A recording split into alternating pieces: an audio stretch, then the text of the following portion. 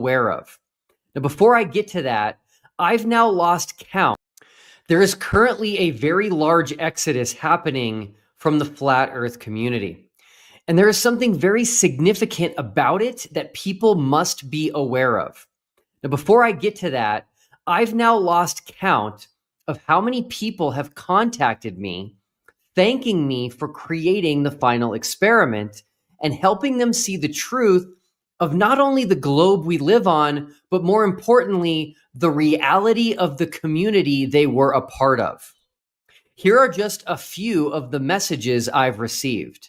The impact of what you did with TFE will be talked about for many, many generations. It truly was historic on so many levels. I'm so thankful that I could see the truth with it all. Thanks again, Will. And then this one. Hi, Will. Just catching up on all your videos and just wanted to reach out and say thank you for making the TFE possible. It has changed my life. Your efforts have a ripple effect that is touching more lives than you know. My family and I are extremely grateful for you. God bless you and yours. All the best. And then one more. Hello, Will. Just wanted to tell you how much I appreciate the final experiment, and I can see how necessary it was to show the truth about our world. My husband and I were into FE for over 2 years, and we are so happy to be out of this cult. There were so many things that have been brought to our awareness that we didn't realize before, but it's so clear now. Jaron Campanella has a new series on his channel Jeranism called WWF, which stands for We Were Flat. He interviews those who are no longer flat Earth. So check those out and you can hear their stories and how they originally got into flat Earth and everything that contributed to them finally seeing the truth and getting out. Now, all of this is very encouraging, and it's what I hoped would happen when I originally created TFE. But something very disturbing is happening, and everyone needs to be aware of it. I honestly should have seen this coming because it happened to me when I revealed myself as the creator of TFE. But I didn't think it would happen to those who were actual flat earthers and in the community, some of them for almost a decade. And this behavior should send shivers down your spine and be a wake-up call to anyone who is still caught up in the lie of flat Earth. When I went public as the man behind TFE, immediately, flat earthers started calling me a fake pastor. They tried to find dirt on me and created complete fabrications about me in order to discredit me and TFE any way they could. Now, what's absolutely insane about that is that TFE was an equal opportunity for both sides, flat and globe, to prove their side. I created what I think is the greatest opportunity in the history of flat Earth for them to prove that the claims they had been making for years were true. And instead of the flat Earth community getting excited about this, they instead attacked me, called me a shill, called me fake this and fake that, and worst of all, fabricated stories about me without a shred of truth in them. Now, if you don't see what all that means, if it's not immediately clear to you why the flat Earth community chose to react to TFE in that way, keep listening because you need to hear this. And you need to understand what this means. Nothing may be more important for you to hear today.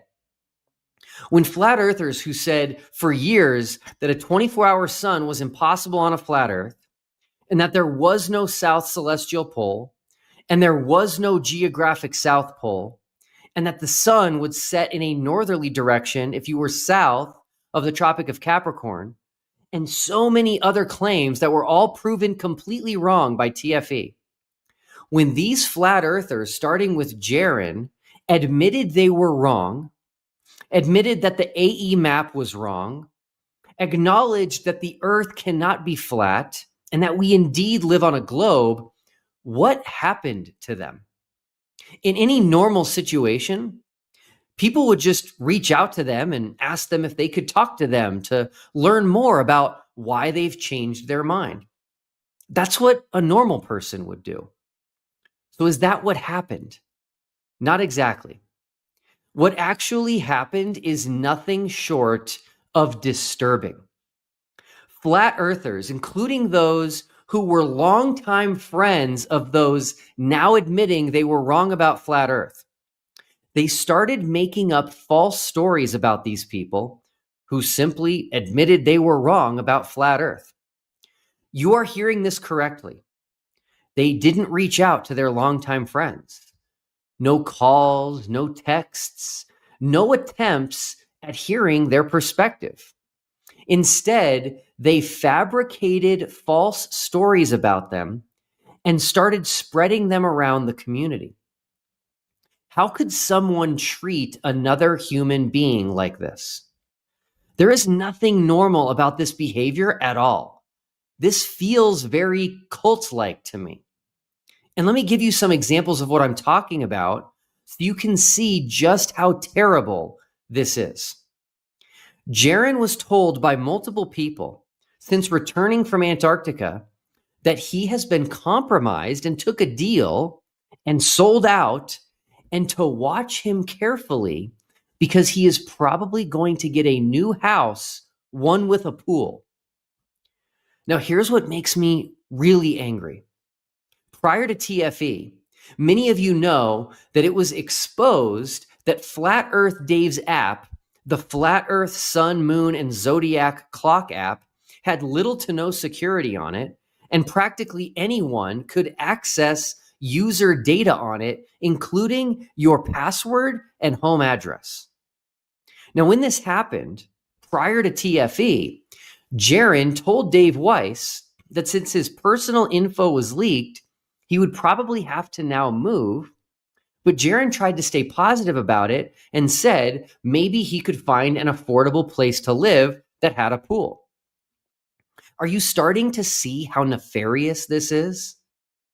So things that these former flat earthers previously said are now being used as evidence that they are compromised, when in reality, it's just things they were already going to do and had expressed to some people close to them. You see, this has never been and will never be about truth. TFE is proof of that. If flat earth was about truth, the entire flat earth community would have jumped for joy at the chance for flat earthers to go on fully paid trips to Antarctica to prove their claim that there is no 24-hour sun. That in and of itself proves the flat earth community as a whole is not in search of truth. But this right here, this goes to a much deeper level, and it's despicable. This is about taking information you know about someone, including the truth behind this information, and then creating a false narrative, a complete lie, so that when it does happen, your lie that they are compromised and paid off will be believed. This is about as low as it gets. And here's the crazy thing. This isn't just one person doing this. I can't keep up with all the fabricated stories coming out of the flat earth community. Flat Earth Banjo posted this, putting words in my mouth and calling it Amazon The Volume Studios, implying we were in a studio, not in Antarctica. He called Jaron a shill and falsely claims Jaron said the sun sets when everyone knows he actually said since. Now, if that wasn't bad enough, Flat Earth Banjo created an AI video with my image and my voice, which says that Jaron was paid to lie and that Austin Whitsitt was in on it and agreed to stay flat Earth to make the whole thing believable. How is this acceptable behavior to any flat earther? I can't find any flat earthers decrying all of this horrible behavior and standing up for what is right. Oh yeah, I almost forgot. Flat earth is not about what's right or what's true. Patricia Steer, She is one of the longtime flat earthers who has now left flat earth, and she recently bought a new car. Now, she's entitled to do that, as we all are, but the flat earth community is now using that against her, claiming that it's evidence she was paid off. Again, this is cult-like behavior, and if you can't see that, you're probably in the cult. This is no way to treat another human being. This is master manipulation, although that sounds too nice. This is cold and calculated evil. That's what this is. So what is Jaron supposed to do now? If he moves, which he wants to do, then all the gullible people will automatically believe the lie that he's been compromised and paid off. So he's essentially stuck. He's under house arrest now because of the actions of flat earthers. And what do other flat earthers do? Can they no longer buy a new car because a false narrative will be created and propagated about them that they sold their soul for money? I'm stunned that this is going on, and I honestly cannot wait to get out of all of this. I'm already planning a farewell live stream, and that will be the end for me. And another completely fabricated story was recently created about 3 specific people who have recently left Flat Earth: ROBBIE Davidson, Patricia Steere, and Paul on the Plane. And this one is so bad, it has led to legal action against the Flat Earthers spreading this lie about them, which they have no evidence for because it's nothing more than a made-up story. Marty Leeds, a flat earther who refers to me as a mother effer, and I don't even know the guy, he made a video that was quickly shared all around the flat earth community and even mirrored on flat earth channels like Taboo Conspiracy. Now, Ben, if you really are a lawyer as you claim to be, I'm in shock that a lawyer, a real lawyer, would promote a video making egregious claims without any evidence. And I know you haven't seen any evidence because all of this was completely fabricated. And Marty Leeds' video insinuated that these 3 former flat earthers, ROBBIE, Patricia, and Paul, committed SEC violations and that they escaped punishment, including jail time, in exchange for flipping back to the globe. They had a podcast. They had a YouTube channel. They were told, guess what? You guys were violating SEC violations. And we'll get into that, okay?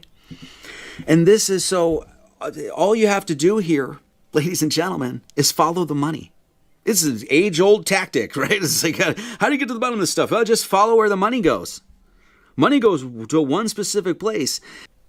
Next thing you know, all of them come out. Flat Earth is a cult. An SEC violation, Security and Exchange Committee, something like that, right? Has the threat of one violation up to 25 years in prison or jail or whatever. Doesn't even matter. And so then I guess the question is, if they're fully admitting that they were engaged in SEC violations and that somebody got to them, why weren't they charged? Notice how he puts a picture of Patricia's new car as he says these things. To set the record straight, and again, I have to make this video because the flat earth community is not about truth. ROBBIE Davidson, Patricia Steere, and Paul on the Plane were never under investigation by the SEC.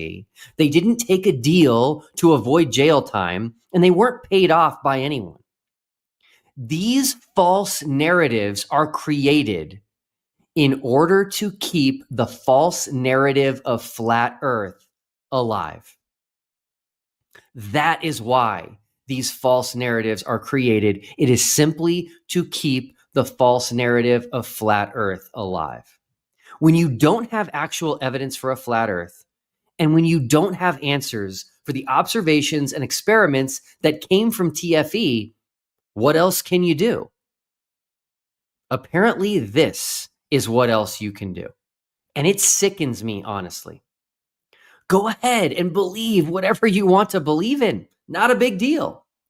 But to stoop this low and do this to people who have done nothing wrong is horrendous. Thankfully, these three decided to stand up for themselves and issued a cease and desist to Marty Leeds, Flat Earth Dave, and Mark Sargent. Marty Leeds has since removed his video and issued a public apology, although he buried his apology by immediately uploading about 20 new videos on top of it, but I will put a link to his apology in the description below. If Marty Leeds even had a shred of evidence that these three had committed SEC violations or were under investigation by the SEC or took a deal from the government in exchange for flipping back to the globe, he wouldn't remove his video or issue an apology. But it was all completely made up. And you can get in trouble for doing that kind of stuff. Now, Mark Sargent and Dave Weiss have not followed Marty's lead as best I can tell. Mark seems to be doubling down and asking for a legal battle. It's not going to happen. I am going to keep talking about this moving forward. If you want to throw me in jail, please try to do it. I would love to see you try. You will turn this into a circus. And the best part about it is you're going to end up paying for it while you're doing it. I would love to see that one, in all honesty, but I know that only the real winners will be the lawyers involved. And Flat Earth Dave continues to spread the lies. But then three other earthers that were kind of just in retirement pretty much, were just like not talking flat earth. They all came out on the same day. They flipped with the exact same script, the exact same talking points. Weird, right? But all three of them were involved in pushing a crypto coin several years ago. And they had their own show that stopped abruptly when the SEC came after them. And so they were never charged, right? Because a lot of people, including myself, lost significant amounts of money. And each one of those violations comes with 25 years in prison, consecutive, right? Perhaps, I can't think of a better explanation, that they were told that they need to flip, have these talking points. They came out with the same talking points on the same day, throwing out everything. So again, if something's real, there would be evidence. There's no evidence of the globe. I offer 3 Bitcoins still to this day for 1 globe proof, and there's none. The globe is, well, he's not going to pay anyway. The final experiment is proof. It's not proof. Speaking of Flat Earth Dave, he likes to say during his interviews that he will gladly pay 3 Bitcoins for just 1 globe proof, and then says no one can even give just 1 globe proof to get 3 Bitcoins. Well, guess what? That's just another lie. And how many flat earthers fell for it? How many flat earthers believed that if there was even 1 globe proof, then they would simply give it to Flat Earth Dave and collect 3 Bitcoins? Too many to count. Well, I'm going to let you in on a little something going on behind the scenes. Flat Earth Dave was given a globe proof about a month ago. And this was an official submission for his public 3 Bitcoin challenge. And Flat Earth Dave won't pay up. Why is that, Dave? You know it's a globe proof. You know it's impossible on a flat earth. In fact, Flat Earth Dave won't even acknowledge this submission. Why is that, Dave? Oh yeah, because your challenge is not real. It's just another lie. Maybe this will also turn into a legal battle. Are you ready for that, Dave? I am. Long live Flat Earth. Flat Earthers are crushing the globe. The little experiment didn't prove any globe. They weren't in Antarctica. Excellent work. This may be confirmation of the dome. Thanks, Dave. Another very well done vidro. I guess it's final. They proved Flat Earth. The 24-hour sun in Antarctica video is another fake video. No, it's a real video of a fake sun. Now, if you don't know what all that's about, maybe you've been living under a rock for the past few weeks, or maybe you've got a life and you don't waste it watching nonsense on YouTube. But this nonsense is worth watching because it's hilarious. Meet Jeranism, one of the biggest flat earthers on YouTube. He was recently flown down to Antarctica by a wealthy entrepreneur for something called the Final Experiment, in which he'd be able to see the 24-hour sun in Antarctica for himself, an observation which would, if he's intellectually honest, destroy his entire worldview. I made an entire video on it linked in the description, and it's brilliant. But for now, here he is making that admission. Sometimes you are wrong in life, and I thought that there was no 24-hour sun. In fact, I was pretty sure of it. The sun does circle you in the south. You should be able to accept that the sun does exactly what these guys said as far as circles the southern continent. So that's about it. I realize that I'll be called a shill for just saying that.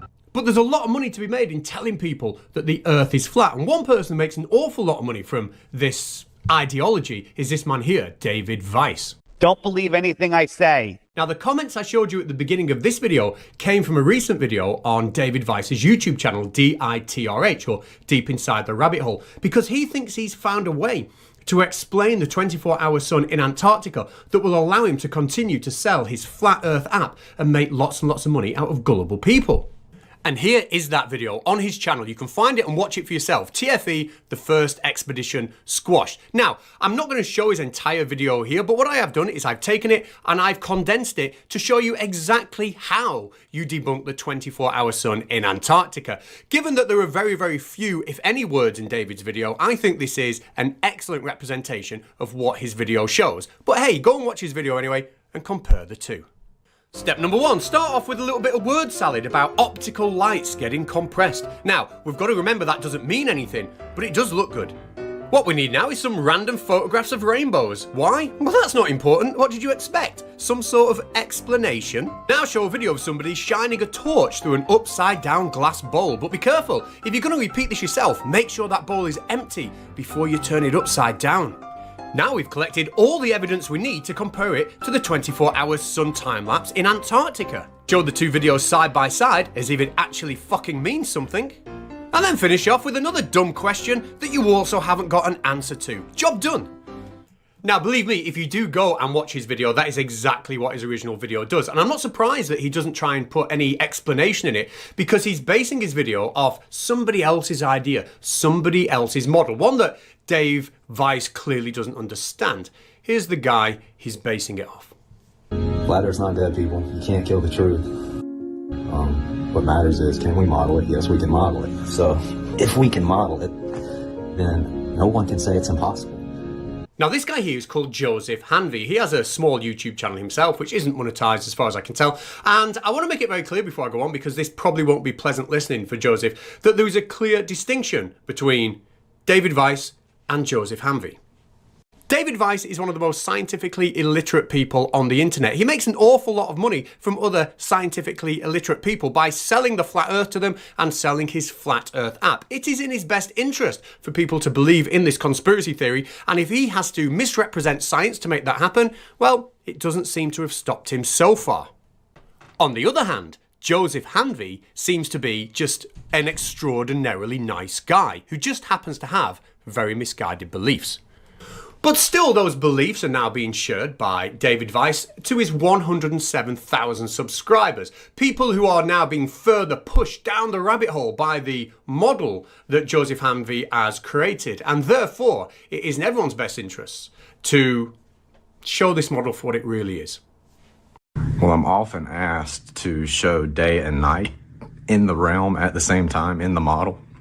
But this is for everyone who asked for day and night. You're clearly seeing day and night.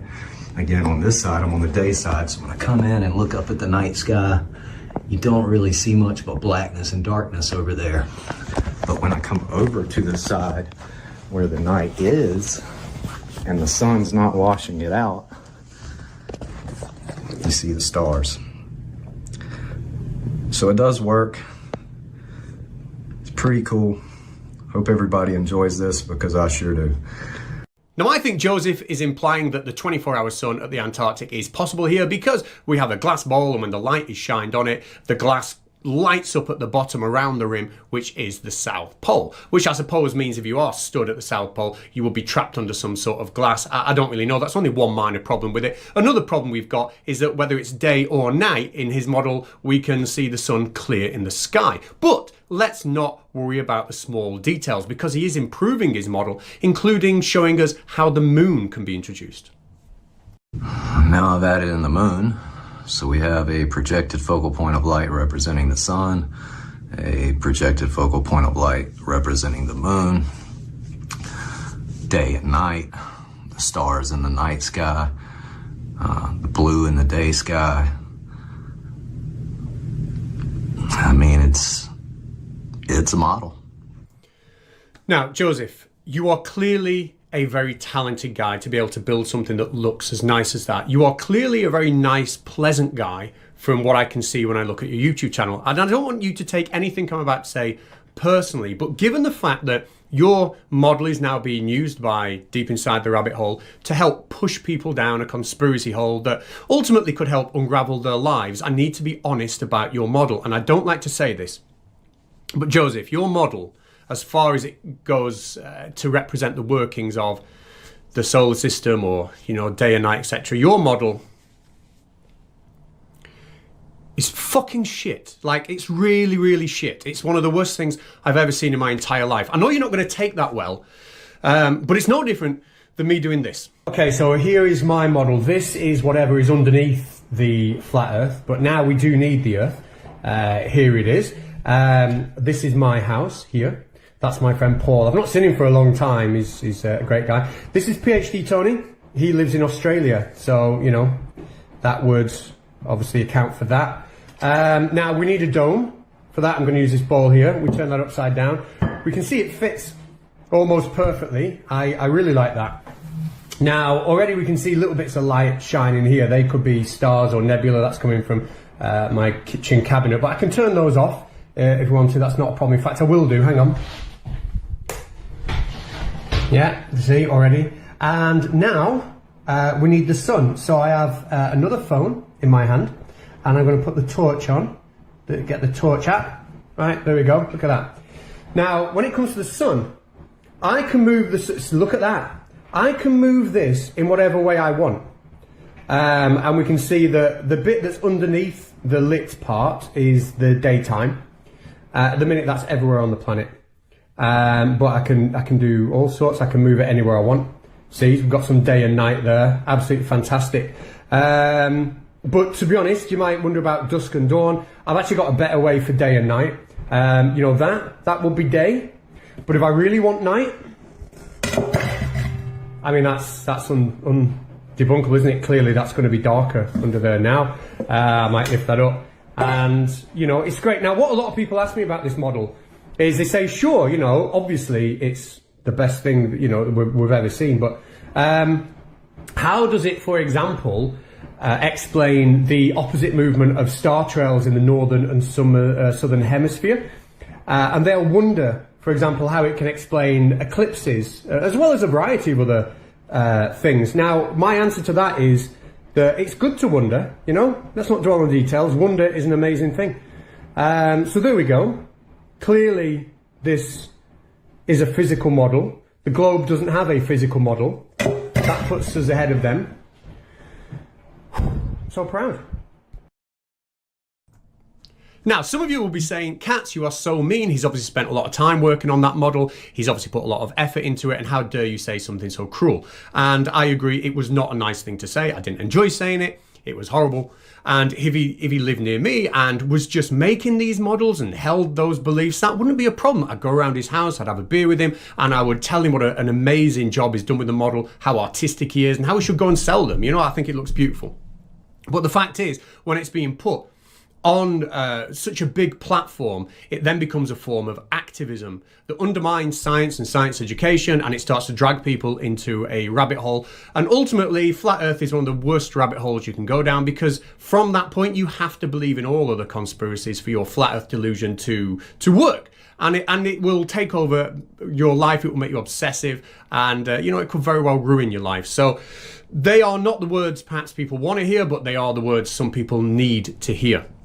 Now, some people have dealt with the final experiment in different ways. Joseph has made a model, Deep Inside the Rabbit Hole has promoted that model, but this lady here is taking the legal route.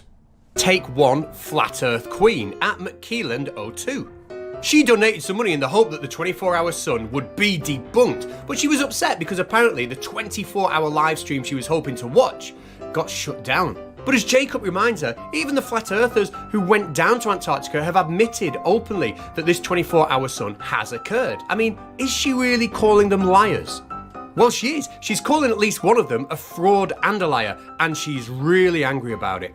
So angry about it that she's actually going to go to the FBI, and I think we can all agree they are going to take this extremely seriously. But she won't stop there. She's also reported it to the Federal Trade Commission and the Internet Crime Complaint Center. Now, I will be following that case. I'm sure the FBI, like I said, will be taking it very, very, very seriously. Hopefully it can be filed alongside some of the other cases that also need to be taken seriously. We're now finally hearing about the drones flying over New Jersey and how that needs to be investigated. I live over here in Blackburn in the UK. It's currently wintertime, and we don't have drones in the sky. We've got this really weird cold white stuff that seems to be falling down, and it's on the ground. It's on the ground, and then you know, you'll go to sleep and it'll rain, you'll wake up the next day, it's sunny, and the stuff's just gone. It's like it's got up and it's just sprinted somewhere else. I don't know what these things are that are landing and running away. Maybe Flat Earth Queen could help. I'm going to go off and investigate that. What I do want to say is, you know, some of you might know me for making lots of videos on Flat Earth on previous channels in the past. I'm not going back to making lots and lots of Flat Earth videos, but I do think watching the fallout of this final experiment will be very interesting. So I'm going to hang around maybe for a week or two on that, and then get back to some more serious content. But again, if you're watching Joseph Hanvey, I am sorry for showing your model up like that. Hope you understand my reasons for it. You're a talented guy. Put your talents to, you know, perhaps a use that's a little bit more adult, I think, would be what I've got to say. Anyway, take care, everybody. Goodbye. Now, as far as conspiracy theories come, nothing comes close to believing that the Earth is flat. However, there are people out there that still believe that to be the case. Now, recently there was an experiment called the Final Experiment that went to Antarctica, and it showed a 24-hour sun. And today I'm going to tell you why that cannot possibly be on a flat Earth.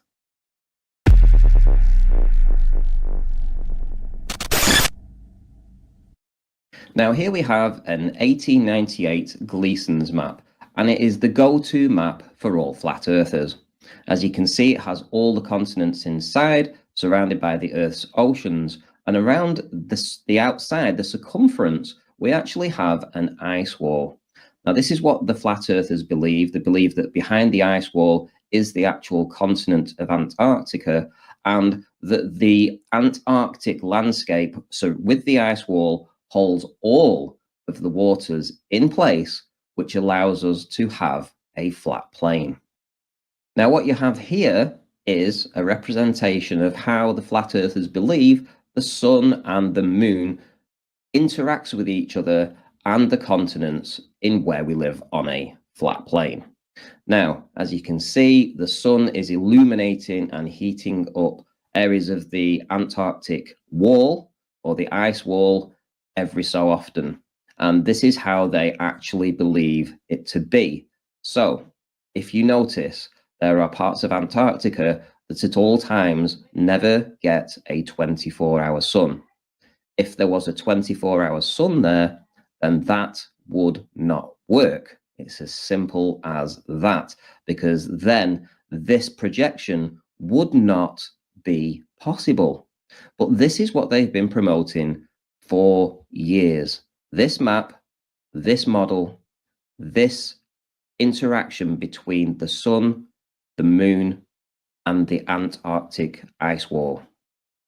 So if we take Nathan Oakley and we stick him on a certain part of the ice wall in Antarctica, you can see that at certain times he is being illuminated with sunlight, and at other times he is not.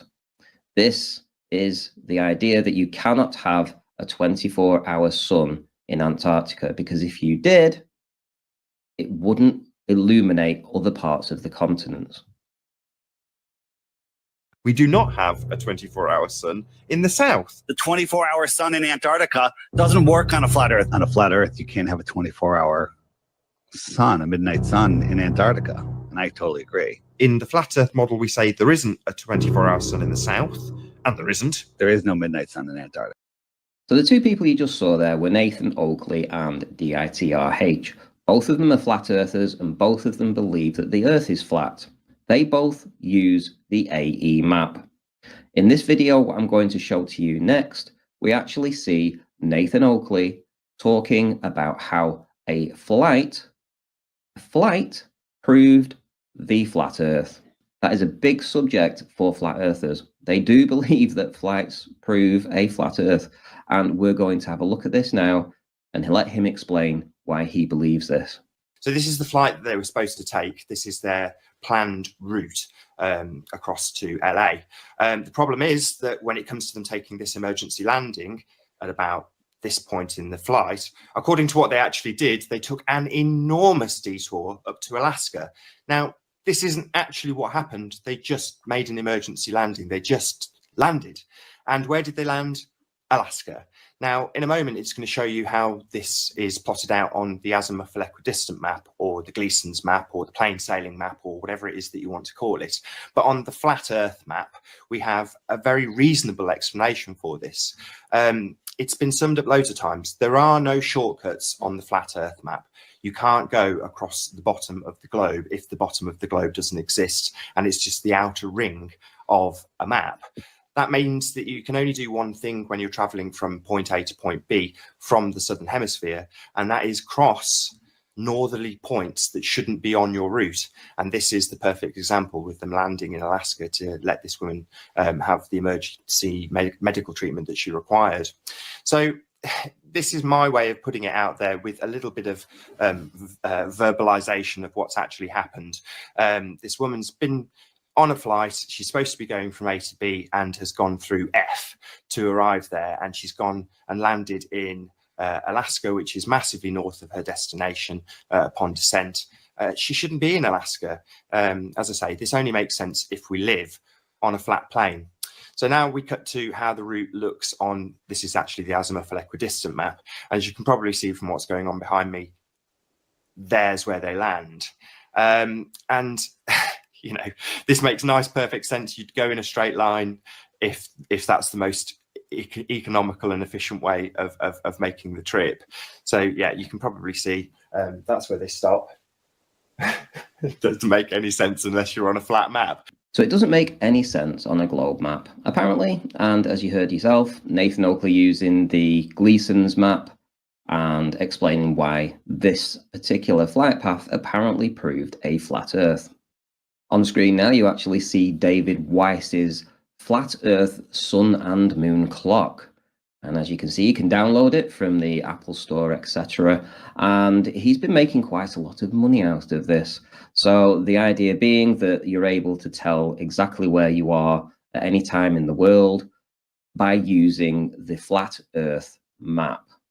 We all know that isn't the case. However, he promotes it, he still talks about it, he still believes in it. However, you just heard him before saying that the flat Earth doesn't work if there is a 24-hour sun in Antarctica, the same as what Nathan Oakley said. And this is why this observation is so devastating for flat earthers. At the end of the day, you cannot have a 24-hour sun in Antarctica if you believe that the Gleason's map and model is true.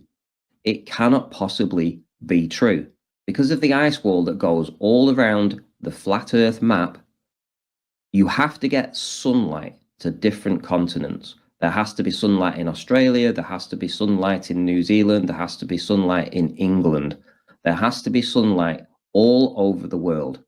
And you cannot have it just in one place like this. The sun cannot reside in just one place like this on the flat Earth model. It just doesn't work. And so they will throw out all kinds of crazy theories. They'll say that what you're seeing here is just a light that's a projection onto some kind of blue screen in the sky to fool everybody. They will talk about lasers It is an effect of lasers down there to try and fool everybody down there. They will say that it's a green screen and that it was filmed in a massive studio.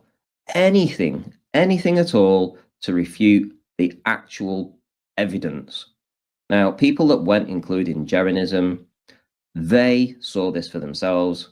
They returned to the globe after this. And it's no wonder, because this absolutely kills the flat earth dead in its track.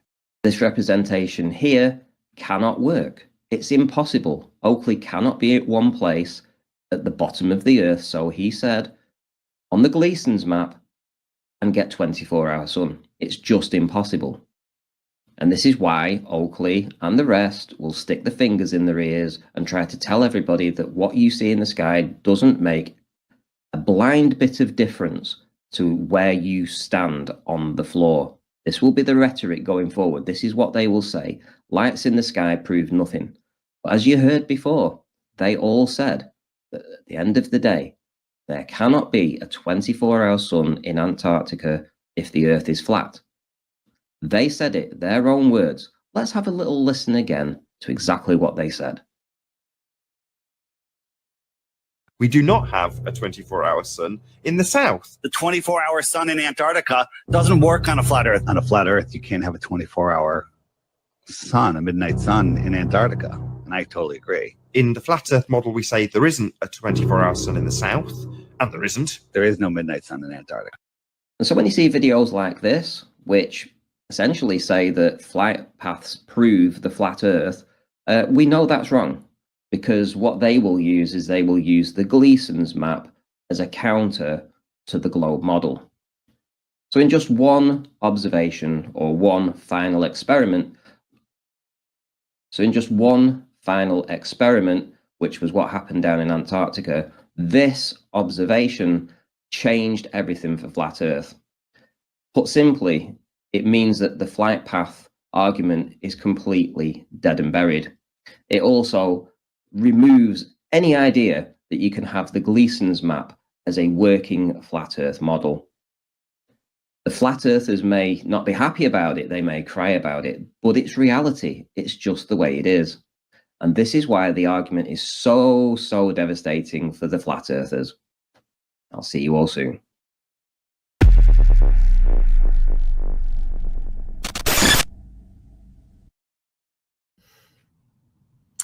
Hey everyone, we are live. So it's been a long journey, but we finally got to the end of it. Today was a good day.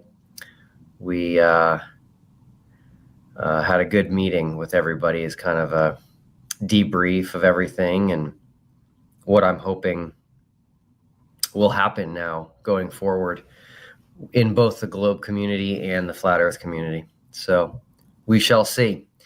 But I do predict that the final experiment is going to be a very significant point in time in this whole debate over the shape of the earth.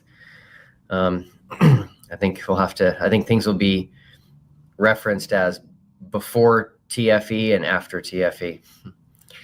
I can see, since we're no longer in the incredibly bright white 24-hour sunlit Antarctica, so I will monitor comments. Please let me know if you have comments or if you have questions for me. Someone just asked about TFE too. That's a hard no. This was hard. This was hard to do. I have a lot of updates for you guys today as well. I think the thing that is going to be most exciting about this particular live is I'm going to let everyone know what to expect in the coming weeks. So this is not over, not by any stretch, meaning we have a lot of information, a lot of data, and we're going to be releasing that over the next few weeks. So pretty cool. But someone just said I look tired. I'm very tired. It's trippy out here with 17 hours of sun here in the southern tip of Chile, and then obviously 24-hour sun in Antarctica. It just really messes with you when the sun is like out, bright, magic hour, you know? You just aren't thinking about, hey, I should be tired, I should be going to bed. So really messes with you. And we have a lot going on. By the way, it's pretty fascinating. Different, you know, geographical areas and cultures do things differently. So down here in Punta Arenas, Chile, their restaurants open up at 8 o'clock.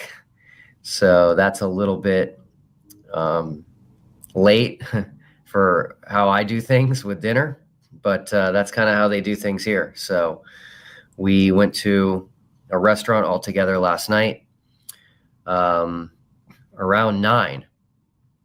And we were looking for a place that could seat us all 9 of us. And the restaurant was at least half empty. So it seemed like it wasn't going to be a big deal. And they said, you know, they have all these reservations coming in. So they definitely do dinner late here in Chile. But anyway, exactly, Luca, it's a once in a lifetime experience, and not going to complain. So I can always sleep later and catch up on sleep later. Yeah, this is a real hotel, not a green screen. Someone just made a comment about Joseph Hanvey and Stephen Alonso saying that they were predicting the movements of the sun. That is false. So please don't believe the lies. You guys need to do a little bit more research. Flat earthers are quick to grasp onto something in the middle of their panic, which has been clear just the last couple of days here. All we did was we did a live stream at midnight in Antarctica, and the conspiracy theories were running wild already. So number one, Joseph Hanvey, I have a video of him a year ago. So this is before TFE. And he was bragging to a large room of flat earthers that there was no 24-hour sun in Antarctica. He even said he had a friend who was in Antarctica and confirmed for him that there was no 24-hour sun.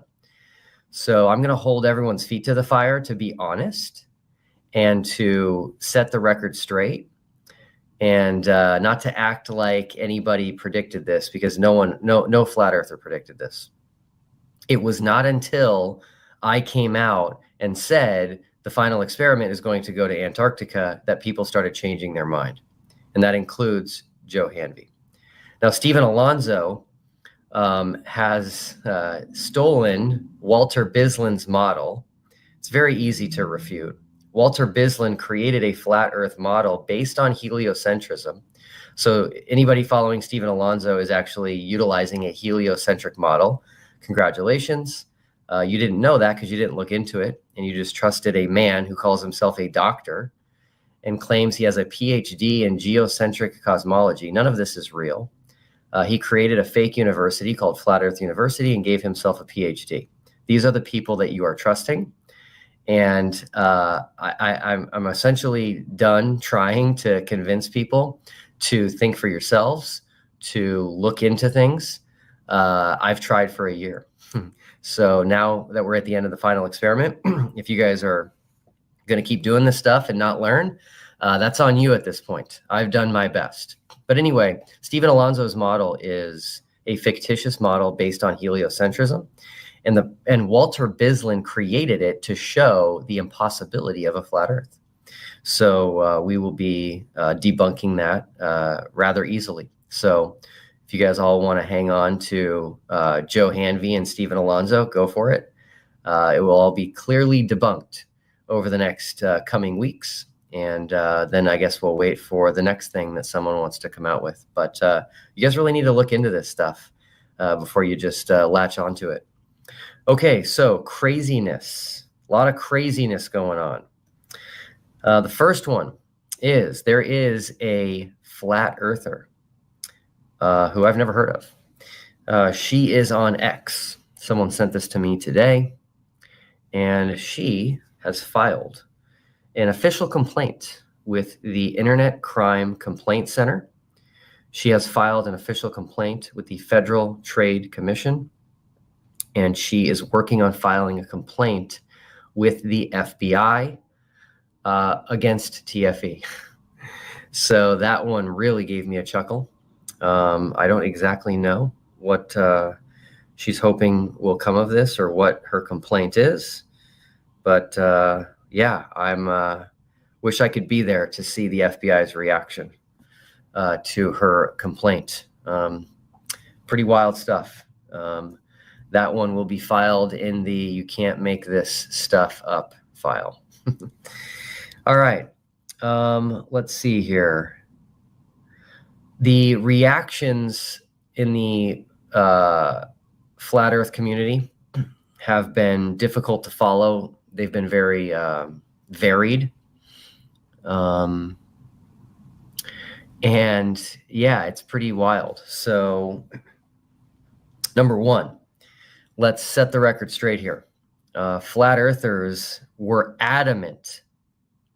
They were adamant that there was no 24-hour sun.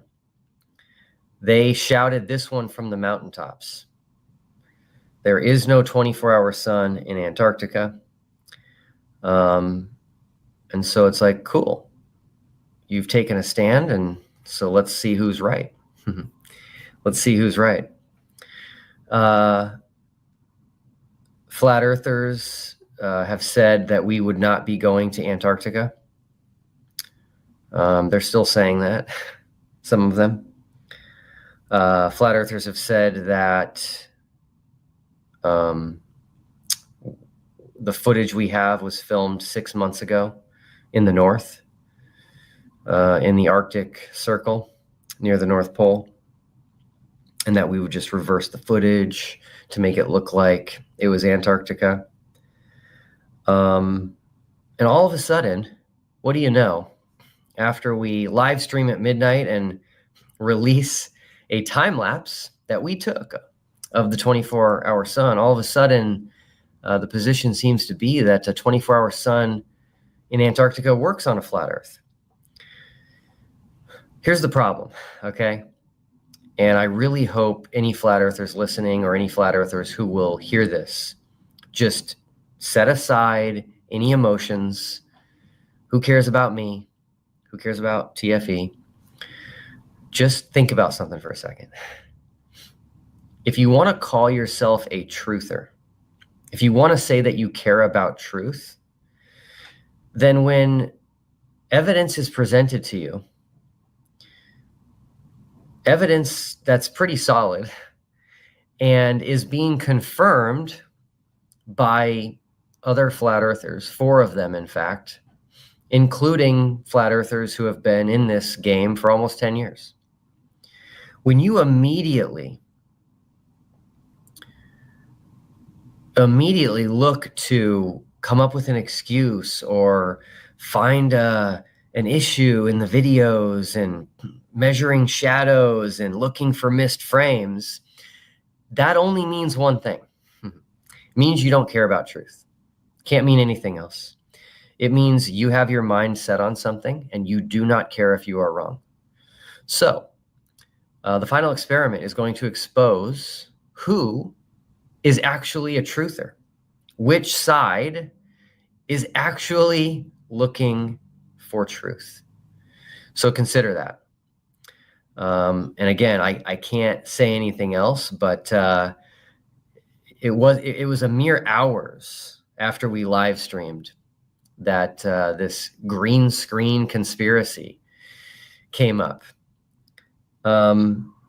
Anyone that's used a green screen immediately knew what was going on, including flat earthers. But it sounds like a lot of flat earthers don't use green screens. So 2 hardcore flat earthers, Dave Weiss, Flat Earth Dave, and Divergent Droid, who I've dealt with before online.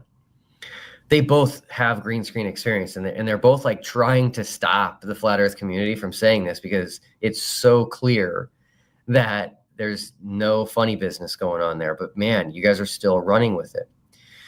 Again, if you were searching for truth, you would try to search out why that happened and what it means, as opposed to just stating that we are in some big studio. Flat Earth Banjo, who some of you are familiar with, he's really digging in. He just made a community post on YouTube where there's the picture of us with a giant mountain, Mount Rossman, behind us, stating that we are in some sort of a giant set. Craziness. You can go look at videos taken at Union Glacier for probably the last 10 or 15 years on YouTube, and you can see exactly where we were standing and the exact mountain in the background and the exact tents in the background. So anyway, I've tried. I've tried my hardest to help you guys look good and to realize that you need to be making arguments that would convince you and not arguments that are just pulled out of the sky. So anyway, let's see here. Jordan Rose, no idea if he's watching, but he has been the man when it comes to memes. He's been making TFE memes for months, and he made a good one. He made a real good one here. Do I even have it handy? Just wanted to thank him for that. Yeah, I can't find it, but anyway, it was, it essentially, oh, here it is. So, flat earthers on December 13th, they're going to fake the sun in Antarctica to make it look like a 24-hour sun. By the way, that's what they said for months and months and months and months and months. And then flat earthers the next day, changed my mind, 24-hour sun works perfectly on flat earth. That is what's happening. That is what's being said. And it just, like, if your goal is to feel good about yourself, okay, I can understand what you're saying. But if your goal is to convince people that you've thought this through and that you have the truth, this is not the way to go about it. An example would be Sean Griffin. So you guys might remember Sean Griffin.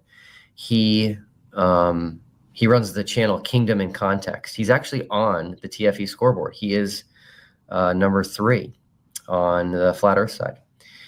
But anyway, he was adamant just a month ago that there is no 24-hour sun. He even stated, I think a month ago, maybe 2 months ago, that he was not sure we were even going to Antarctica. And all of a sudden, he's contacting me today, telling me that there's a model that works with a 24-hour sun on a flat earth. And so flat earthers have a reputation for moving the goalposts. And that's not a reputation I would want. And so hopefully you guys at some point kind of stop doing that. The good news is we are bringing a lot home. Please don't think that one live stream at midnight and a 48-second time lapse from Dave McKeegan is all that we have. We have a lot. So to quote Bob Nodell, we're bringing home a preponderance of evidence that cannot be overcome, in my opinion, cannot be overcome. Now, a lot of people are frustrated, and I'm reading comments that are, why aren't you releasing all this stuff? And it's like, you guys have no idea how much work this is, how hard this is. Like, you know, today we had a group event at 1 o'clock. And after that, Jonathan Morandi was doing everyone's final interviews. So he interviewed everyone prior to going to Antarctica to kind of get their thoughts on what we were going to do and what we were going to see. And then he's interviewing everybody now that we've seen the 24-hour sun. There's just a lot going on. We have to pack today, and we don't even get to go to bed. So they're going to come pick us up at the hotel around midnight to drive us to the airport to start our long journeys home. But anyway, there's just not a lot of time. And because of the extended daylight hours, because of the fact that in Chile, they just do late dinner, we're out super, super late. And the internet is abysmally slow. It's abysmally slow out here. Downloading something takes forever. Uploading something, forget it. So the reason Dave McKeegan only did that quick time lapse was because he can't even get anything else rendered. There's just not enough time. The data that we have is incredible. The resolution, the length of it. I guess I'll just give away one little thing here. I actually took a 36-hour time lapse at a different location than where we were set up for TFE. And I'm having a hard time getting that off the camera. And my theory, I've contacted the manufacturer of the camera. My theory is that they didn't plan for someone to take a time lapse that long. So it gets cut off at a certain point. I think it gets cut off around 30 hours. So I have a call into them, and I've sent them my files, and they're working on it. But anyway, yeah, it's been a journey. It's been so much fun. This is a trip that I will never forget for the rest of my life. I think everyone feels the same way. And I'll tell you right now, the camaraderie is incredible. We are all like having fun together, laughing together, breaking bread together. Like at the beginning, you know, there was this feeling of one side versus the other, and being careful with what you say and sit together, and it's just not there anymore. And that was a huge part of this, was to try to change and break down these walls that happen in this very heated world of the shape of the earth debate. Okay, cool. So what else are people saying? A lot of flat earthers are still running with the green screen narrative. And again, you guys can do that actually. I will tell you, because it's the right thing for me to do, that I'll tell you that it doesn't make you look good because there's no way to show that it was a green screen. But if you do it, the final experiment is a story. Like, we're telling a story, and the story started a year ago and it's continuing to be told. So just realize that the past is not changeable, and whatever happens is going to be in the record forever. So if that's what you guys want to do, go for it. But man, that's not going to be a good look if that's the best answer, is that you guys think we were using a green screen. Wow. Okay, so there's a guy named Sean Hibbler, and I invited Sean Hibbler as one of the original 24 for the final experiment. The reason I invited him is he's actually a pretty big flat earther, and he also makes documentaries. He makes flat earth documentaries. They usually have the word level in them, and I've watched them all. He never responded to me once. I tried everything I could to find him, contact him, reach him. I sent emails to him through his website. He has a contact us form on his website. And I thought it would be cool early on if he would get involved and, you know, maybe even film the documentary. He's a filmmaker. Well, he never gave me the time of day, never had the courtesy to respond. And he never even said a word, to my knowledge, about TFE. Not a word. All of a sudden, after we show the 24-hour sun, now he comes out about this. And he made a video, and I really hope no one would fall for this. I really hope no one would fall for this. He quickly made a video which was clearly reactionary, and he said that it's either a second sun that we saw or a fake sun. And I'm like, wow. Now, does he actually believe that? I would guess no. But maybe he does. But the reality is that I hope nobody would just believe that. So there's obviously only one sun in our videos. The shadows only go one way.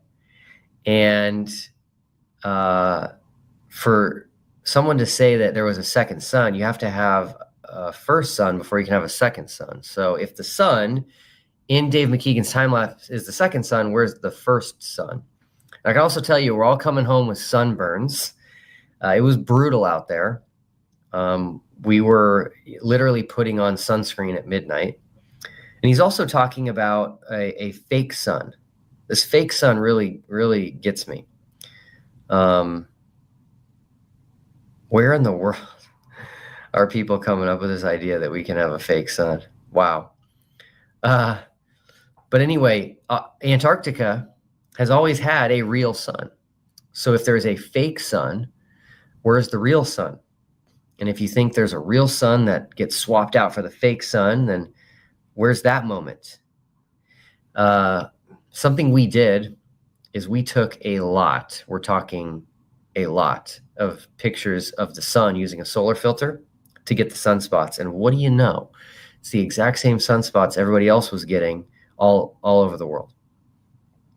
The orientation of those sunspots, by the way, is different.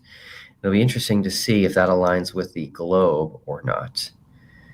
I think it will. Let's see here. I saw a flat earther saying that the sun was going through the sky in our video in the wrong direction. That was an interesting one. My guess is that he has seen 24-hour videos in the north and just assumed, because this would be the case on the flat earth model, that it would need to be the same direction. But on the globe model, it goes in the opposite direction. So it's just another globe prediction confirmed.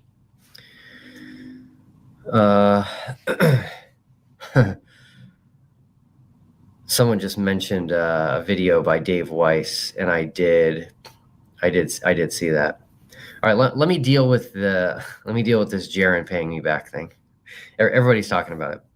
So just so you know, that's my sense of humor. That was a joke, and I have not stopped laughing about it. Every time I look at that picture, by the way, if you want to know what I'm talking about, go to our community page on YouTube. And I posted last night that Jaron paid me back all $40,000 for the trip. And I just couldn't believe it. When you look at Jaron's face, it's just, he's making the most perfect face ever. And I'm holding, two $20,000 bills. Well, those are actually not $20,000 bills. Those would be pesos. And so anyway, it was hilarious to me. I paid for something with my credit card. I don't remember why, but he wanted to reimburse me for something. And so he just gave me 40,000 pesos, which is about $40. And realizing the cost of the trip was about $40,000 for Jaron. I just thought it'd be a hilarious joke to say, hey, he paid me back. I'm so excited. And so I held them so you could see that they were pesos, but that was missed by a few people, which is fine. But that is my sense of humor. So I came up with that. I said, hold on. I want to see if I can. Oh, bummer. I was trying to pin a comment, but I can't. But anyway, I asked him permission. I was like, Jaron, I think this is hilarious. Can we take this picture? And he's like, oh, definitely. And his face is the best face. Like, hey, I just gave him money and it's not really worth that much. So anyway, someone just made a comment here, Shiloh Carpenter. They said, you are an idiot, Will. Cool. So this gets me back to my point. I try to encourage people and to tell people that if you want to convince someone, make an argument that would convince you. So Shiloh, I wouldn't do this, but if somebody came up to you and they said, Shiloh Carpenter, you are an idiot, what would you do? How would you react? Would you immediately believe it? Be like, man, I am an idiot. Oh, I need to change. Like, think about it, right? How you would react to someone calling you an idiot is probably similar to how I'm going to react. But I am curious if you want to let me know what you mean. Did I do something wrong? Did I say something wrong? Or is that the only thing you have to say after a very successful globe mission with the 24-hour sun? Cool. All right. I do like to keep things light. And so I do like making jokes. It's just fun. So we've been joking all the time. Okay. Oh, here we go. Okay. Shiloh Carpenter. You said that I already knew the 24-hour sun existed. That's correct, because we live on a globe. So you're right. I did know. I didn't know from personal experience, but I did know because we live on a globe, and therefore globe predictions come true. This is important. I made a video, and we're going to keep hammering this. And I asked flat earthers if they could find just one future globe prediction that they don't believe will come true. Could be an eclipse, could be a sunrise angle, could be a sunset time, anything. A future globe prediction that has a very specific date and geographic location. Can you find one that won't come true? Because if all the globe predictions will come true, then that would be evidence for the globe. So anyway, yeah, let me know. I've been making a list of the flat earth predictions for TFE, and I can't find one yet that has come true. So for example, the flat earthers predicted for 9 years that there was no 24-hour sun in Antarctica. The globe said there was, and there was. That's an example of a flat earth prediction that didn't come true. Another flat earth prediction was that the trip would be canceled. Heard that one 100 times. As you'll see, when Austin and Jaron start making more content and talking about the trip, they both will admit to you that they did not think the trip would happen, that it would be canceled. That was a flat earth prediction that did not come true. Another one is flat earthers said that NASA would make clouds so that we couldn't see the sun. Now let's break that one down. This is a fun one. By the way, it's a prediction that didn't come true. We had 2 days without any clouds in Antarctica, which everybody told us was unbelievable.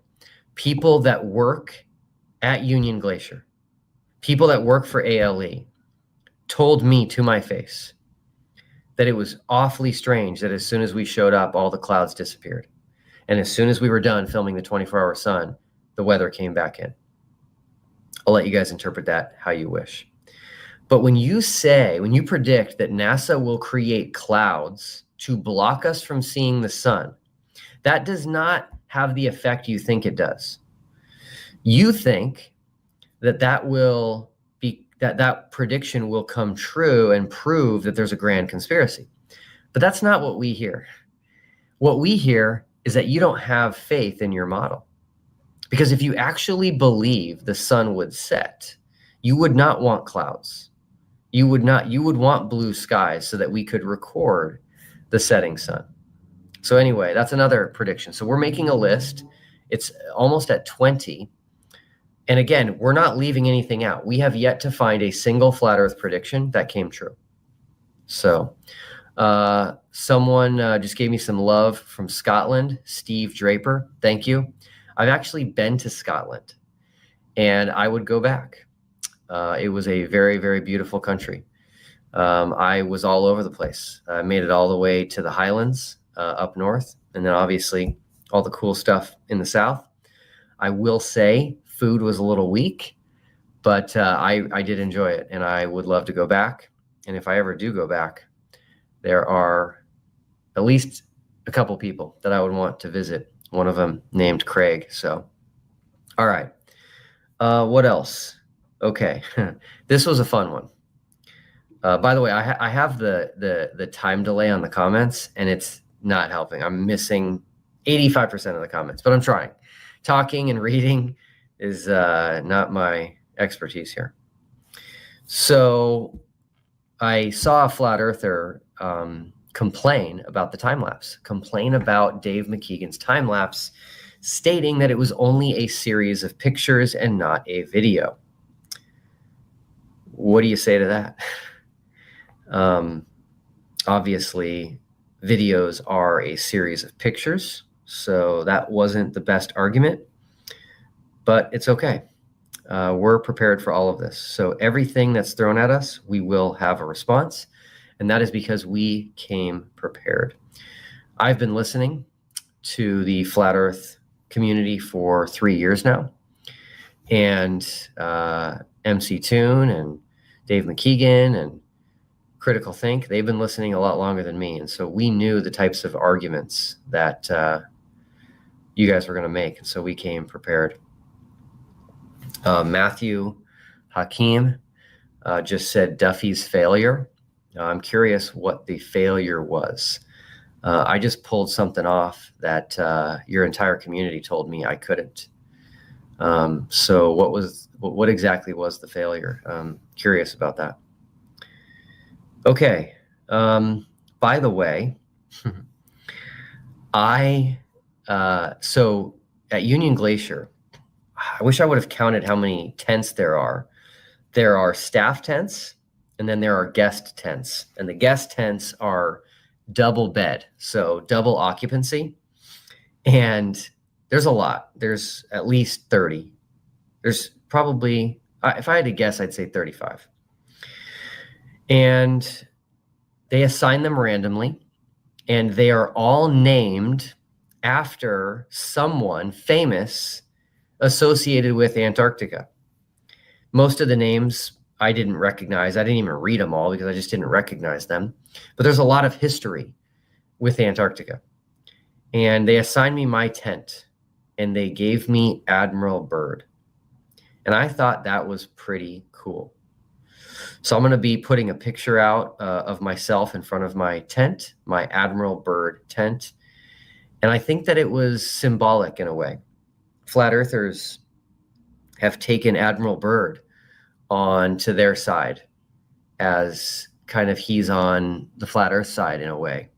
And I think the fact that I got that tent and we showed a 24-hour sun means the globe has taken Admiral Byrd back. So as of today, Admiral Byrd is officially on the globe side. Happy to say that.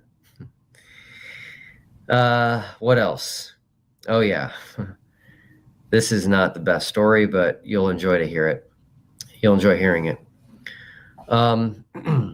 I love flying my drone, and I love it because not only is it like the coolest adult toy out there, but you can get shots, pictures, and video in just the coolest ways with a drone. You can go where you can't go without it, right? You can go where even a plane could not go or a helicopter could not go. I mean, drones are incredible. And I actually bought a new drone, which was a little bit risky coming to Antarctica because I wasn't familiar with it. But I crashed my other one in Puerto Rico, actually. And I put it back together and it still functions, but I just wasn't willing to take a chance. So I bought a brand new drone. I also had weight issues. Oh, sweet. The Scottish Highlands are so beautiful. Love it. Pikachu. I had major weight issues. Okay. I want everybody to realize the sacrifice that I made for that live stream, because that live stream was historic. I bought the biggest Starlink that they sell. It's massive. If you have Starlink, that's tiny compared to this one. It weighs like 28 pounds. And I brought it in my suitcase, in my checked bag, and it weighs so much. The checked bag itself weighs 12 pounds. The Starlink and the router and all of that weighs 28 pounds. And so I'm going in with a bag that can only weigh 50 pounds with 40 pounds right off the bat. So I sacrificed clothing. I just didn't have the space. So I decided to buy a super lightweight drone.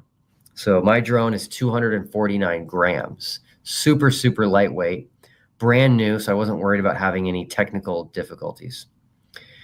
And when we got there, the weather was so good that it was great. If you didn't see it, I took a picture of Union Glacier from very high up, and it's a really cool picture. You can see the small planes, the Twin Otters there. You can see all of the buildings, all of the tents. Super neat.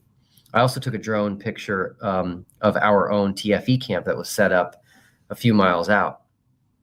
But anyway, we went on this excursion, and I wasn't even thinking, but we went to this place called the Icefall. And what's funny is our guide, Scott, was from Scotland, and he had his great Scottish accent. And I kept thinking he was saying we're going to the Icefall, the ice wall. So I was like, man, why is he calling this the ice wall? Like, that is not the word to use with our group. So I pulled him aside and I was like, are you saying ice wall? And he's like, no, ice fall. And I was like, okay, cool. So we went to this thing called the ice fall, which looks like a waterfall, but it's frozen and it's massive. And when we got there, I was like, I forgot my drone. I didn't even bring my drone. I felt so bad. Because it's just so beautiful. I cannot tell everyone how beautiful Antarctica is. It is by far the most beautiful place on Earth. It has to be. And people told me that, and I thought that they were just trying to get me to go to Antarctica. And I was like, no, there's no way. It is, okay? It's the most beautiful place on Earth. If you ever have an opportunity, just do it. If you want to get to Antarctica cheaply, I didn't know this until I met all the marathoners here at the hotel that I'm in right here. But if you want to go for about half the price that we paid, just sign up for the Antarctica Marathon. Who cares if you do marathons or not? You could either use it as an opportunity to train for a marathon, or you could just say you're not feeling good, but that will get you to Antarctica cheaply. But anyway, I forgot my drone. I'm just like kicking myself. And Jonathan Morandi, who's the filmmaker, he has a drone as well. And his is legit. It's very heavy. So it does well in the wind. Mine is 249 grams, super, super light. So I'm really bummed. And I decided to ask Scott, I'm like, hey man, I forgot my drone. I feel terrible. Do you think we could come back? And I just want everyone to know, ALE, Antarctic Logistics and Expeditions, hands down, one of the best run companies I've ever seen. Incredible. Running a company in Antarctica is almost impossible. And so they just always bent over backwards for us to get us what we needed to be there for us. So when I asked him, he was like, yes, I can definitely do that. But he said he can't do it till 9:30 p.m. And it's funny how we think. And I immediately was just like, man, it'll be too dark. And I completely forgot in the moment of the 24-hour sun. So it's always bright, bright day. It's always great for taking pictures and videos and droning. So I was like, great, 9:30, done. So we have dinner and do whatever else. Actually, I'll tell you what we did. It was interesting. We ended up doing a big talk for everybody at Union Glacier. I forgot to talk about that. So he takes me back out at 9:30 p.m., full bright day. And if you're a photographer or a videographer or you fly a drone, you're always looking for the shot, right? You're looking for the shot. And I found the shot. I was like, this is perfect. We were driving and I'm just looking for the shot, the location where I can just get that shot. And it was so beautiful. It was like insanely beautiful. The wind picked up and the snow was blowing at us real low to the ground. The mountains were lit up perfectly. And I was like, Scott, this is it. This is where I'm going. This is the shot. So I knew what I wanted to do. With a drone, you always have to take chances to get that perfect shot. Like you never get it where it's just no risk. And for this shot, I needed to be low to the ground. And I also wanted to be low because normally the higher you go, the worse the wind gets. And I didn't want it to just take my drone. So I'm low to the ground and the wind is heavy. Like it's really picked up. And I'm like, man, I don't even think my drone can make it. So I launched it and I was like, well, it's hanging in there. So when you launch a drone, it'll immediately start to compensate for wind. The drone tries to stay in one location regardless of the what's going on with the environment and the wind. So it's fighting to just stay right there. But I'm like, you know what? It's hovering. I'm going to give this a go. So I start flying at like 30 miles an hour. And I'm looking at the screen and I'm just like, I am getting the shot. I'm getting the shot. I can't even believe it. This is the best thing ever. Cannot wait to share it with everybody. And then lights out, gone, nothing. So that means I crashed. Brutal. Crashed my drone in the middle of Antarctica. I'll tell you right now, in the moment, the emotions I had were a very strange mix.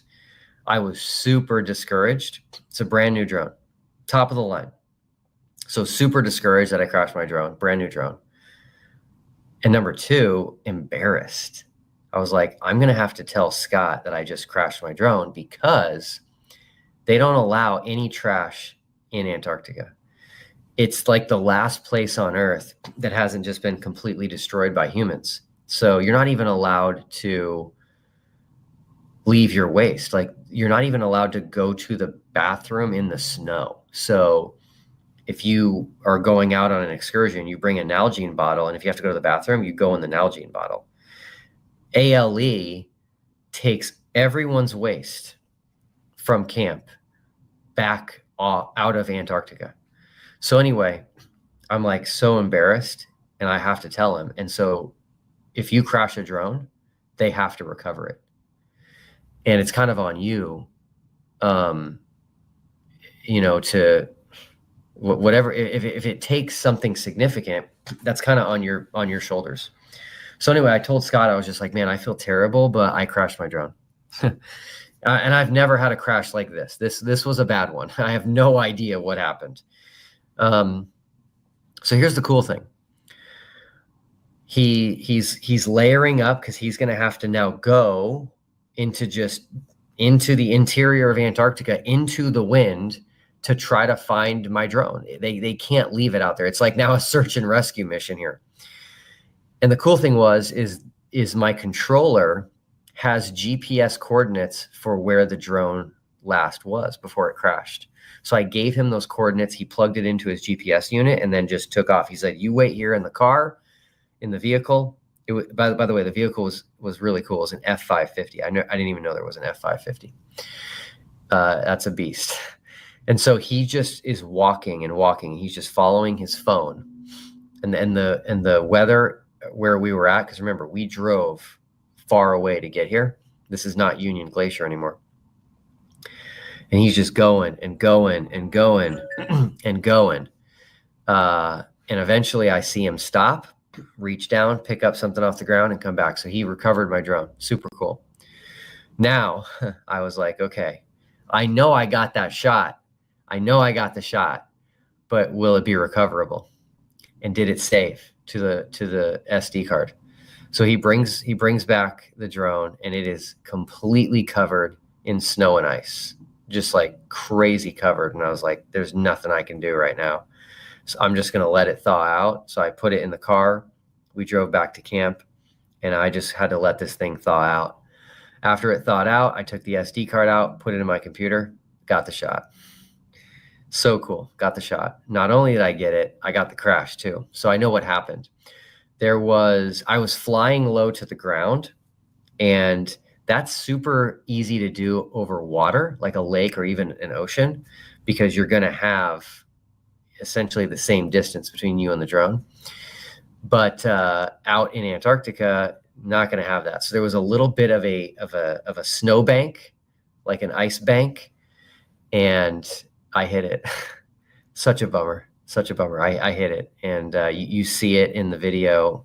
I hit it, it crashes, the drone actually goes upside down, and then bam, lights out. But anyway, I got the shot. Now here's the cool thing. The shot is so good that it's going to be in the documentary.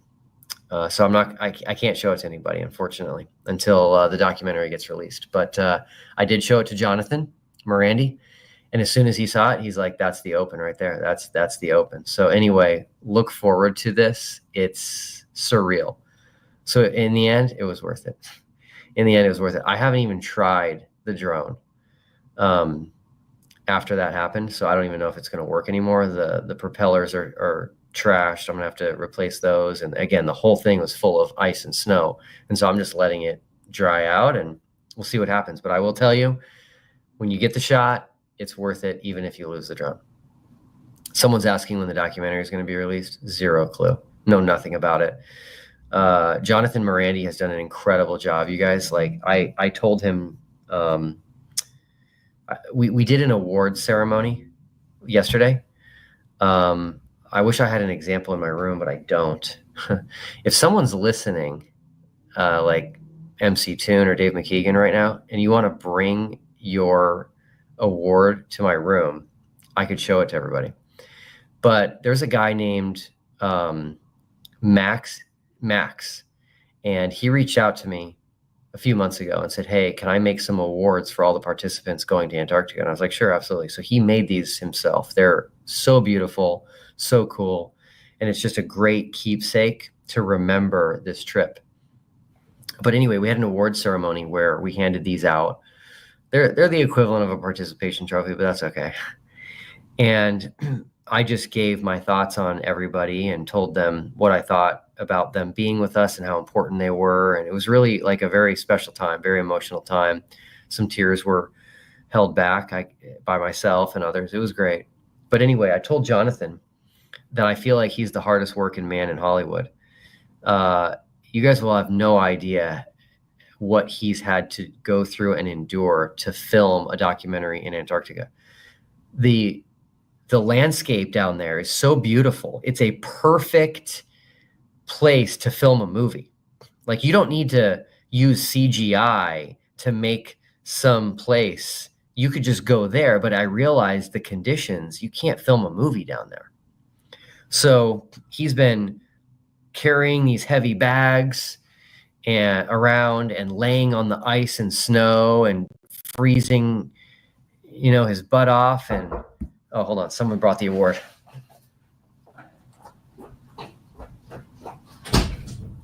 Thank you so much.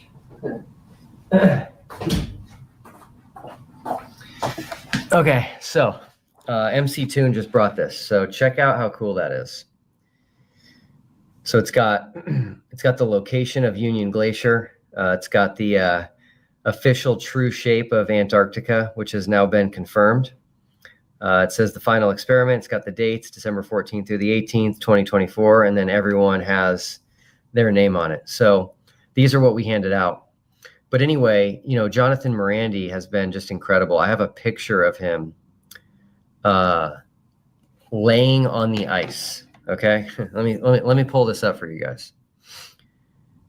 I looked out, like, I'm cold, at this moment. I'm cold. I'm trying to thaw out a little bit in the F550. And I look outside the window, and Jonathan is literally laying out flat, prone on the ice. And I'm just like, man, this is so incredible, this guy. And of course, I can't find the picture. I've got so many pictures. It's ridiculous.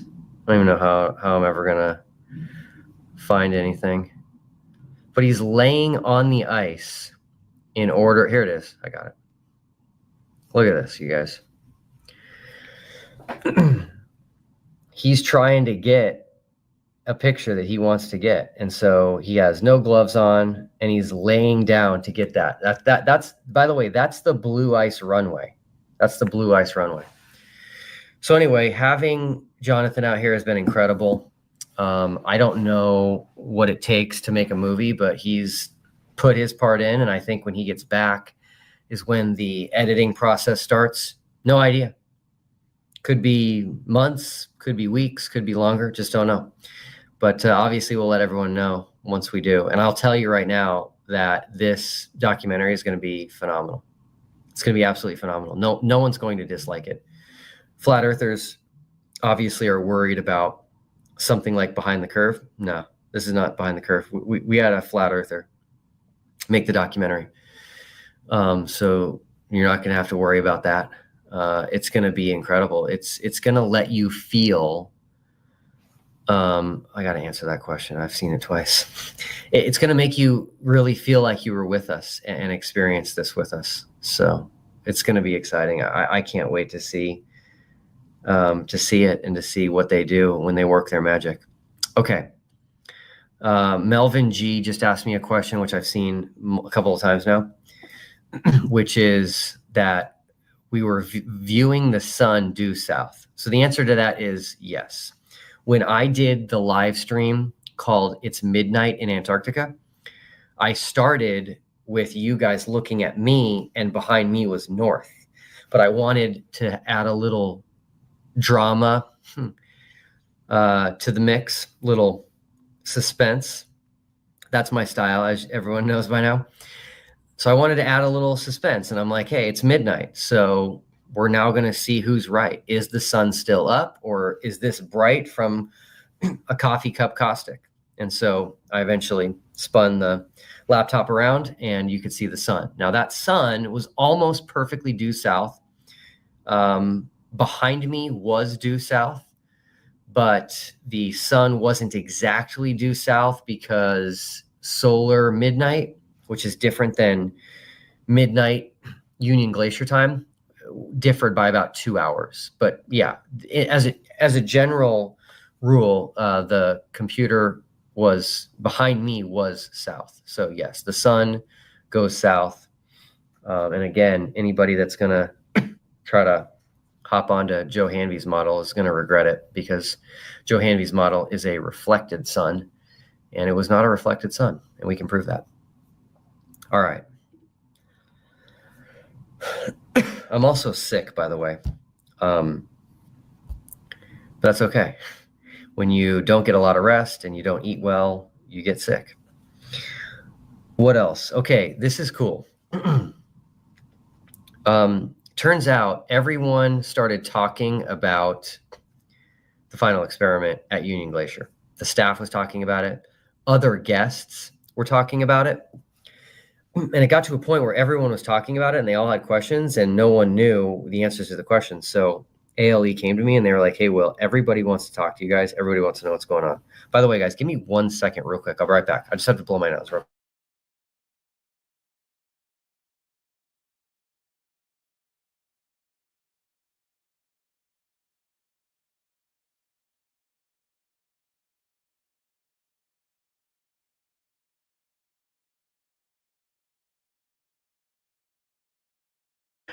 Okay, thanks. That would not have been fun to keep going like that. So they came to me and they said, Will, everybody wants to talk to you and talk to your group. They're just so curious and inquisitive. And of course, rumors start that are not true. One of the rumors was that we were all flat earthers and that we were there to prove the earth was flat. So they had an event after dinner that was already scheduled and they canceled it. And they switched it to the final experiment talk. They have a whiteboard where they put up, things going on, what time dinner is and what time events are, what building they're in.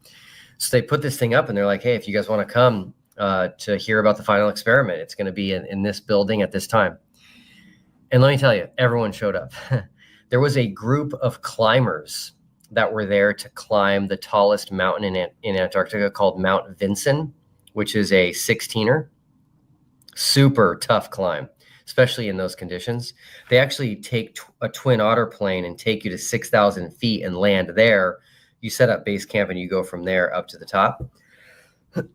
And everyone was there. I mean, it was standing room only.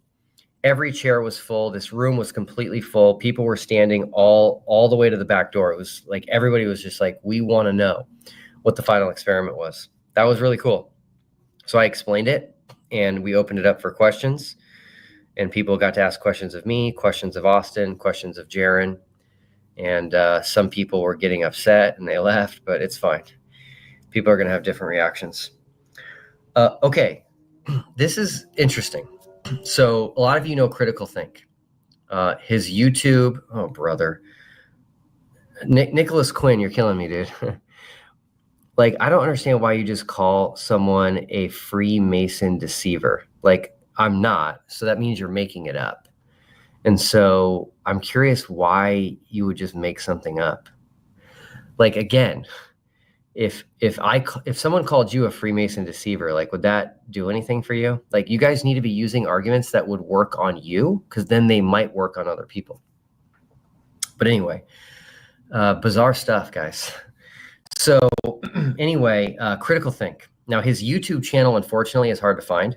I don't know why. I don't know if it's because he talks about flat Earth and so he's censored, or if it's just the words critical and think come up for other things. But anyway, for those of you that know who he is, he's obviously a very sharp guy. He's from Australia, and he's got a great mind. Let me just tell you, when he talks, I listen because he has a very interesting view of the world.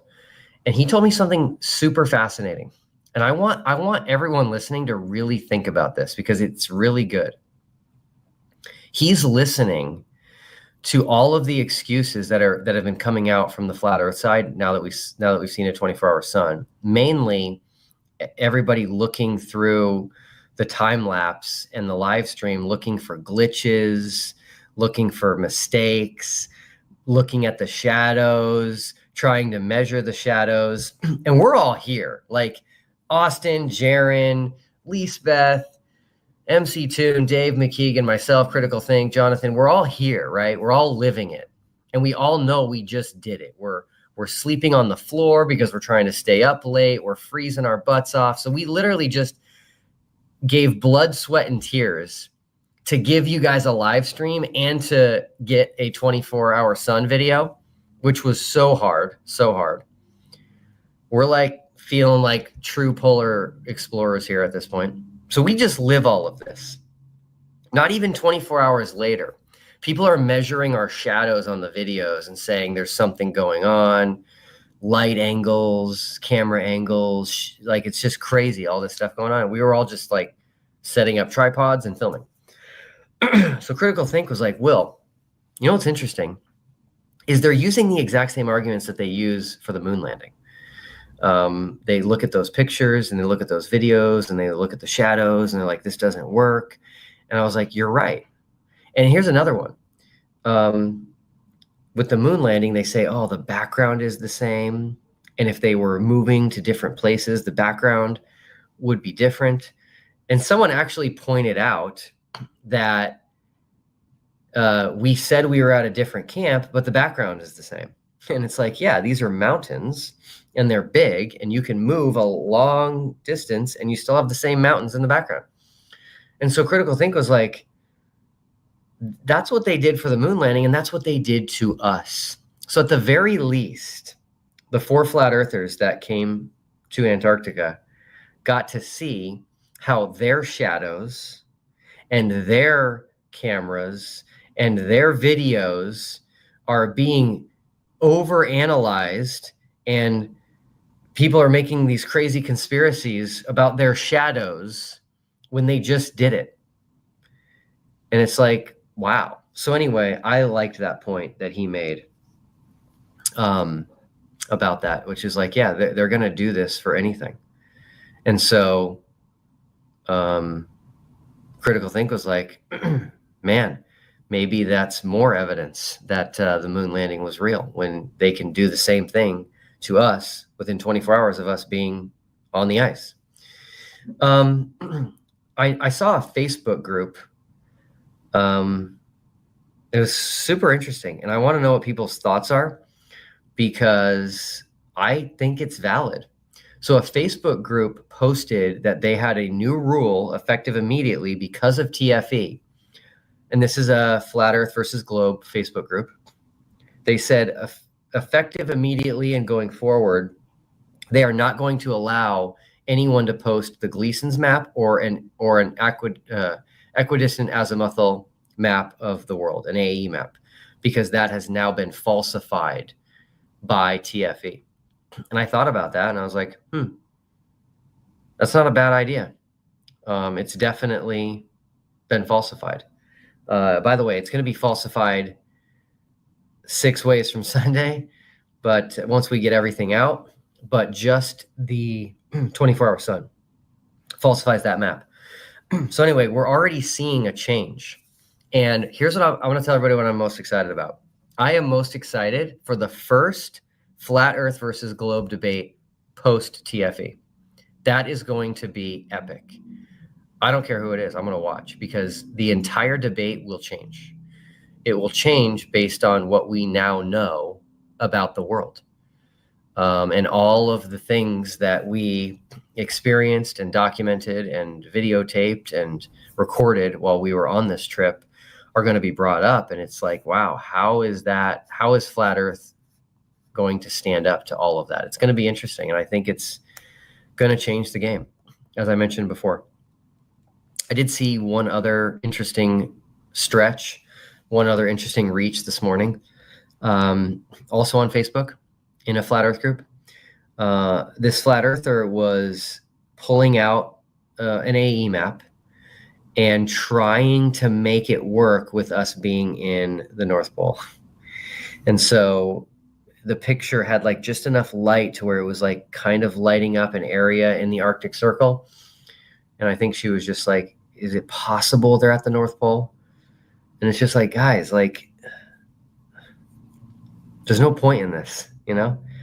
No, it's not possible we're in the North Pole. If we were in the North Pole, we'd be refuting the globe, number one. Number two, even your model, I'm gonna respond to Jared in a second. Even your model does not have a 24-hour sun in the North Pole right now. It's super important, you guys, that you understand the opposition, okay? If you're going to convince someone that they're wrong and that's your goal, then you need to first convince them that you understand their position. If they understand you as someone who doesn't understand their position, you're never going to convince them that they're wrong because they don't even think you understand their position enough to show them that there's any issues. So make sure people understand the globe model first, then you can work on trying to convince someone that they're wrong. For example, there's a meme going around X and Facebook and YouTube showing a 24-hour sun in the north and comparing it to the 24-hour sun that we recorded. And they're saying, ooh, they look different. So this is something's amiss. No, the picture going around that was taken of the 24-hour sun in the north was taken at 68 degrees north. We were right at 80 degrees south. So there's going to be a difference. Not only is there going to be a difference in latitude, there's going to be a difference in the time of year. So comparing a picture or a video of a 24-hour sun in the north to the south, you need to understand the details. So again, I'm just trying to help people make arguments that will be solid. All right. Jared mentions Dean Odell. Super, super important. I was actually telling everyone at dinner last night how important Dean Odell has been to the final experiment. For those of you that don't remember, there was a debate between Dean Odell and Greg Locke in Nashville, Tennessee a year ago. It was last December. And I had already been working on TFE. No one knew. I had already connected with ALE and was already working on the plans. And I found out about that debate, and I was actually going to be in Tennessee already. And I was like, if I'm already going to be there, I'm going to go to the debate. Just see what happens. See if it's any fun. So I go to the debate. I see Dave Weiss there, knew about him. Austin Whitsitt was there, but I didn't know him yet. And I knew a couple other people, but I didn't really know a lot of people. And I'm sitting there curious how, hold on. Oh, that's okay. You're getting a response here in a second. These comments are awesome. So I have no idea what to expect. I honestly don't know Dean Odell at the time. I don't really know him that well. I don't know Greg Locke at the time. And I just am curious, as I think everyone was, how is this going to go? And towards the beginning of the debate, Dean Odell says that the entire debate can be settled by just going to Antarctica and seeing if there's a 24-hour sun. And I was so happy at that moment. I can't tell you guys how happy I was, because that's what I was working on. And when you're working on something and no one knows about it, you have no idea if it's going to work. You have no idea if you're right. And so I had confirmation from this man, Dean Odell, that hundreds of flat earthers came to see and were rooting for and believed was going to destroy Greg Locke, saying from stage that exactly what I was doing would end this whole debate. And he didn't just make that one comment, because I've been accused by flat earthers of taking him out of context, which is insane. Go watch the debate yourself. He then explained it. And he said, he first said, if the sun, does a circle over your head, we live on a ball. He said, but if the sun comes in here and goes out that way, then it's flat. And then he talks about shadows. And he said, if there's a 24-hour sun, the shadows would go all the way around 360 degrees. But he was expecting the shadows would start here from the sun here, only go here, sun sets, and then it repeats. So you'd only have shadows that do that. So he's literally explaining TFE, and it's incredible. So anyway, I'm thankful to Dean Odell, because it's not, people think that I came up with this and that it's a straw man and a false dichotomy and all the other lines that people parrot. And it's like, no, I got this from you guys. I first got it from Flat Earth Dave. Then I started working on it. Then Dean Odell confirmed it. So anyway, super happy about that. There's a guy named Robot Polisher who makes some very bizarre content. But after Dean Odell said that, he went on X and he said, let's settle the debate in Antarctica. Like, he's like, let's do this, because he was so convinced that there was not a 24-hour sun.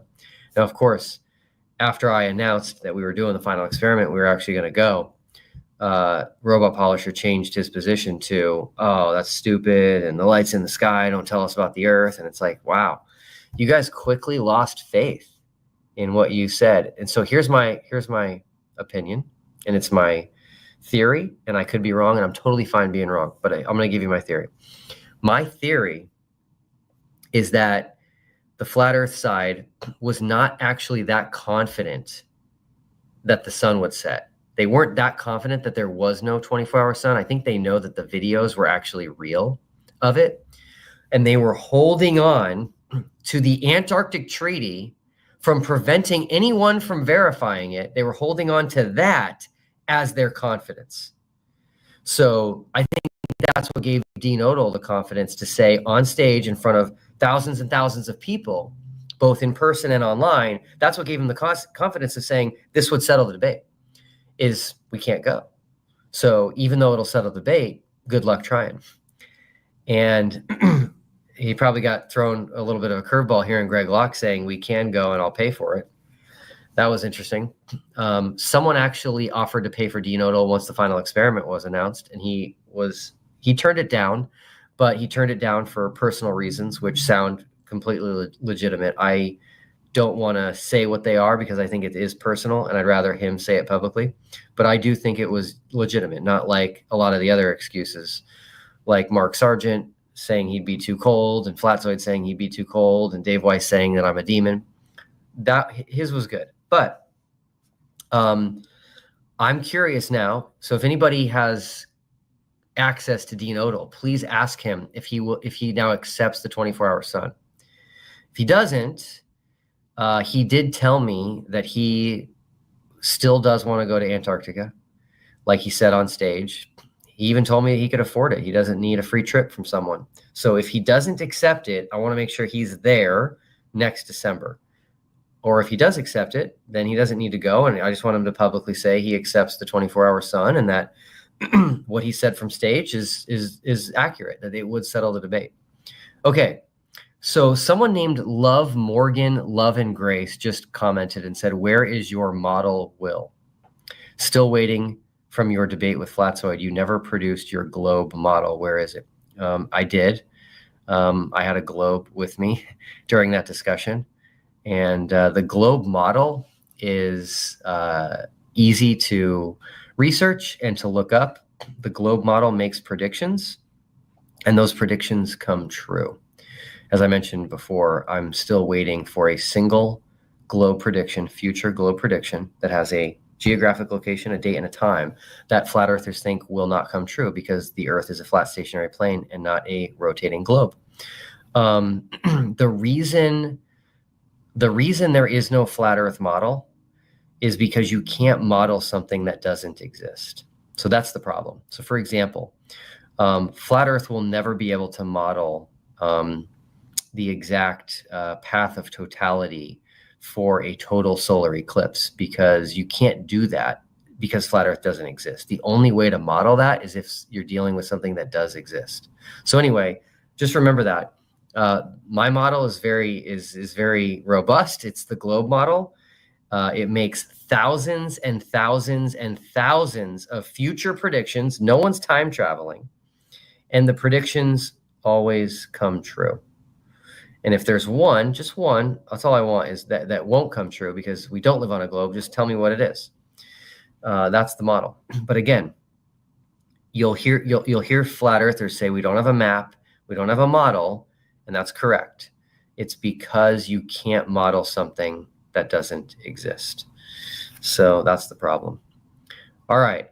Somebody just asked about my friend Wendy. So thank you. Absolutely. Axolotl. Believe it or not, so many people have asked me about Wendy. By the way, her name is spelled with an I, not a Y. I like to get people's names right, so I figured I would tell everybody that. So I have not heard from Wendy since before I left for this trip.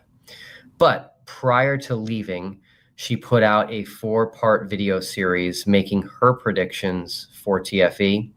She changed the name, The Final Experiment, to The Fraud Experience. She was claiming the whole thing was going to be a fraud. I don't remember all of her predictions. I could go back and look at it, but one of them was that we would not be going to 80 degrees south. We did. One of them was that we would only be going to near the shoreline of Antarctica. We didn't. She made a prediction early on that the plane would not have windows. Our plane had windows. She said that we would be receiving internet via underground sea cables. That didn't come true. We received it via Starlink. There are no cell towers in Antarctica. We tested that. There is no cell service. There are no underground sea cables. I think the flat earthers that came with us were like impressed. They were like, that's the real deal. We brought out the Starlink. We put it on the roof because it's got a face to the sky. And bam, we are live streaming and interacting with people in Antarctica. So haven't heard from Wendy. Do I expect to hear from Wendy? Yes. But I might just be hoping for something that's not going to happen. But I do hope to hear from her. I will give her credit.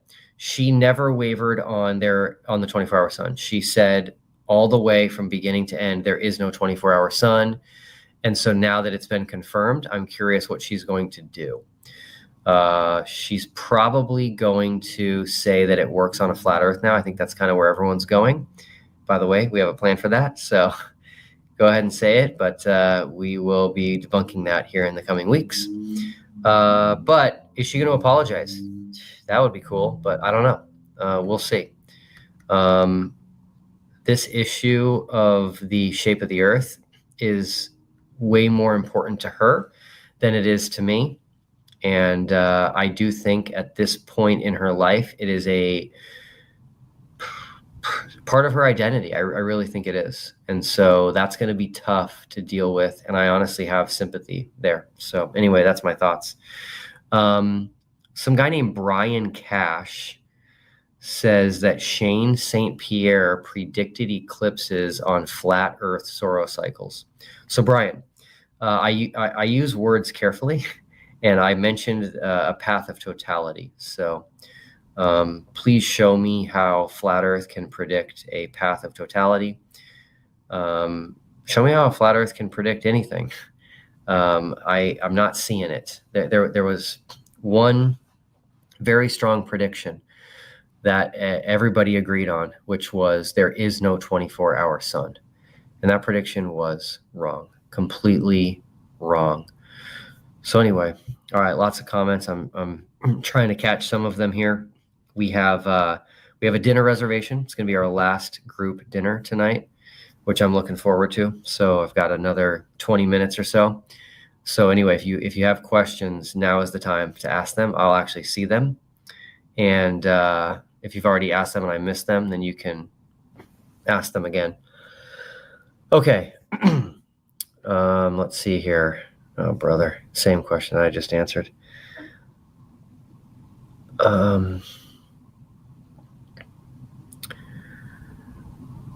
Okay, so this guy named Vincent just said, I think he's responding to somebody else. I don't want to take him out of context here.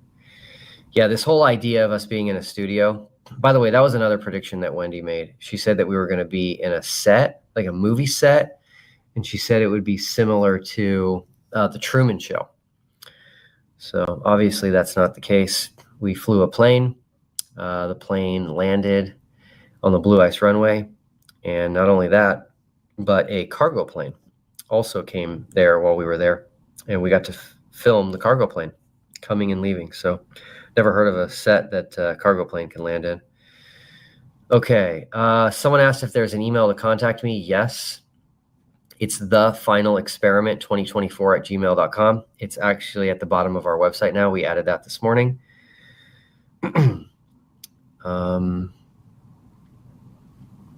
Let's see, I'm just going through these real quick.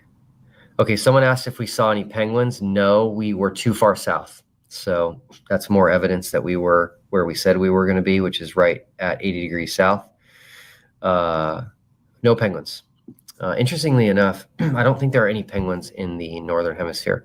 There's some right at the equator that might like be a hair above the northern hemisphere, but penguins are predominantly southern hemisphere and only near kind of the shoreline of Antarctica. So it would have been cool to see penguins, but that's not what we were doing. We were there to see the sun, and we got it. Okay, yeah, so someone's asking about shadows. I don't really have time to deal with this nonsense, so I'm guessing someone will, but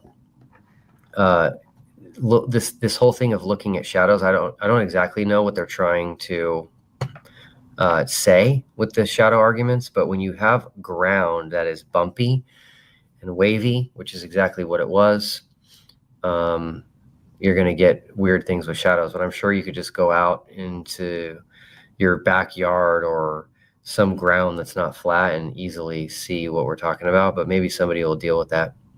I don't have time right now. Okay, someone asked if we got a time lapse of the South Celestial Pole.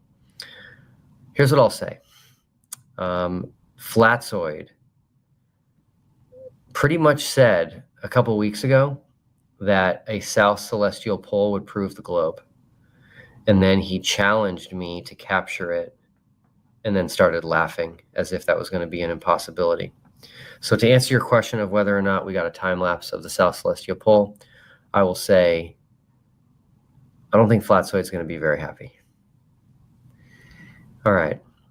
Brian Cash says the path of totality changed from the original prediction. That's false. There was one news outlet that made a wrong prediction based on bad data, but the path of totality didn't change. And once again, Flat Earth can't predict path of totality because you can't model that because Flat Earth doesn't exist. You have to have something that exists to model a path of totality. All right. Someone asked what the worst thing about the trip was. The trip's been just phenomenal. I'll tell you the worst thing. I'm a germaphobe, okay? I'll just admit it. It's probably not good for my health, but I'm a germaphobe. They do not have soap and water to wash your hands after you go to the bathroom. So that grosses me out. They have hand sanitizer, and I don't know if maybe I don't understand hand sanitizer, but I feel like using hand sanitizer is not going to magically deal with the issues there. So that was the worst thing for me. The rest of it was phenomenal. People keep talking about Joseph Hanvey. It's like, yeah, I know. I made a video of his 17 attempts at making the 24-hour sun work. So you guys acting like he predicted this is crazy. I don't know how many models he's on now, 21, 22 or whatever, but it doesn't work, and we'll be dealing with that. Okay, let's see. People are thanking me. You're welcome. This was, I do appreciate it. This was not easy to pull off. It was hard, and I'm super glad that I made it to the finish line, and excited about that. Someone asked about tax write-offs. There's no tax write-offs for this trip. So someone asked if anyone recorded the trip to the second camp. I don't really know what that means. If you mean like the drive, I don't know if we recorded the drive, but I do have drone footage of our camp where you can see our camp, Union Glacier, and Mount Rossman. And I also took a picture from above. You can see all of our tripods, and you can see the shadows from the top, which will make more sense than shadows from the bottom. If you guys have ever seen just like a lineup of poles, the shadows look like they don't line up, but as soon as you go above them, they're all at the exact same angle. Again, guys, how about this? How about you just talk to Austin and Jaron and Lisbeth, and they'll tell you that we were there and there was only one sun. Like, you guys are missing out, I think, by making a big deal about shadows. Crypto Roast. Yes, thank you, man. He's the one that gave me the drone tip to unlock altitude with my drone. So I unlocked the altitude and I was able to go almost a mile up. And so those shots are pretty cool. I was a little bit scared, but I took my drone almost a mile up above Antarctica and took some really cool video. So when I will release that, I don't know yet. I got to think about it, but it's super cool. I do a 360 so you can see all the way around. Love Morgan is still asking for my globe model. It's hilarious. Okay, cool. Brian, I just got your message. Thanks for the reminder. I'll mention something here in a minute. I'm just checking out make sure I'm not missing any questions that anybody want.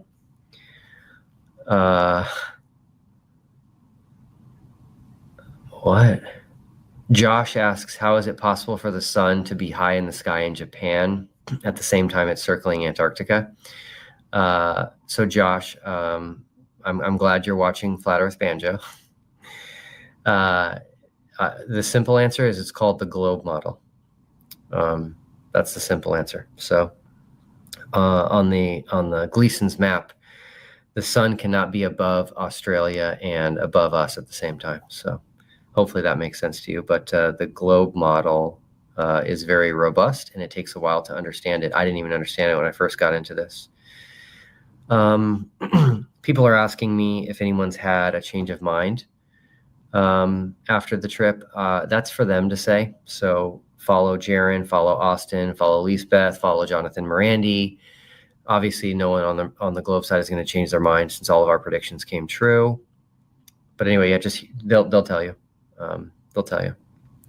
Someone asked if there's going to be a documentary. Yes. Someone asked what is next for me. Sleep and quality time with my kids. So I will probably only get one video out on the TFE channel before the end of the year, which is a super important video. So be on the lookout for that one. But I doubt I'll get anything out. And then once the new year hits, I'm going to start releasing other videos. Okay, so Hogwired said, Pastor Will, why did you team up with the atheists? So not sure who you're referring to, but I will tell you this. This is a very, very fascinating observation that I made. And this will probably be the last question that I answer. Then I'm going to tell everybody what's coming, which is super exciting. And then I'm going to go have dinner with my new friends. So check this out, you guys. I have major disagreements with both sides. Just because I'm a glober doesn't mean everyone on the globe side agrees with me. And just because I'm a glober doesn't mean I disagree with the flat earth side on everything. So the reality is this. There's a lot of atheists on the globe side. Okay? I'm not an atheist. I don't believe in evolution. Okay? I never have. I'm open to it. I don't understand it like many people do. And maybe if I understand it, I'll accept it. But I don't. Most of the people on the globe side believe in evolution. Okay? I don't believe in the Big Bang. Most people on the globe side believe in the Big Bang. Despite that, the globe community welcomed me with open arms and they embraced me because they were willing to see past those differences and join together on what we agreed on, which is that we live on a globe. They agreed with me that this was a good experiment. They agreed with me that this is a definitive test. And then look at the flat earth side, where you have a lot of people who are theists. They believe in God and they believe in creation and they believe in the Bible. And so the flat earth community as a whole was unwilling to see the agreements and the common ground that we have and use that to build a relationship with me, and instead demonized me and made me enemy number one for the last how many months. and called me all kinds of names, made all kinds of accusations, none of which were true. And so look at the difference. I have significant disagreements with both sides, but only one side was able to look past it and focus on what we agreed upon. And that is how we should be in life. Start with what you agree on, build a relationship there, and then work on your disagreements. So anyway, yeah, atheists are people too. I would never not team up with atheists. That's crazy. We're all, if we're all in pursuit of truth, it doesn't matter who you team up with. If that person is in pursuit of truth and you're in pursuit of truth and you disagree with them and they disagree with you, but you both are in pursuit of truth, you can do a test, you can do an experiment, and you should both come out on the same side. Whatever the results state, that's the side you should come out on if you care about truth. All right, two things. Number one, I'm just going to throw this out. I think it's the first time I'm saying this publicly. I will be leading a group to go see a total solar eclipse in Egypt in August of 2027. This is going to be an epic eclipse, not only because it's in Egypt, but because of how long totality will be. I don't remember how long it is, but it's somewhere between 7 and 8 minutes. It's in Luxor, which is just an incredible place to visit. So I'm going to be leading a group of people. I believe that this will sell out in a very short amount of time. It's not officially TFE related. Sorry, I think it's between 6 and 7 minutes is going to be the totality. This isn't really TFE related, but I'm doing this with a friend of mine. His name is Brian. And this is going to be incredible. So anyway, if you're interested in that, take a mental note, maybe shoot me an email. There's no details yet. It's actually too far in advance to book blocks of rooms and group airfare, but that is coming. And I think the most people that we can handle is 100. They have buses that hold 50 people each. So I believe that's going to fill up right away. So if you want to come with me to Egypt in 2027 to see an incredible once in our lifetime total solar eclipse, let me know. All right, here we go. I'm going to say this and then I'm going to sign off. What is coming with TFE? People have been asking me for months, Will, what are you going to do when this is over? Are you going to continue the channel? What are you going to do with the YouTube channel? What are your plans? And I've always said, I don't know. I just don't know.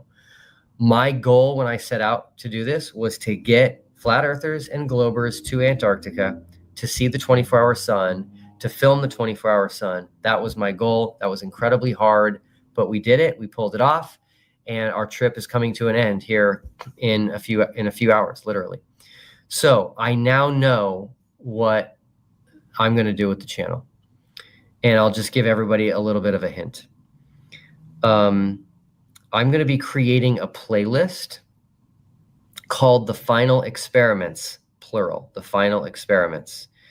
And it's going to be letting everyone know the multiple experiments we did both in Chile and Antarctica, and just revealing all of that. It's going to show what the globe prediction was. It's going to show what the flat earth prediction was.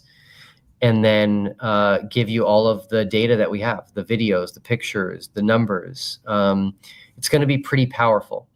And I want that playlist, so The Final Experiments, I want that playlist to forever change this debate. Meaning, if someone has a friend who says, hey, I'm considering flat earth, you send them the playlist. Someone is telling you that they are flat earth, you send them the playlist. You're going to debate a flat earther. You send them the playlist and you say, this is what I'm going to cover in the debate. The playlist is powerful. It is a preponderance of evidence for the globe. And I just don't see how things can go on as they've been for years with everything that we did and accomplished on this trip. So be on the lookout for those videos.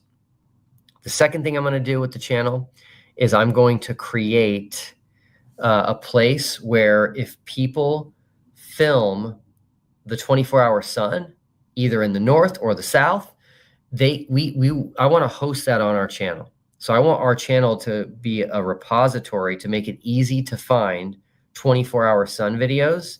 I will give credit to whoever recorded it. I'll link back to your website or whatever you want. We're not monetized, so we're not making any money off of you. But I want there to be a single place that people can go to be like, hey, there is a 24-hour sun. Go to the final experiment. They have a playlist, which is 24-hour sun videos, and you can see who filmed it, where they were, and what the date was that they filmed it. I think that would be very, very happy, or it will make people happy. It'll make it easier to do that. And then I'm going to leave everyone with this, which is super exciting, which is in the next 2 weeks, you will see on our channel a video of the Antarctic 24-hour moon. Good night, everyone. Right now, this very second, Akshay Nanavati is freely and independently exploring Antarctica. Yes, the very thing flat earthers say you cannot do is being done right now. For years, flat earthers claimed that Antarctica was closed.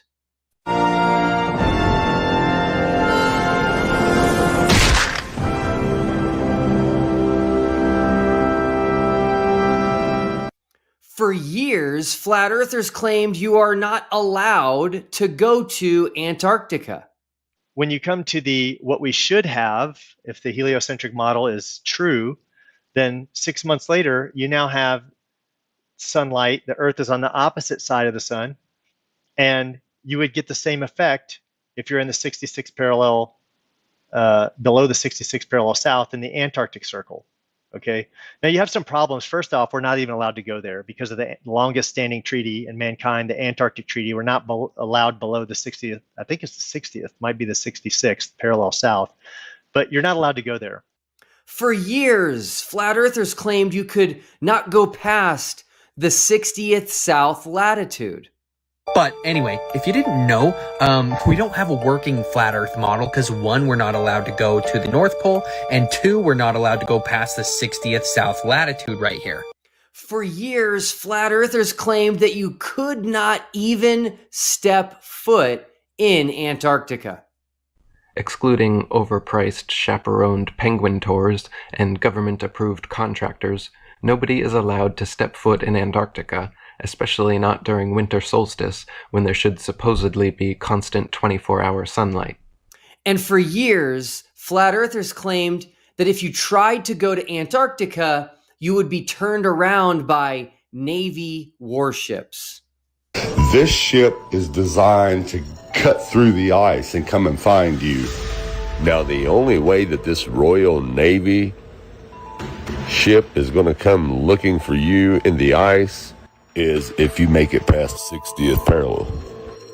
And at the 60th parallel, you will be turned around by just your average Navy warship. Whether it's China, America, Russia, whatever country you are close to, when you get to that 60th parallel, that country's Navy is going to send a cruiser or a warship out to turn you around. They are the first line of defense. The final line of defense is this Royal Navy ship right here. Now, before Nathan Oakley fans contact me and tell me that Nathan Oakley would never say such things because he doesn't make positive claims, even Nathan Oakley has said this as well. He said, "See the edge of the real world, but don't try to go, as you will get turned back at gunpoint. Antarctica is all around us. It's keeping in all the perfectly flat water." Now, when I unveiled the final experiment at the beginning of this year, the narrative from flat earthers began to change. They started to distance themselves from these types of claims they've been making all these years, and they started saying, okay, yes, you can go to Antarctica, but you can't freely and privately explore Antarctica. Well, this is also false. You can freely and privately explore Antarctica. Akshay Nanavati is doing just that right now. Check it out. My name is Akshay Nanavati. I'm a Marine Corps veteran, an adventurer, and the author and founder of Fear of Vana. I am currently in the Arctic, training my mind, body, and spirit to make the first ever human-powered crossing of Antarctica without dogs or wind power. I will be spending 110 days completely alone in the most hostile, unforgiving, and savage environment on the planet, dragging a 400-pound sled for over 12 hours a day for 1,700 miles to make this crossing of the continent. It does not get more free or more independent than traversing Antarctica alone, which is what Akshay is doing as we speak. Now, before we check in on his progress, here is a little of the backstory, and this actually ties his trip in with TFE. To make a crossing of Antarctica costs $750,000. This is not a number I just randomly came up with. This was a number given to me by Antarctic Logistics and Expeditions, ALE, because we are flying to some of the most remote regions of the world. Just that flight from Union Glacier, the base camp in Antarctica, to the Bay of Whales, my start point, is a $250,000 flight. The flight to Antarctica alone is over $60,000. We are paying for a support team, a logistical crew, a safety team to support me while I'm on the ice and to provide that safety. So this is just what it takes to accomplish something so grand and so impossible. As you heard, he is also using ALE to get to Antarctica. In my opinion, they are the best company in the world when it comes to Antarctic travel and private exploration of Antarctica. And no, they are not paying me to say that. On the contrary, I've written some very big checks to them, but was happy to, as we need a solid, reputable company to get us deep into Antarctica, which is where we need to be to properly conduct the final experiment. Now, Akshay ran into some weather delays at the start of his trip on November 1st of this month. Hello, my friends. I'm here at Punta Arenas with my wife. It has currently been about 2 extra days of waiting to get to Antarctica, to get to Union Glacier. It's too windy right now for the plane to land, but we're crossing our fingers. It's looking like there's a good shot for tomorrow. So hopefully I'll be out there and getting ready to start this journey very soon. As you heard, he began his journey in Punta Arenas, the same place we will begin our journey in just a few weeks. After the weather delay, on November 9th, ALE flew him from Union Glacier to Berkner Island to begin his trek across Antarctica from the coastline. It's really cool as he is wearing a live tracker, so you can follow his progress step by step live at his website, fearvana.com. Now, I wish him the best. Taking on a solo crossing of Antarctica is no cakewalk. Now, flat earthers, I do have a request. Would you please stop saying that people cannot freely and privately explore Antarctica? We all make mistakes, so this is not that big of a deal. Just admit you were wrong and let's move on. Now, I've been trying to anticipate what flat earthers might say in response to this video, and the only thing I can come up with is they might say that you can't freely and independently explore Antarctica without permission. And if that's what you want to argue, that's a pretty poor argument that has not been well thought out. Most places in the world cannot be freely and independently explored without permission. Even the government authorities need to obtain a search warrant from a court before they are able to freely and independently search private property. Think about it. I can't freely and independently explore your house without your permission, anyone's house for that matter. And since most land in the world is owned by someone, they have the right to grant permission for you to be on their land or not. You can't even climb Mount Everest without permission from the Nepalese government. The list goes on and on. So if your only argument is going to be that you want to explore Antarctica without permission, then you want to do something that can't be done in most of the rest of the world. But here's the real question. If you really think the earth is flat, if you really believe the globe is a massive conspiracy, if you really think there is a firmament, a dome in Antarctica or maybe other lands beyond Antarctica, wouldn't you just simply ask permission in order to prove this? What am I missing here? If all you had to do was ask permission, and you know permission is frequently granted, then why wouldn't you just do that? Now, I know it's easier to say Antarctica is closed and Antarctica is off limits and no one is allowed past the 60th South parallel and you'll be turned away at gunpoint if you try. But none of that is true. Anyone can go to Antarctica. Anyone can go below the 60th South latitude. And anyone can go to Antarctica alone if you really want to. So when are you going to just do it? But here's the last question I have. Akshay is crossing Antarctica. That seems impossible on a flat earth. He started at Berkner Island, which is south and east of the tip of South America. And if he's successful in his journey to the South Pole and then to the other side of Antarctica, he will end up at the Bay of Whales, which is almost directly south of New Zealand, just slightly east.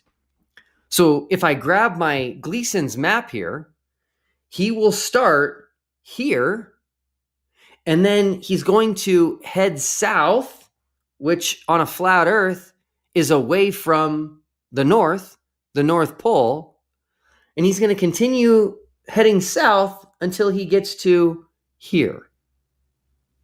How exactly does that work on a flat earth? Let me know in the comments below. And here is Akshay with some final words. Thank you so much for your contribution, and I look forward to seeing you on the other side of Antarctica. So 2 days ago, I let everyone know about Akshay Nanavati's solo crossing of Antarctica. That's something that flat earthers have said is impossible. Yesterday, we discussed Johnny Huntington's attempt at being the first disabled person to make it solo to the South Pole. Traveling alone in Antarctica is something flat earthers have said is impossible. And today we have just an incredible story about a 21-year-old Norwegian who is attempting to make history. Her name is spelled just like Karen, but my Norwegian is terrible, so I will let her introduce herself. Hi, this is Karen or Karen, and in a few days I will be starting my expedition towards the South Pole, trying to be the youngest person to ever do a solo unsupported South Pole expedition. And this video is for my international or non-Norwegian followers. I've been asked to do some English content as well, and I will be doing that. You can follow my journey through the link in the bio, and every Friday I will be posting voicemails in English, and I think the other days will also be texted in English. So in a few days I will be skiing all by myself for 50 days, 1130 kilometers. And yeah, I'm looking forward to start my journey and hope you will follow it. If her backdrop looks familiar, you are correct. That is Union Glacier. She gave that update just yesterday at Union Glacier, and I believe she will begin her solo attempt starting today. Now, people have been asking me why my attitude seems to have changed a bit as of late. And the answer is quite simple. I'm getting tired of the dishonesty, for lack of a better word. Maybe willful ignorance is better. I'm all for having disagreements and debates, but something I cannot stand is when people set aside all rationality and logic and just make things up. And I'm especially triggered when people like Akshay and Johnny and now Karen, who have spent an insane amount of time and energy preparing for these expeditions and are risking their lives in the process, and for flat earthers to just call them liars and actors and shills really frustrates me. This is no way to treat a fellow human being. Well, they're training day in and day out and then finally reach the pinnacle of their training, their Super Bowl, if you will, their personal Olympics. For people sitting at home on their computers to just say that they're lying without even looking into their story or learning about their personal journey, I can't stand it. So yes, you are getting a different Will Duffy right now, but this does affect me. I can't stand by and let people be treated like this. And I will also give you some advice, whether you want it or not. Treating people like this and calling them liars and saying they are in Greenland and not Antarctica and saying they are government shills, this doesn't make you sound credible at all. It actually hurts your credibility and your reputation big time. Now, I'm not against exposing lies and preaching the truth from the mountaintops. By all means, keep doing that.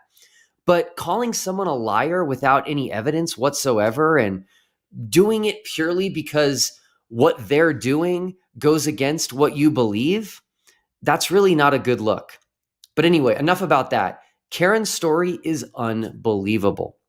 Karen is just 21 years old. 21. At my old age, I consider her a child still. And she is attempting to ski to the South Pole alone. This has never been done by someone as young as her. Never.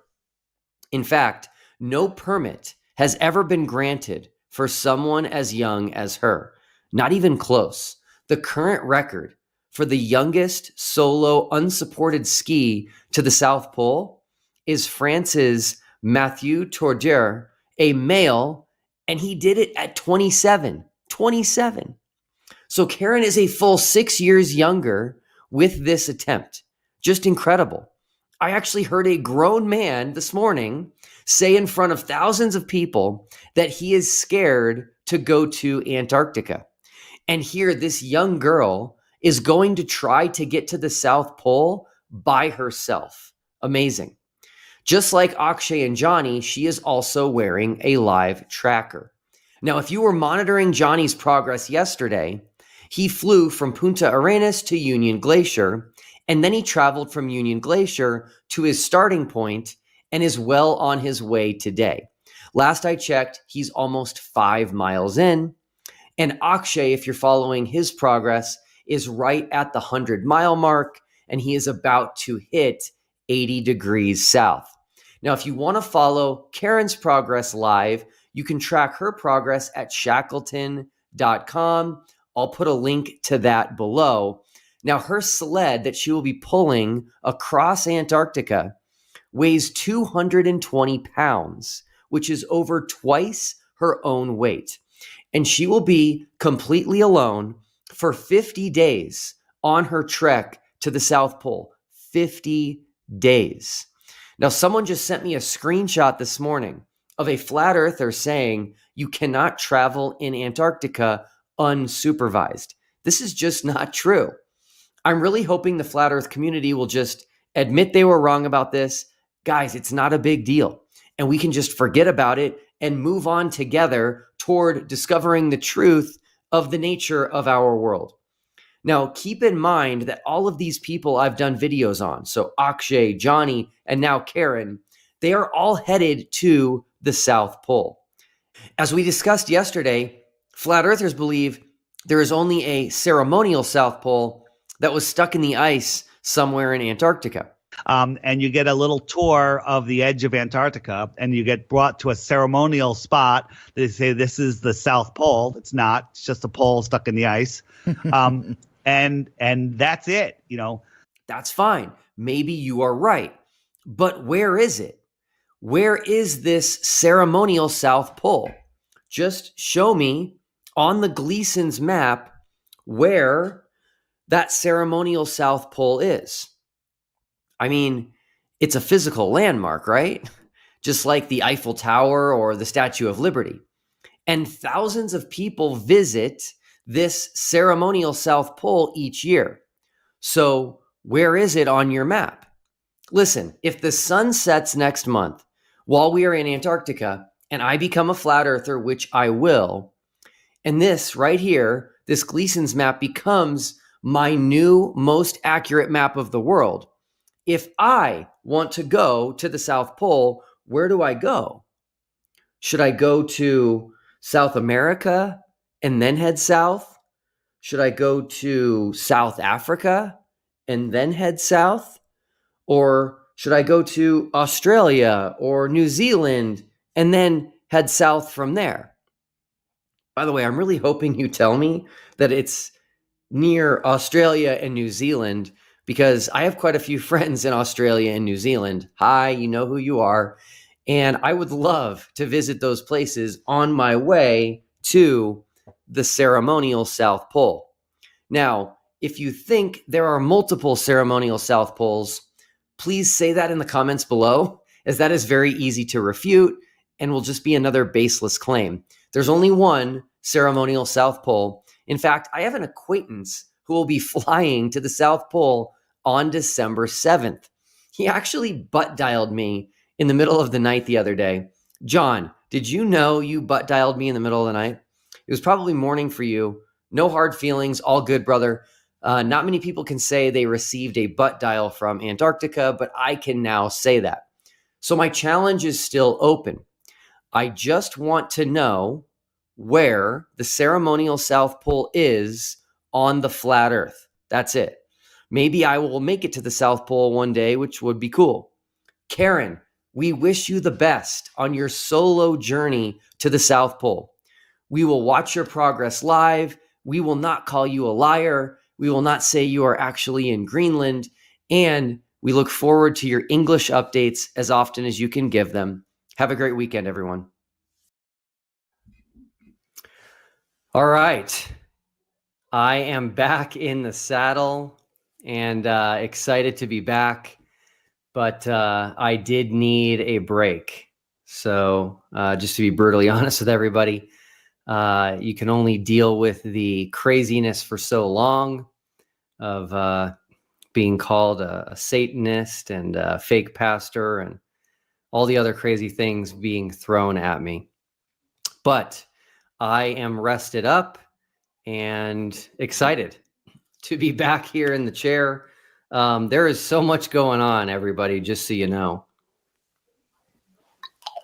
The next few weeks are going to be pretty wild in a good way. I need to silence my phone. I am also going to be trying to simulcast the debate tonight on our channel here, because it's also going to be on the Modern Day Debate channel. So I'm hoping there's not issues with technology, but we shall see. But anyway, a lot going on behind the scenes, things I'm working on. So I'm going to give everybody kind of a heads up here on what's to come. I did want to, reconnect here with the TFE fam. And if you have any thoughts on Nathan Thompson, who I will be debating here in just a little bit, let me know in the comments. I'll do my best to watch the comments here on the screen. But so yeah, this debate tonight is something I'm looking forward to. I look at TFE as kind of like a package deal. And so you've got everything leading up to it, which was a lot of craziness. And then you've got the time we actually spent in Antarctica and Chile, all of the experiments we did, all of the observations we made. Someone just asked me if I paid Nathan to debate. No, I did not. Modern Day Debate reached out to me and said, hey, would you debate Nathan Thompson? I said, sure. So anyway, I'm looking at TFE as a package, which is everything. And now afterward, I'm putting out the series that we already have 4 videos on, which is the final experiments, plural, that will end up having about 15 videos in that series. I personally think that series is going to be the most important thing that we do. I could be wrong on that, but that's the thing that I kind of hope stands the test of time, and kind of gets the most views. It's going to be something that anybody can hand to a family member, a friend, a loved one, a coworker who is flat Earth, who is considering flat Earth. And you can just say, hey, check out this series on YouTube. And no matter which one they click on, they will have incredible information that I think is just not possible on a flat Earth. All right, some important things coming up. We have the TFE Rewind. We're going to be doing a live stream with everybody that was in Antarctica that went on the trip with us. So 9 people, including myself. As you recall, we originally took 4 flat earthers and 4 globers.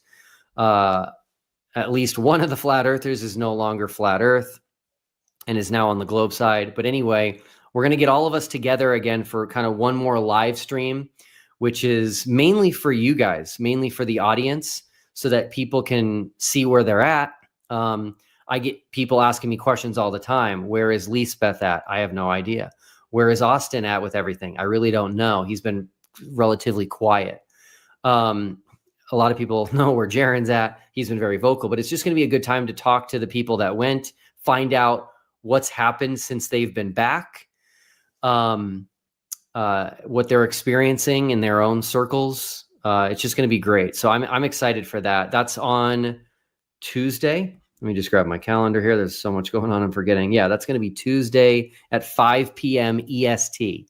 So 5 p.m. Eastern is the TFE reunion/rewind. So you don't want to miss that. What else? I'm forgetting. Why am I forgetting? All right, give me a second here. This is crazy. Oh, yes. How can I forget this? I will be debating Stephen Alonso. Stephen Alonso has kind of made a name for himself in the flat Earth world, including with TFE. And that is going to be on March 3rd at 6 p.m. EST. So you'll definitely want to check that out. That's in a little over a week. So look forward to that. We're going to be having on, I have not had a chance to get this put on the channel yet, but I'm actually bringing someone on who lives in Jerusalem. He is Jewish. He's been there for over 20 years. He is very knowledgeable in Hebrew and the history of Hebrew and biblical Hebrew. And so we're going to be having him on to have a live discussion on the word rakia in Genesis 1, which is often translated firmament. So that one is coming. I don't remember when it is, but I'll get that. Oh, I do know when it is. It's March 5th, Wednesday, March 5th. That one will be at 3 p.m. EST, 3 p.m. Eastern. So yes, so much going on. Videos. Oh, videos. So if anybody wants to know the next video in the Final Experiments series, I hope to have out by Friday, next Friday, the 28th. And that one is going to be on the South Pole. Okay. So I'm going to go ahead and announce something right now that I have not announced publicly yet, which I believe is very significant. By the way, that video that is going to be coming out hopefully on February 28th is my favorite video in the history of this channel, maybe the most important. But I'm going to go ahead and announce something right now for the first time. We had someone at the South Pole while we were at Union Glacier. So that is a very important piece to everything, and just in terms of what we're presenting to everyone. And so I'll be sharing some data and observations from the South Pole while we were at Union Glacier, which again confirms the globe and I believe is impossible on a flat earth. So anyway, that's just a taste of what's coming. I do want to exit this whole debate at some point, but I've got a lot of work to do. And so I am committed to getting all of this done before I move on to whatever the next next thing is in my life. By the way, just in case anybody thinks this is interesting, I actually, in this few weeks of a break that I took, just kind of stepping out of this whole crazy debate, one of the things I did, I actually checked off a major item on my bucket list, like major, like maybe it was at the top. I don't know, because I haven't written it out. But I actually swam in the ocean with whales. I swam with whales, and big whales. We're talking humpback whales. And that was just a very incredible experience. I didn't even know that was possible until I looked into it. And it was very, I would call it transcendent. And so if anybody ever wants to swim with whales, let me know, and you can go with me. I will probably do it frequently. The most you could really do it is about once a year, but it was really cool. So essentially what we did is we would try to find these whales, and if they were sleeping, we'd get into the water and we'd be above them while they're sleeping, and we'd wait for them to wake up to take a breath, and we'd be right over them while they're sleeping, and then they would come up right next to you. So you had to be a little careful, but because there's such a massive creature. Someone asked where I did it. Yeah, that's a really good question. There's actually a lot of places in the world where you can swim with whales, but I chose to go to the Silver Bank in the Dominican Republic, which was really cool. So that's more of a warmer climate than some of the other places that you can get into the water with whales. But a really cool story from my trip. There was a whale that was lobtailing. I had never heard of lobtailing, but the whale actually can just kind of either go on its belly or kind of hang like this, and it just puts its tail above the water and hits the water really hard, probably some sort of a mating ritual or something. But it was just massive, the tail hitting the water. You could just like hear it. You could almost feel it. We were very close to it. And I filmed it, and there's a website called happywhale.com, and you can upload a picture of any tail of any whale that you capture on film anywhere in the world to their website, and they will catalog it for you, and they'll also see if anyone else has ever taken a picture of that whale. So I think they've had well over 1 million photos submitted. And I decided to just submit that whale because I had a very clear photo of the tail. And they came back and they said that they had not seen, this website had not seen that whale since 1992, which is just incredible. So it was over 33 years ago was the last time someone submitted a photo of that whale. And that picture was taken up in Greenland, I believe. And I'm all the way down in the Dominican Republic. So anyway, that excited me because it shows that the efforts going into fighting the whaling industry, which was threatening, whale extinction, are working, that these whales now are surviving for a very long time. But anyway, that's kind of just a cool story. I now need to do something very difficult, which is I need to switch over to modern day debate. Everybody needs to stay here, but I need to switch over to modern day debate to their Zoom. And I need to make sure everything works because I'm using a different program for our live stream on our channel. They're going to use Zoom for the debate tonight. And so everybody please hang out. I'm going to give this a shot. And then it would also help if you guys could make comments and let me know if the sound is okay, if the sound disappears, if there's an echo or whatever. Okay, someone just asked me if I could do an interview. I am more open to doing interviews, but if you reached out to me when I was just really tired and needed a break, that's probably why I said no. So go ahead and send me an email and I'll see what we can do. Okay, so let's see here. I have to remember what to do. So I'm gonna do this real fast and let's see what happens. I'm gonna go ahead and I think mute myself. So give me 1 second here.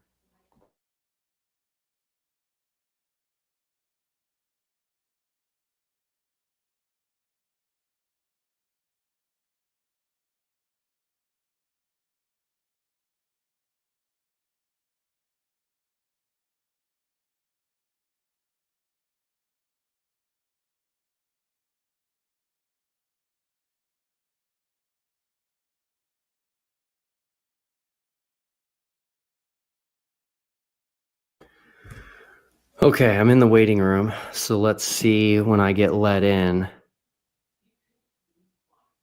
And then we will try to make this happen. My first ever simulcast.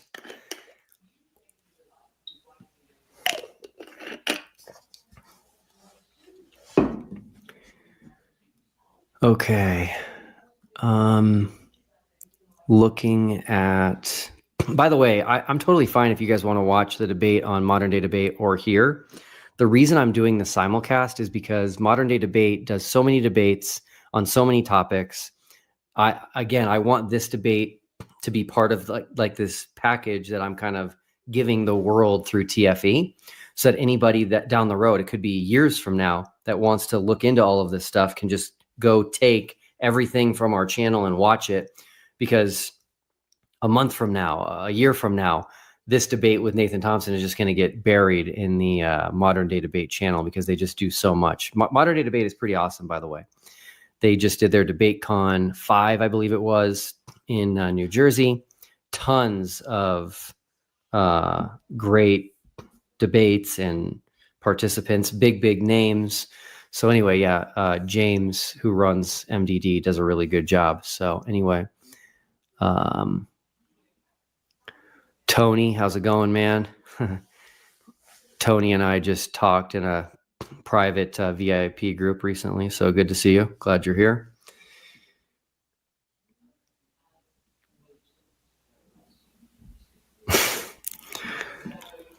Okay, someone just said I can't debate, so that's interesting. We'll have to see what happens.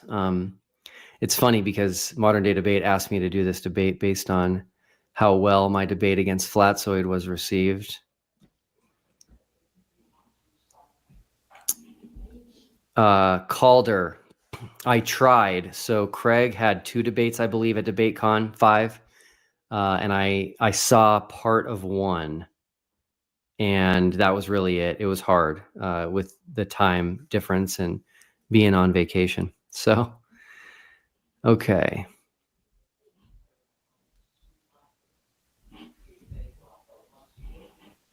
Well, all right. Yeah, so a lot of people have warned me is probably the best word to use about Nathan Thompson. I will say that I didn't know much about him at all. I think he kind of was big before I was aware of Flat Earth. And then I think he kind of quieted down when I got into the picture. So he wasn't one of the 24 that I invited to participate in TFE. I just didn't really know much about him. And so I think he's kind of like getting back into it. But I have been warned, so thank you for that. Someone emailed me recently, like within the last few days, and they said, hey, Will, you should check out Nathan Thompson's debate against Aaron Ra, which was on the Modern Day Debate channel. So I did watch that one, and that one was rough, to say the least. I kind of felt bad for Aaron Ra. Aaron Ra said at the very beginning that he was warned about Nathan Thompson and that Nathan tries to, kind of get under people's skin and all that kind of stuff. And Aaron Ra literally said at the beginning of the debate, I've been warned about you. I'm not going to let that happen. And then it happened, and Aaron quit kind of at the beginning. All right, I am now led in to the Zoom room. So guys, give me 1 second here, and I'm going to try to make this happen here. So just give me 1 second here.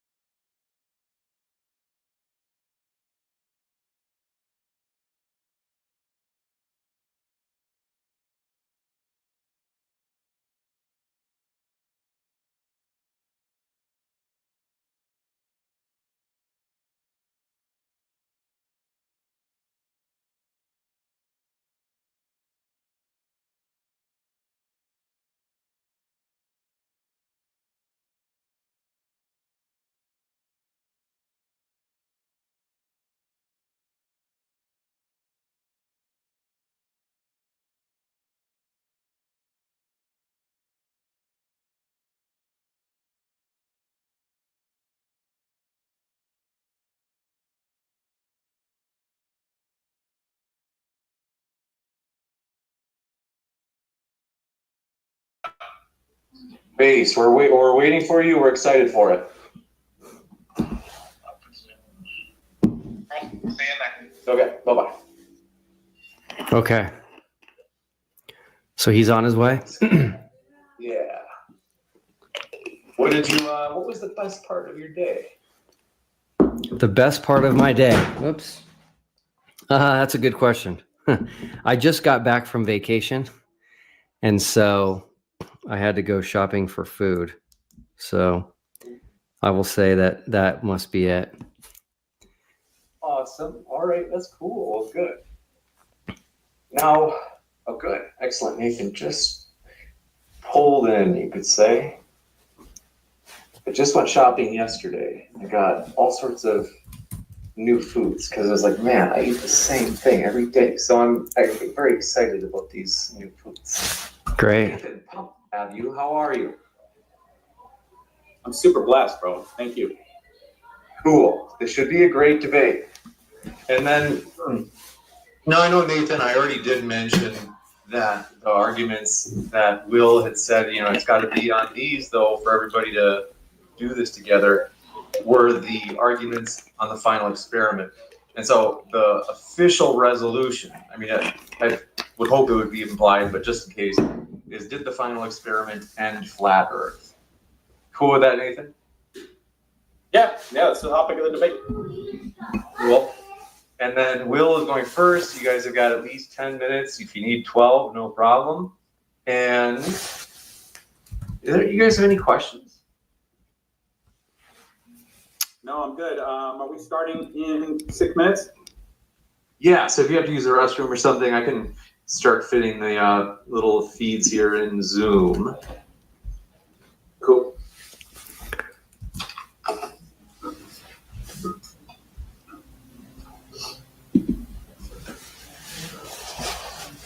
All right.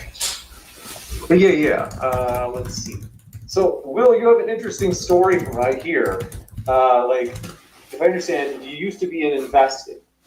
and then you got to a point where you're like, hey, we could probably do fire. I'm sure you're familiar with like the phrase, or you're doing something like that where you're like, it's optional in terms of your. Hold on. When you say fire, do you mean financially independent, retire early?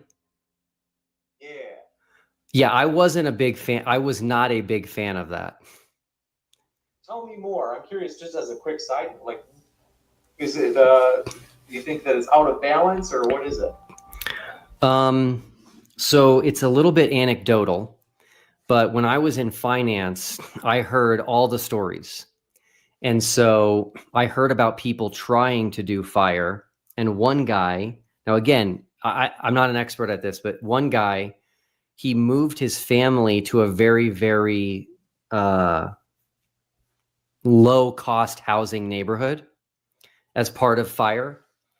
And it turned out there was, someone in the neighborhood that was not a good person and started threatening his family. And so he bought a firearm, and I think he ended up shooting the guy, and they got into some sort of an altercation. He ended up going to jail, left his wife and kids at the house without money. So that like affected me in terms of like, okay, I didn't join fire. I didn't read their stuff, but I was like, if fire is going to say, go move into the cheapest, smallest house you can, that might not be the best thing for your family. Agreed. I get what you mean. And it sounds like you kind of like stumbled on, I think they call it fat fire. I just learned about this like the last month. I've been like learning about this, is where I guess fat fire is where you're like uncomfortable, and you don't have to make the adjustments. But the reason I'm asking it, because this probably sounds super nosy already, is that you're like, hey, I'm gonna do YouTube. Like, or maybe it's just that you're like, well, I wasn't super into YouTube per se. It was more that the final experiment was something that I really wanted to like spend my time on. And I'm curious, like, what drew you to both? So, okay. So I'll kind of catch you up here on a couple of things. I ended up getting out of the financial world to become a pastor. And that was nothing that I had planned. Our pastor died unexpectedly. And his family essentially asked me to take up being pastor of the church. So I decided to do that. The final experiment came because I have a friend who's a flat earther. And I found out she was a flat earther in 2021. And I was going back and forth with her. My family was like frustrated that I was spending so much time debating her. And I decided I either need to drop this, or instead of wasting time with just one person, why don't I try to do something big for everyone? And so that's how I came up with the final experiment. So my channel is not even monetized on YouTube. That's wild. That's an interesting story. Okay. So it wasn't YouTube. It was more the friend with a flat earth interest or leaning. And then you were like, hey, if I'm going to try to persuade one person, why don't I persuade as many people as I can at once? Yeah, that's right. That's interesting. That's a cool story. Yeah. And let's see, what I'll do is a quick sound test. Let's see, we'll start with you, Will, if you can do a quick 1, 2, 3 for me. Sure. 1, 2, 3, 4, 5. Good. And then Nathan, if you could do the same for me. 1, 2, 3, 4, 5. Cool. Right where we need you guys. So what I'm going to do is start the stream on my side. They won't see or hear us yet. This is just basically free. So I can make sure that the connection is good. Oh yeah, I have a feeling. Oh yeah. So actually, I'm going to check something right now. But it's good that we're pretty on time still. So just in case this little hiccup is going to happen, we can easily pivot. Oh wow, perfect. All right, it didn't happen. So yeah, what I'll do is I'm just fixing the last little adjustments here. Is In about a minute, I'll go on screen for the cold open where I'll say, hey, everybody, today we're debating. That's right. Let me get the official resolution back up because I've got this. It might indeed be the last flat earth debate, at least for a long time. So I've got to put that in the actual title, but give me one moment here as I pull this up.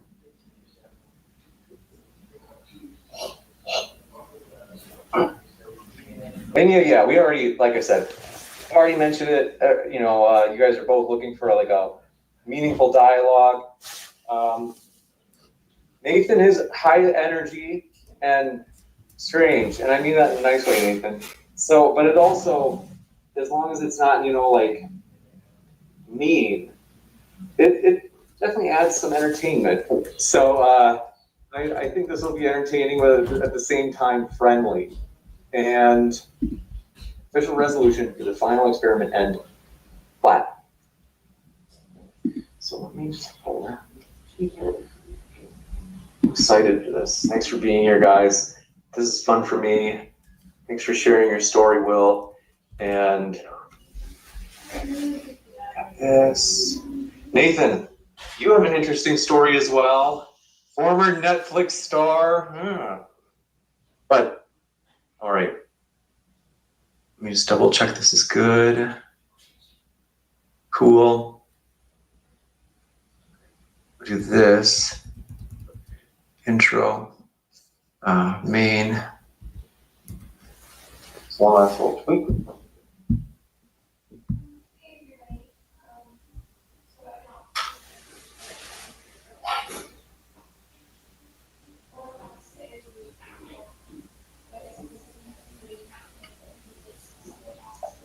All right. So let me just throw the blazer on and we'll be going.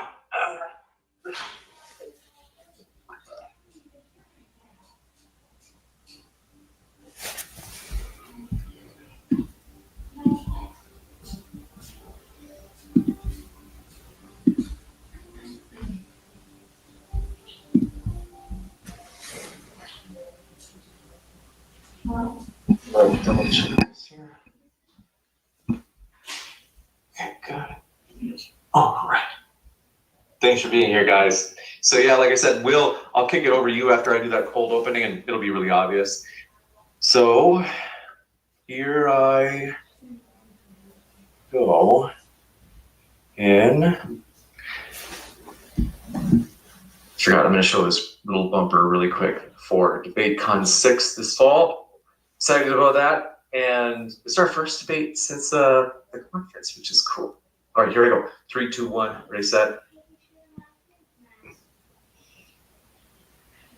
Hey, everybody. Tonight we're debating, did the final experiment end flat Earth? And we are starting right now with Will Duffy's opening statement. Thanks so much for being with us. Will, the floor is all yours. Let me just do a little tweak here. There we go. Okay, ready to go? Awesome. Our debate proposition is, did the final experiment end flat Earth? I will be defending the affirmative that yes, the final experiment of 2024 ended flat Earth. My opponent, Nathan Thompson, will be taking up the negative and attempting to argue that a flat Earth is possible despite the numerous observations and experiments we conducted while in Antarctica and Chile.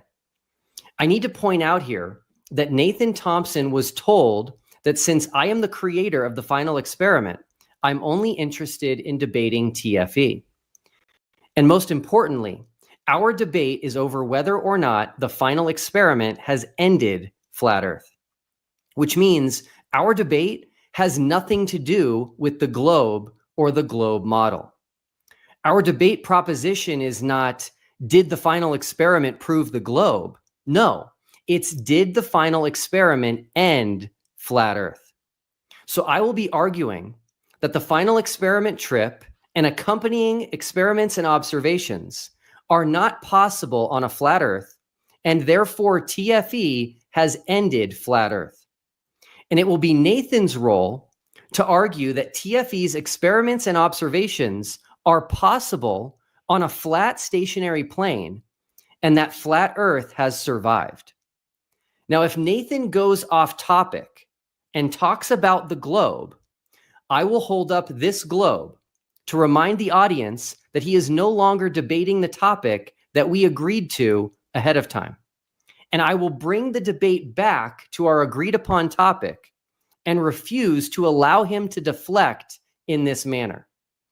If Nathan decides to keep evading our mutually agreed upon topic, that should send a very clear message to everyone watching that he is unable to reconcile TFE's observations and data with a flat Earth.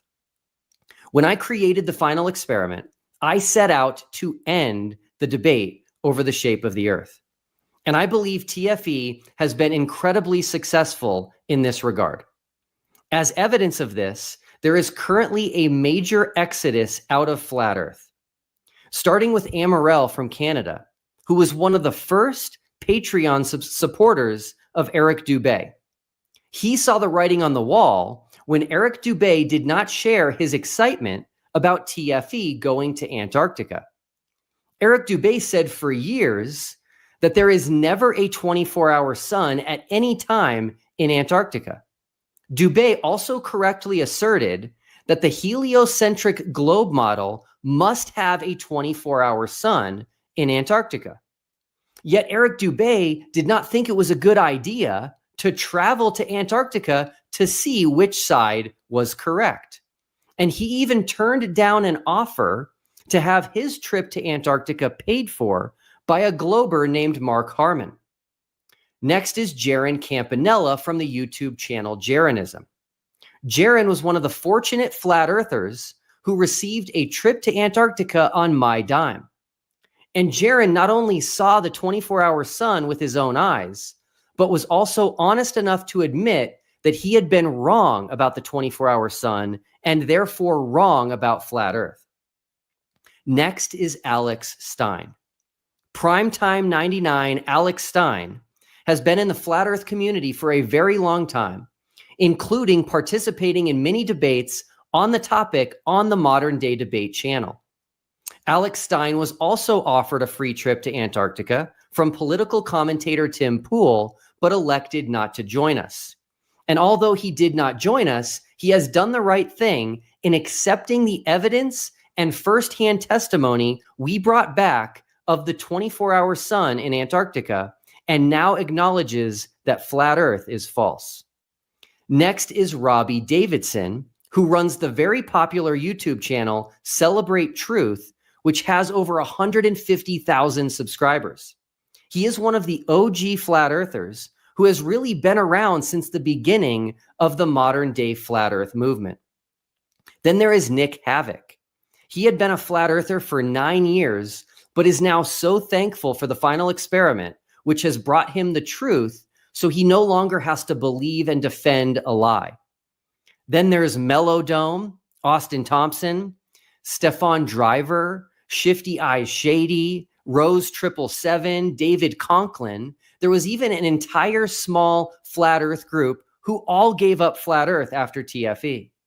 The list goes on and on. There are far too many to name, and there are many who have asked me to not mention their name. This exodus will continue until a flat earther can show how TFE's experiments and observations can work on a flat Earth.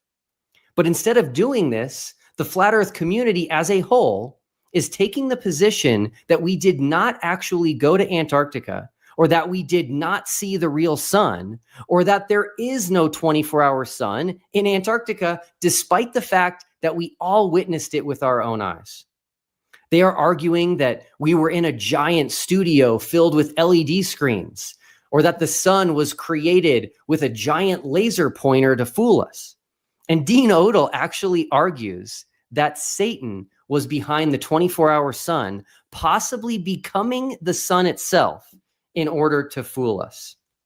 What the flat Earth community is lacking, and what is continuing to fuel this major exodus, is a complete lack of any intellectual, logical, and rational responses to our trip to Antarctica and Chile? Will Nathan Thompson be able to reverse this trend? Will Nathan Thompson be able to make sense of our experiments and observations on a flat Earth? Because that is Nathan Thompson's specific role in this debate, to show how all of these things we observed and captured and experienced can work on a flat Earth. Here are just some of the observations and experiments we conducted for TFE in both Antarctica and Chile. First is the 24-hour sun. The sun never set the entire time we were at Union Glacier Camp, right at 80 degrees south in Antarctica. For years, the flat Earth community was adamant that there was not a 24-hour sun in the south, in Antarctica. This rejection was fueled by the fact that a 24-hour sun in Antarctica is not possible on a flat Earth. And this is because flat earthers say Antarctica is not an island continent at the bottom of a globe, but rather a massive ice wall that encircles the world's continents and holds in all the oceans.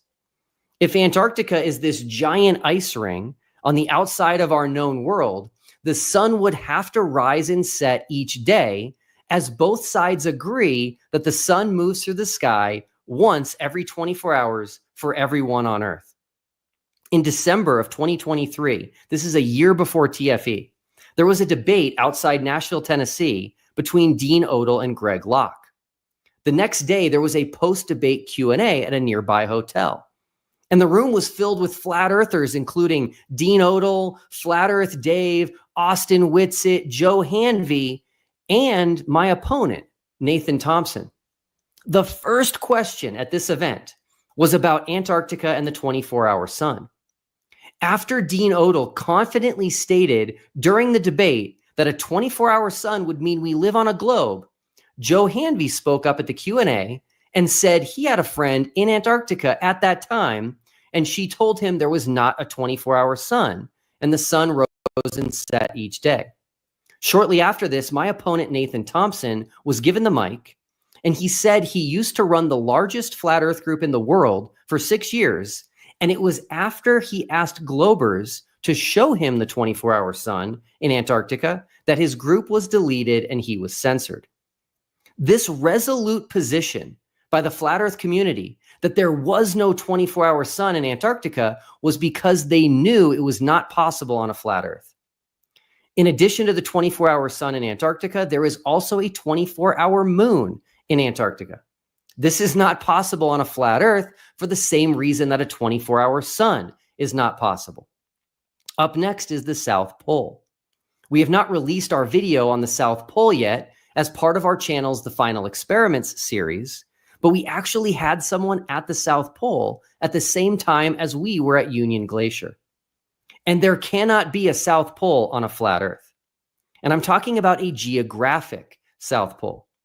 On a flat Earth, the cardinal direction south is all directions away from the North Pole. And therefore, the south on a flat Earth gets bigger and bigger indefinitely, and lines of longitude would get further and further apart. This means they would never converge into a single point in the south like we see in the north with the North Pole. Up next is the South Celestial Pole. We both observed and filmed the South Celestial Pole while in Punta Arenas, Chile. A celestial pole is a point in the sky that the stars appear to rotate around in a circle as they move through the night sky. For the same reason you can't have a South Pole on a flat Earth, you cannot have a South Celestial Pole in the sky over a flat Earth. And it's worth noting that the 24-hour sun, the 24-hour moon, and the South Celestial Pole all move in the opposite direction that we observe them in the north. Also impossible on a flat Earth. And finally, we have southern flights. Flights far south on a flat Earth, for example, south of the Tropic of Capricorn, would require completely different flight paths than are actually experienced by passengers on these flights. They would also be of much longer flight lengths than flights in the north, As we already mentioned, a flat Earth pushes south to the outside, and distances on a flat Earth get further and further apart the further south you go. YouTuber Critical Think, a glober who was with us for the final experiment, flew home from Santiago, Chile to Sydney, Australia, nonstop after our trip to Antarctica.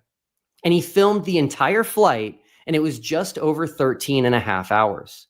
Not only that, but his entire flight from Santiago, Chile to Sydney, Australia was over ocean.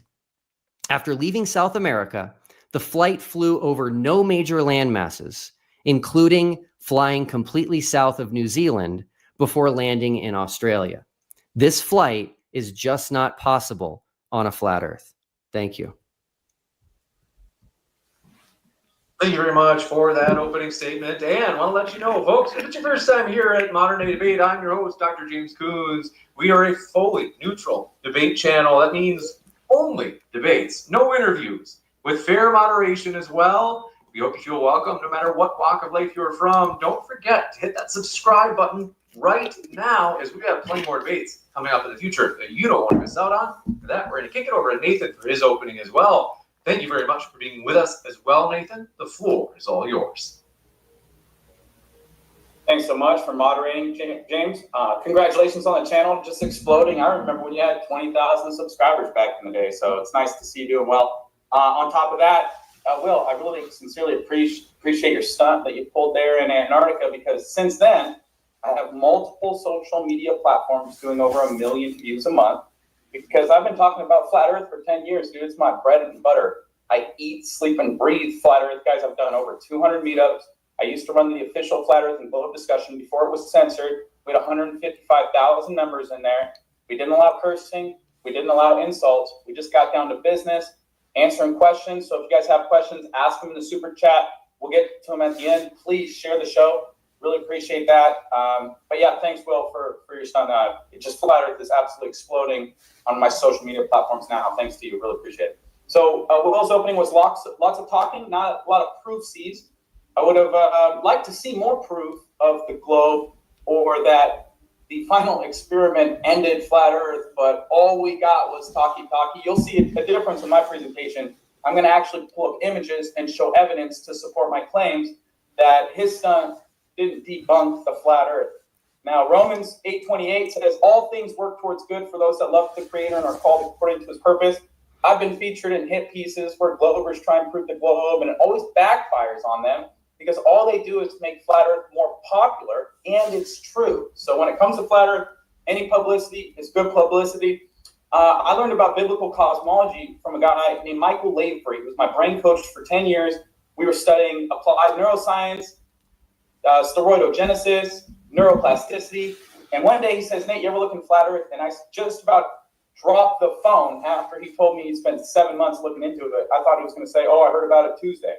So the smartest guy I know, I've been looking into it 7 months. I didn't sleep for 3 days. Then I went and got a camera. The camera I got was a Nikon P900. That's this camera right here. But this camera has been converted to infrared. It's what the military uses to see super far. Then we upgraded to the P1000, which is 125 times zoom. Technology has far surpassed the globe lies and the globe religion. So I spent about a week on the beach debunking the globe. Then I started the official Flat Earth and Globe discussion. I've been doing meetups ever since. A couple months ago, someone called me and says, Nate, I got an RV. Do you want to go around doing interviews, gathering products for a website, doing meetups like you've been doing? And so now I'm in an RV with Geo, and we've got all sorts of stuff from the community, like Flat Earth Gleason map blankets, some coffee here from Veritas. If you don't have the Flat Earth, Sun, Moon, and Zodiac clock app, download that. The referral code is NEO, and you can get tinfoil hats at bonafidetruth.com. And if you need to find any of my social media links, bonafidetruth.com/Nathan. Now, let's get right into it, guys. If I could get this share screen. Ready for you. Excellent. Thank you so much. All right. So if we lived on a globe, and I know he's going to hold up his little sign, go ahead. This is the curvature rate for the globe. It would curve in all directions like a ball, 8 inches per mile squared, or 0.666 feet per mile squared. That would give you 66.6 feet of drop over just 10 miles. But from mile 40 to 50, you're talking 600 feet of drop because it's exponential. Now, we were told that boats go over the horizon, and that's the curve of the Earth. Well, the horizon, formerly known as the curvature of the Earth, is not physical or geometric. If you read Phil Metzger's book on the art of perspective, it says, what is one-point linear perspective? And it details the horizon versus eye level. And it says, in the railroad picture, you can see where the flat land meets the sky. That imaginary line where the sky meets the land is the horizon. So on a globe, we would have a physical geometric horizon at 1.22 miles times the square root of the observer's height in feet. So for a 1 foot observer, it's 1.2 miles away. For a 6 foot observer, it's 3 miles away. Now this picture on the right is 1 foot observer, horizon should be 1.2 miles away, and the horizon is past 9.5 miles. So we don't have a physical geometric horizon. This is a famous picture from Joshua Nowicki from 57.25 miles, should be about 2,000 feet of drop. Now the tallest building in this picture is 1,350 feet. I actually took this picture from Kenosha in a helicopter with the infrared P900 from 51 miles away, just when we got above the tree line. And the entire skyline was visible. None of it should have been visible. Should have all been obstructed by the imaginary elusive curvature that can never be found. Here's 6 lighthouses that should all be obstructed by curvature, but they're clearly visible because the Earth is flat. Here's Mount San Jacinto, visible light, Mount San Jacinto with infrared. You can clearly see it 123 miles away. We've also got videos of the Candido Mountains, the sun setting behind them. No curvature on the surface of the Earth. So I don't know why we're pretending that going to Antarctica and looking at the sky is going to somehow end the argument about the floor. Here we have world record photograph, 275 miles. Barre des Crans should be 50,416 feet of missing curvature that we can't find. It's very elusive. Can't find it anywhere. Then you've got microwave repeater in 90 kilometers, over 100 miles. Search and rescue. We've done laser tests. You can zoom in on distant objects. They're clearly not obstructed by curvature. Now, I'd highly recommend, guys, test all things and hold fast to that which is true. Once you go flat, you never glow back. Be the change you want to see on flat Earth. The truth is incontrovertible. Malice is going to attack it. Ignorance is going to try and deride it. But in the end, there it is. And you can lead globe earthers to flat water, but you cannot get them to put their sign down and think critically about the shape of the Earth. That's all I got, James. Thanks so much. Thank you very much for that opening statement. What we're going to do is kick it into the open dialogue. Before we do that, just a couple of other housekeeping things. First, if you haven't yet, please do hit that like button. We appreciate your support. And if you are watching live, this is your opportunity. Modern Day Debate has just put a poll in the live chat.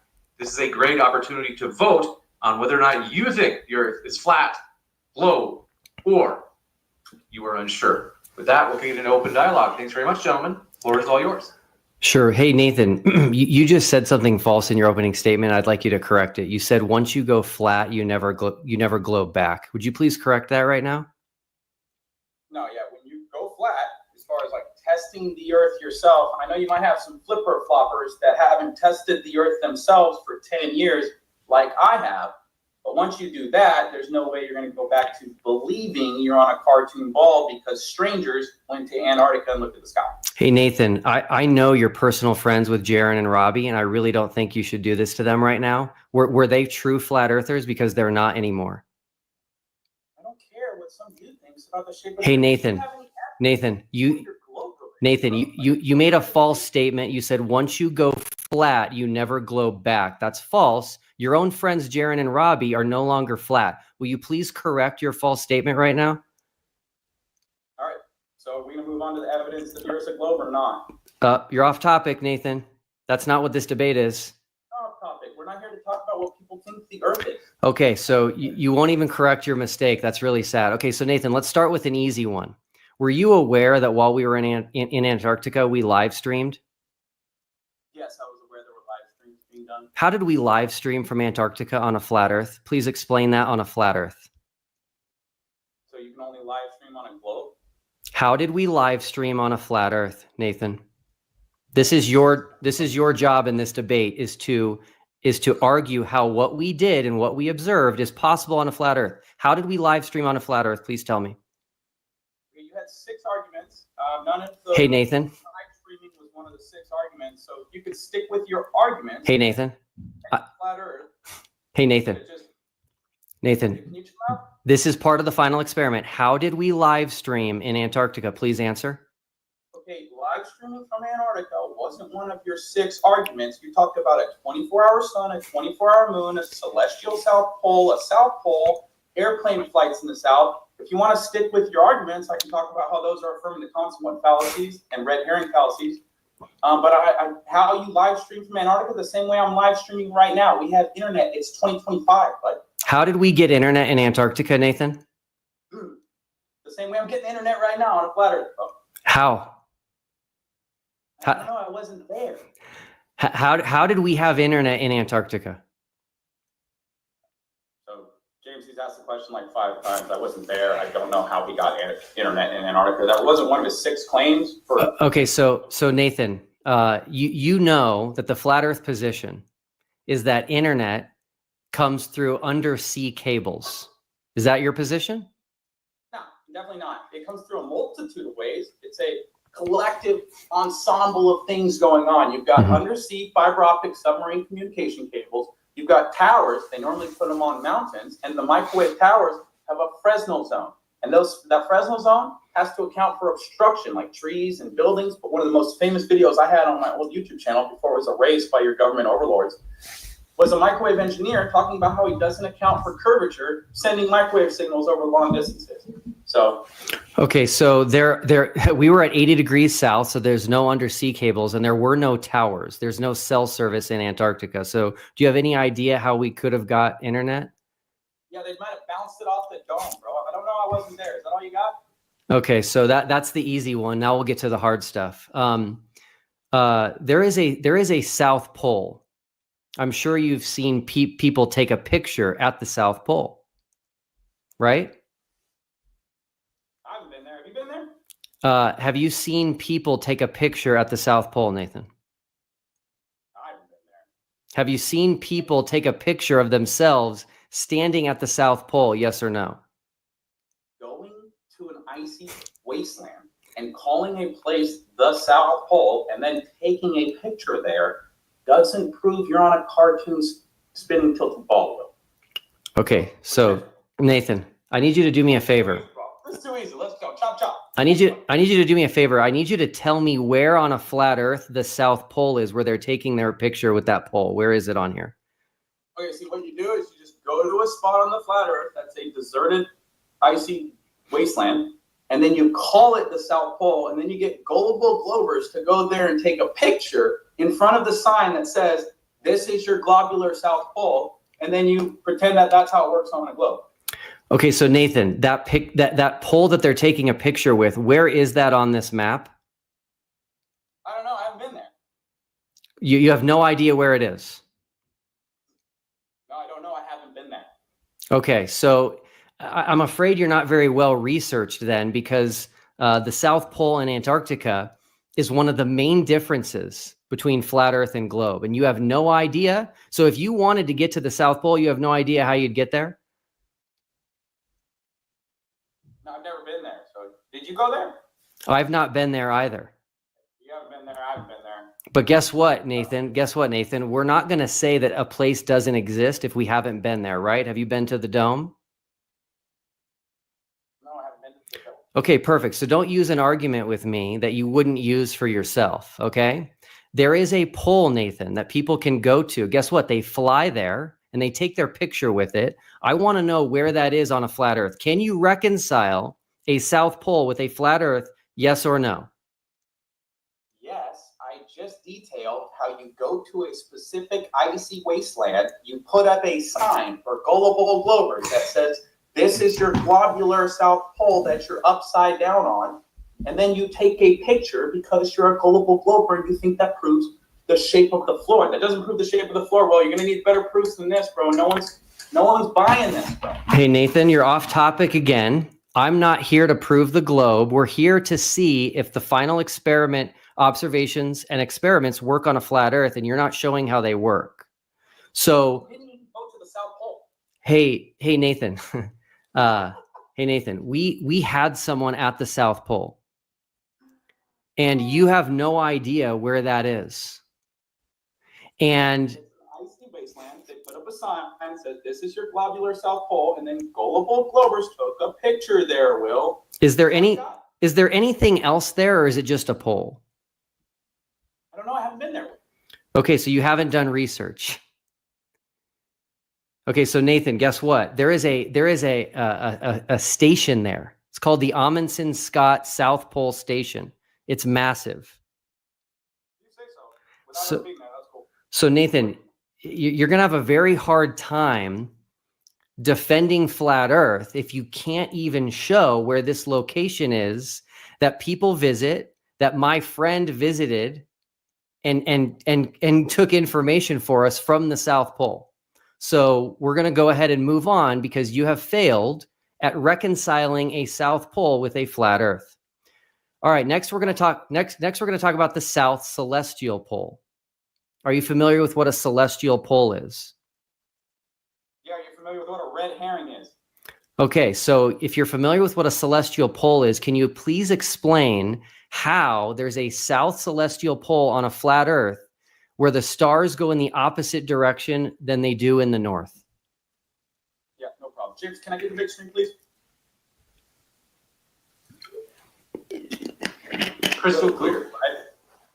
You go to Google and you type in red herring fallacy. A red herring fallacy is a logical fallacy that occurs when someone distracts from the main topic of the argument by introducing an irrelevant topic. What's the topic of the debate? What's the topic of the debate? You're in it. I'm still talking, bro. Can you chill with your Tourette's? You need to tell me what the topic of the debate is before you can establish that I'm going off topic. What is the topic? You're talking of the topic is, did the final experiment end flat Earth, which has to do with the ground, and you're talking about a celestial South Pole. Part of the final experiment was documenting the South Celestial Pole. The South Celestial Pole is not possible on a flat Earth. Your job is to show how it is. Can you do it? Yes or no? Yeah, what'd you document? Let's see it. You haven't seen the videos that we have of the South Celestial Pole? No, I haven't seen them. You haven't shown anything either, bro. Are you going to show anything? Sure. Will it change your mind? Yeah, well, it depends on what I see. Okay, give me 1 second. Take your time. We're going to get shown something. Finally get some showtime, bro. Oh my God, the story time. Ears are going to start bleeding. I am a little surprised that you're taking this position that there is no South Celestial Pole, or that I need to show it to you first, but that's okay. You said you documented it. I'd like to see what you documented. That way I can detail how this is a red herring, has nothing to do with the shape of the floor. That's not the topic of the debate, Nathan. Yeah, you thought your final non-experiment ended flat Earth, which is the shape of the floor, Will. There you go, South Celestial Pole. Those stars are rotating in the opposite direction of the north. You took that in Antarctica? Robert Schwartz did. Okay, cool. No problem. Thanks for showing me. Now I forget. Can I get the big screen again? Am I still in it? Can you reconcile the South Celestial Pole with a flat Earth? Yes or no? A logical fallacy that occurs when someone distracts from the main topic of an argument by introducing an irrelevant topic. Now, the stars have nothing to do with the shape of the floor. Even Einstein has something called a kinematic equivalence. The Ptolemaic model explained the movement of everything in the sky for 1,400 years and was unchanged for 1,400 years. Now, I'd like to stop sharing my screen and show you my watch. It's the Prague clock. They had this Prague clock built 610 years ago, which predates the gravity religion by 200 years, 1666. There's that 666 again. But they had all this mapped out for 1,400 years on the Ptolemaic model, what was going on in the sky, assuming a flat Earth. You could also celestial navigate, getting angles to these stars and the sun, and then navigate the oceans, assuming a flat Earth. So this sky argument really isn't helping your global religion, and it's a red herring. So Nathan, you should have done a little bit better homework. You could have watched our videos, but you are not explaining how the South Celestial Pole can exist on a flat Earth. We observed it. It's a natural phenomenon. So we know it exists. So the real question is, can you reconcile what we observed with our own eyes, what we filmed, with a flat Earth, yes or no? Yeah, I got this flat Earth dome I picked up from Joe Hanby. We can actually show star trails in the north and star trails in the south, 24-hour moons in the south and 24-hour suns in the south, and rainbows and halos and sundogs and eclipses. And just about everything you see in the sky can be modeled right here, or at least shown a physical representation of. So yeah, I'm very familiar. Better proof. You're going to try and end flat Earth. Hey, Nathan, I'm very familiar with Joe Hanby's model. I actually offered him to demonstrate it on our channel, which he declined.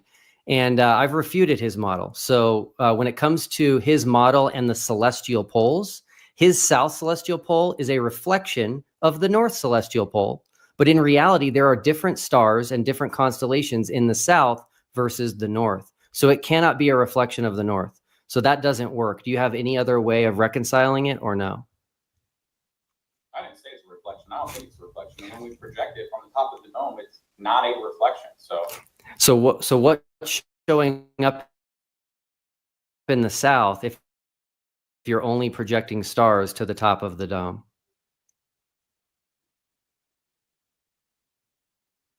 A reflection. It's not a red herring. It's on topic. So we can move on. You're failing miserably here. So what about the 24-hour moon in Antarctica? Can you explain that on a flat Earth? Yes, of course. No problem. Can I get the big screen, James? Sweet. So if you Google affirming the consequent, it's a logical fallacy where someone assumes that because the outcome of a conditional statement is true, the condition itself must also be true, essentially reversing the logic and leading to an invalid conclusion. The fallacy of affirming the consequent occurs when a person draws a conclusion that if the consequent is true, then the antecedent must be true. Okay, so thanks for showing that. I'm actually not doing that. So all I'm doing is presenting an observation that was made and filmed in Antarctica, and I'm asking you to show if it's possible to happen on a flat Earth. I'm not doing anything like that. This was you had one. Okay, let's talk about that. So again, Joe Hanby's model is that it's a reflection. Is that what you're saying? Are you saying the 24-hour moon in Antarctica is a reflection of a moon somewhere else? Because remember, Joe Hanby's model uses a flashlight. The moon is not like the sun. So that his model doesn't work for the moon. So can you reconcile a 24-hour moon in Antarctica on a flat Earth? What the sky does and what's happening in the sky does not determine the shape of the floor. It's another red herring talking about the sky and pretending you ended flat Earth.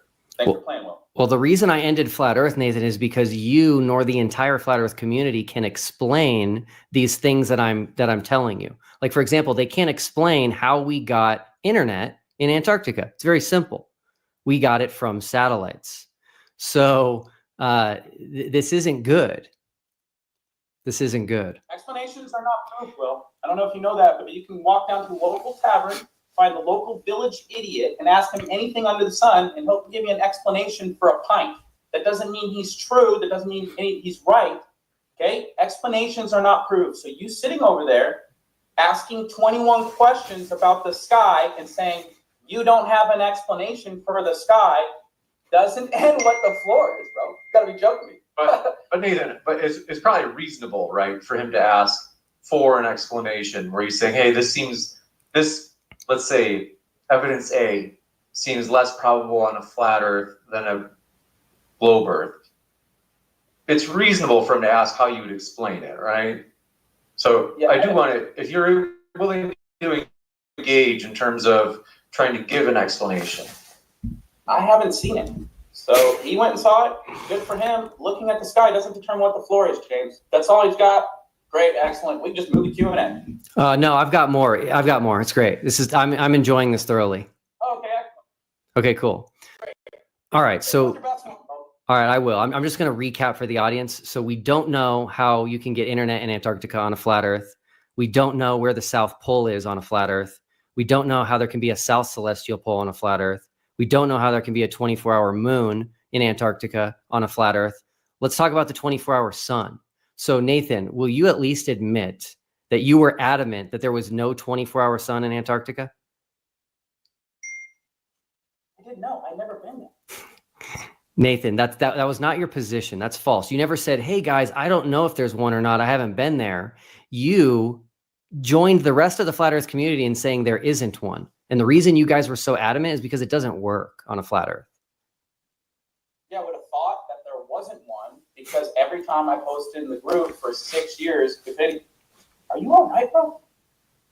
I'm great. Every time I posted in the group for like 6 years, if any glober can show me evidence of a 24-hour sun in the south, because there's thousands of videos of it happening in the north, that would be really great. I'd really appreciate that. And no one ever did after 6 years of me asking. So I was led to believe that it didn't happen. But if it does happen, that's cool. We can already show a physical representation above a flat Earth of how it happens. So okay, so thanks for talk about the floor at all this debate.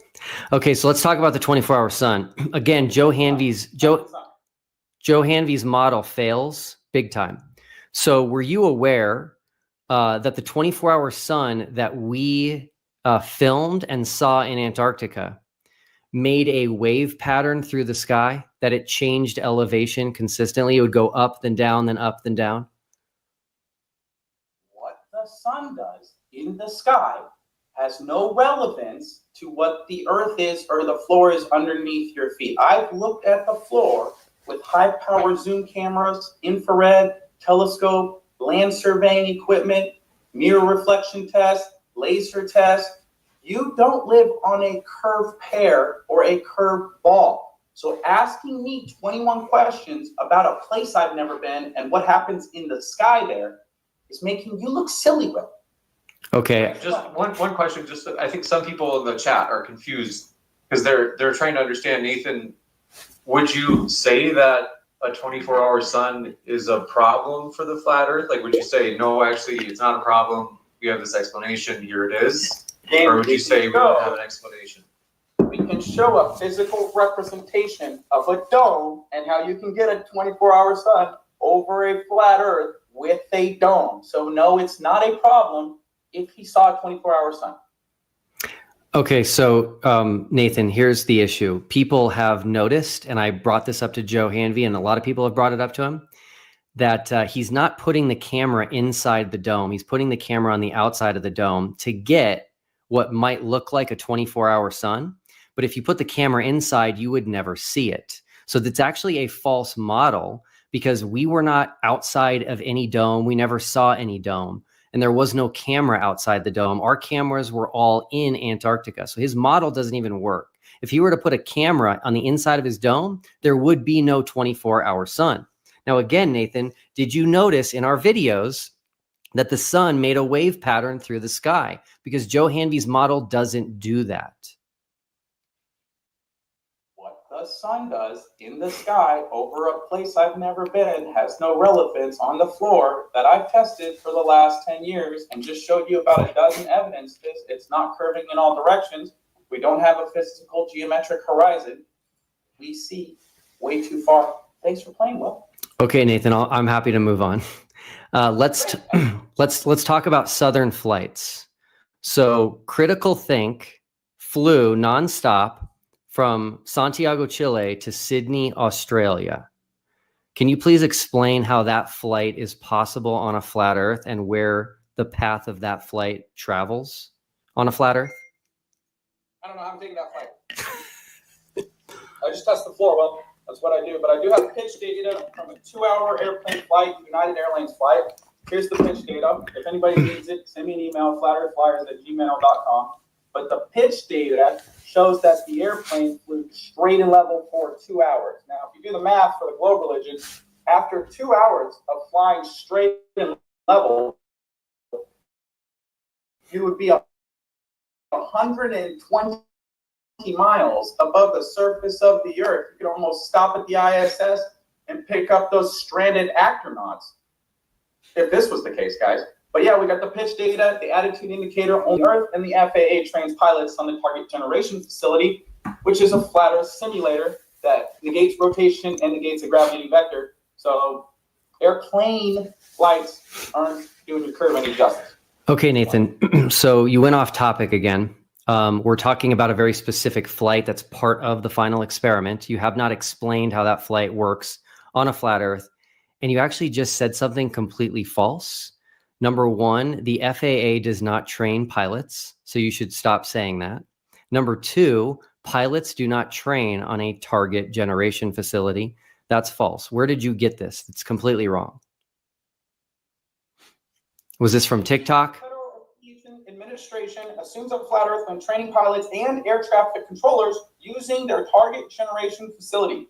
The TGF consists of several software programs that control simulation scenarios using simulated aircraft. The TGF computer simulator drive almost all of the air traffic control laboratories of the FAA William J. Hughes Technical Center. The FAA states, our lab has worked closely with the TGF group to have aircraft perform the way air traffic controllers would expect them to behave in a real, natural airspace systems.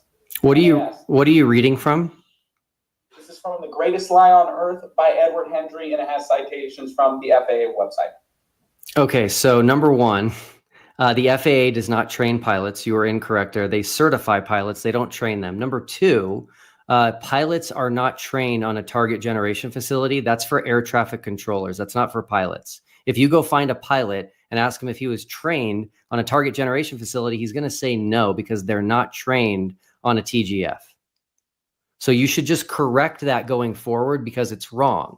This is one of the issues that I found in the flat Earth community, is they don't do research with people that might disagree with them. All the flat Earth community had to do was reach out to Anthony Powell or Robert Schwartz about the 24-hour sun, but they refused to do that and took a position that there wasn't a 24-hour sun. If you just reach out to a pilot and talk to him, he will tell you what I'm telling you. Okay, so just whatever a pilot says, we'll just believe that. Excellent. Okay, so back to the topic of the debate. Can you please explain how a nonstop flight from Santiago, Chile to Sydney, Australia is possible on a flat Earth? Yeah, of course. If you look at the pitch data, which I'll put back on screen, I don't know, maybe you weren't paying attention. The pitch data shows that they fly straight and level the entire duration of the flight. They also have an attitude indicator, has a gyroscope inside.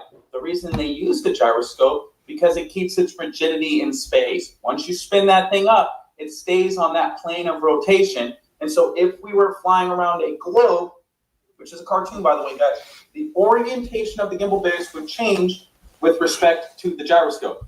So, and we got the pitch data too, bro. So thanks for playing. So I'm talking about a very specific flight here. And the reason... I don't have any data for the flight. So you just asked me a question. I gave you the answer. If you don't like the answer, run home to mom, bro. I don't know what to tell you. Would you like the data for the flight? Does it show that we live on a cartoon globe? Would you like the data for the flight? If it shows we live on a cartoon globe, then I would love to see it. Okay, so Nathan, the reason this flight doesn't work on a flat Earth is because it's so far south. It begins and ends south of the Tropic of Capricorn. As I mentioned, a flat Earth pushes the south out indefinitely, so distances get far. This flight is impossible on a flat Earth because of distance, and the time that this flight happens, which is about 13 and a half hours, is also impossible on a flat Earth. So can you reconcile that flight with a flat Earth? Yeah, of course. There's no curve. You're talking about the sky again, bud. It's a red herring. Are we going to talk about the floor at all this debate, Will, or not? Okay, so I gave you a list of the things that I was going to be presenting that I don't think you can reconcile with a flat earth. You have not attempted to reconcile them with a flat earth. I am completely content to go to Q&A at this point. Excellent. If I could do closing arguments, James? We had talked about closings, but if you guys mutually agree, I'm open to having closings. Totally fine. Maybe something like 3 or 5 minutes. Yeah, whatever is great with me. No, I just need 2 minutes. You got it. All right, who's the first Go in ahead, the opening? I'll go first in the closing. Great. So again, all of his arguments had to do with the sky. And he thinks looking at the sky is going to prove what the floor is. Now, I've looked at the floor for 10 years. I've used every piece of optical technology you can find, get your hands on, to look at the floor. The floor isn't curving. The Bible says test all things and hold fast to that which is true. I've done that with the floor. So asking me about a 24-hour sun in a place I've never been isn't going to convince me what the floor is. I've tested the floor. Asking me about a 24-hour moon in a place I've never been isn't going to convince me what the floor is. That's, again, the sky. Asking me about a South Pole that you've never been to doesn't convince me that the Earth is curving in all directions. It doesn't end flat Earth. Thanks for playing. Asking me about a southern celestial pole is a red herring argument. You're not even on topic anymore. You're not even talking about the floor. You're off in La La Land trying to Jedi mind trick gullible flat earthers that will listen to what you're saying. I'm not a global flat earther, okay? I was looking forward to some evidence. You didn't have any evidence. You had a lot of talking points, a lot of story time. I put up 12 images or so that debunk the cartoon globe religion. Anyone can go test it themselves. And thanks for playing well. I really appreciate your time, and thanks for all the work you did making my YouTube views and my Instagram views and my Facebook views explode through the roof. Keep up the good work, bud. Cheers. We'll kick it to Will for his closing as well. Okay, great. So I actually, just so everyone knows, I sent Nathan the list of what I would be talking about so that he knew exactly what I'd be presenting. He would have an opportunity to watch the videos on the TFE channel and know exactly the arguments I would be presenting. As I predicted, which is why I made this, he would not be able to reconcile the observations and experiments we did in Antarctica and Chile with a flat Earth. Now, this is why there is a major exodus right now, gone public yet, that have contacted me and will go public soon, is because there are no answers to this. And so real truthers are going to look at the evidence and they're going to see the truth and the reality of what we saw. And they're going to see that it simply doesn't work on a flat Earth. And those and the truthers that are willing to look at it and see the truth of the matter are going to leave flat Earth, like Jaron, like Alex Stein, like Robbie Davidson, and so many others. And so this discussion tonight is a perfect example of how certain people will react when they don't like new evidence that's presented to them that contradicts a belief that they have. And so that's kind of where things stand.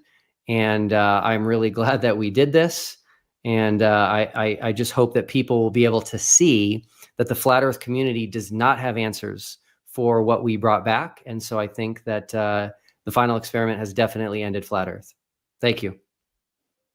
Thank you very much for both of those closings. We're going to jump into the Q&A, in fact, folks. So we're going to try to move fast. If you guys, gentlemen, because we do actually have a lot already, if you're able to keep your rebuttals to a very slim minimum, otherwise, if we have rebuttals on each question, we have trouble getting to the other ones down in the list later on. So this one coming in from Tango44 says, here's my contribution. Thanks for your question. They said, for Nathan, explain how the sun was up for 24 hours in Antarctica, but for the rest of us, me in New Zealand and you in trailer, it observably continued set and rise. Is there more than one sun? Is the sun a conspiracy?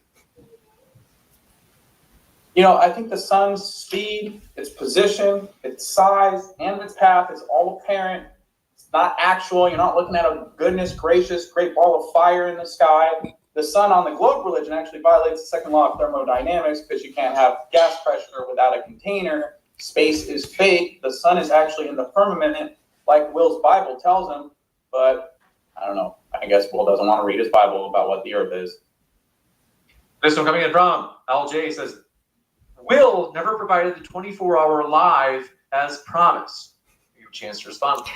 Sure. This is a falsehood that's being spread around the flat earth community. Don't believe me, though. Ask Austin Whitsitt, ask Jaron Campanella, ask Lisbeth Acosta.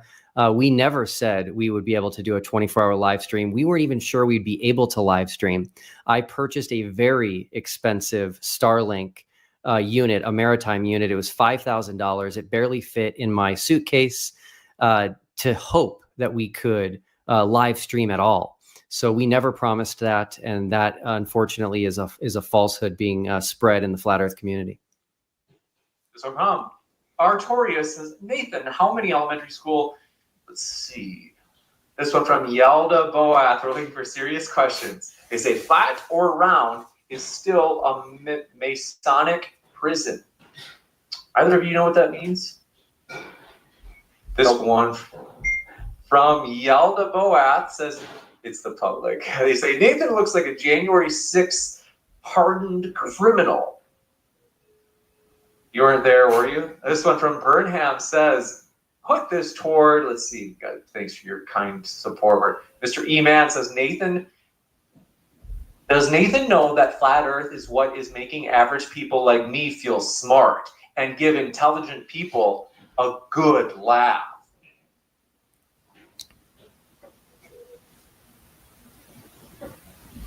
Oh, I thought the screen was frozen. All right.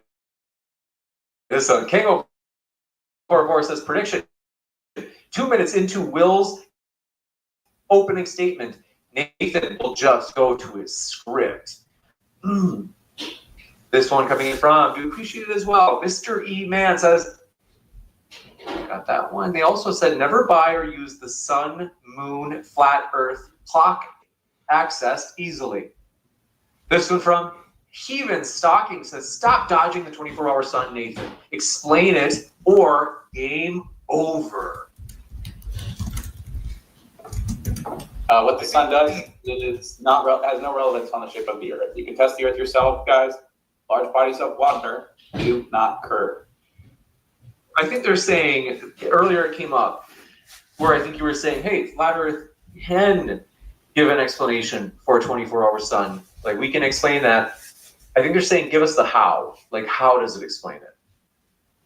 I don't know. I didn't make the sky and haven't seen it yet. So hopefully looking to get down there this year. Once I see it, then I'll worry about explaining it. Okay. King 044 says, Nathan, you showed lighthouse in your presentation. Why do we have lighthouses? Yeah, we have lighthouses so boats don't collide with the shore. And the lighthouses, even though they're only 150, 200 feet tall, their light can be seen 40 to 50 miles away. There should be substantial amounts of curvature over 40 to 50 miles, making a 150, 200 foot tall lighthouse obstructed. They wouldn't even work on a globe. They only work on a flat earth. Thanks for that. This one from Booba Sweat says, did Nathan get a chance to shill his merch yet? That was earlier in the debate, actually. Can I say something about that?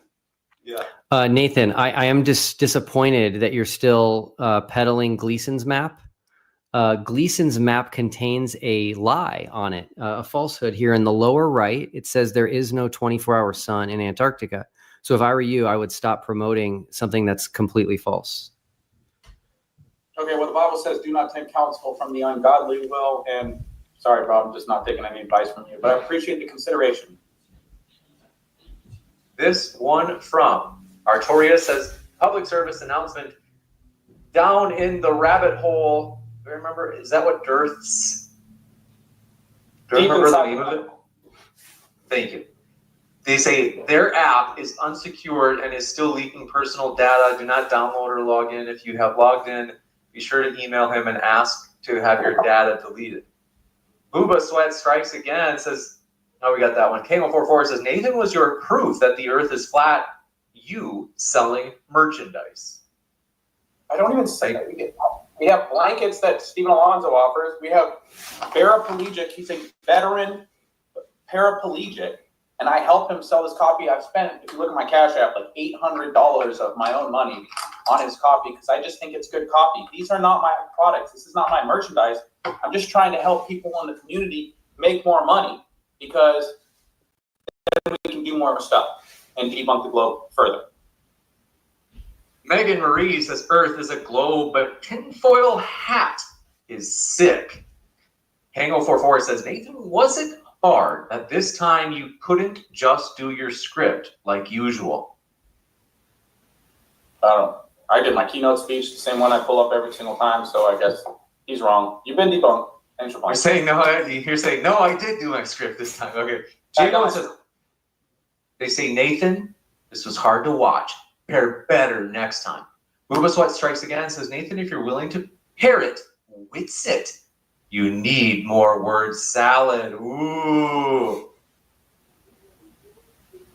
This one from Rossinate says, if I actually examine what would be visible on my flat earth versus what actually is visible, that might cause me to doubt. So I refuse. Nathan, I think they're saying this is you. Yeah, no, a lot of coping Globers in the super chats. King044 says, Nathan, we don't need to go find the village. Okay, we get that. Only joined to troll. Thanks for your question. Says, holy smokes, Nathan. Never debate anyone ever again. You lack any, I have to read some of them. You lack any conversational skills whatsoever and don't deserve to be on this platform. Terrible attempt. This one from Matt says, oh gosh, Nathan, you got ruined by Mark Reed and now by Will. When will you stop debating? Because you obviously aren't good. Oh, geez, you have to make it personal. Okay, Mr. E-Man says, has Nathan ever observed New Zealand from where he is, though? I think they're saying, Nathan, you talked about New Zealand at some point in the debate. And they're saying, well, hey, you know, you kept saying like, oh, I've never been to Antarctica, so I can't really answer questions about it until I've been there. And they're saying, but wait a minute, you talked about New Zealand. And have you ever been there before? No, I haven't been to New Zealand. Yes. Why do you keep turning your camera off? What are you doing over there? This one from, I don't want to know. Zoomer Ray says, Nathan, do you believe in celestial navigation? Because that debunks your statement of what is measured in the sky. Believe in celestial navigation? No, celestial navigation happens on a flatter Earth because they use triangles to triangulate using the sky, assuming a flat Earth. It only works on a flat Earth. Thanks for playing. This one coming in from the Turk says, what does the floor look like in Antarctica? How about the shadows on the floor? The shadows did a 360, which is not possible on a flat Earth. This one coming in from. Wait, hold on. You don't think a shadow could go around someone on a flat surface? Are you serious? But Nathan, Not all 360 degrees, like from a 24-hour sun. we do want to limit the rebuttals. This one from the Wicker Man says Nathan Thompson equals Pee Wee Herman. Will Duffy equals Mike Tyson. God bless you, Will. Nathan is only here to sell hats, not debate. Wait a minute. Nathan was. You get the temple hats. This one, okay, gotcha. Thanks. This one from How Yar the Boath says no. So Nathan shouldn't believe in the resurrection because he wasn't there. That's why it says the just will live by faith. You gotta go look up what the word faith means, bud. Next. I don't. But wait, did we? Forgive me, because I don't know if we ever.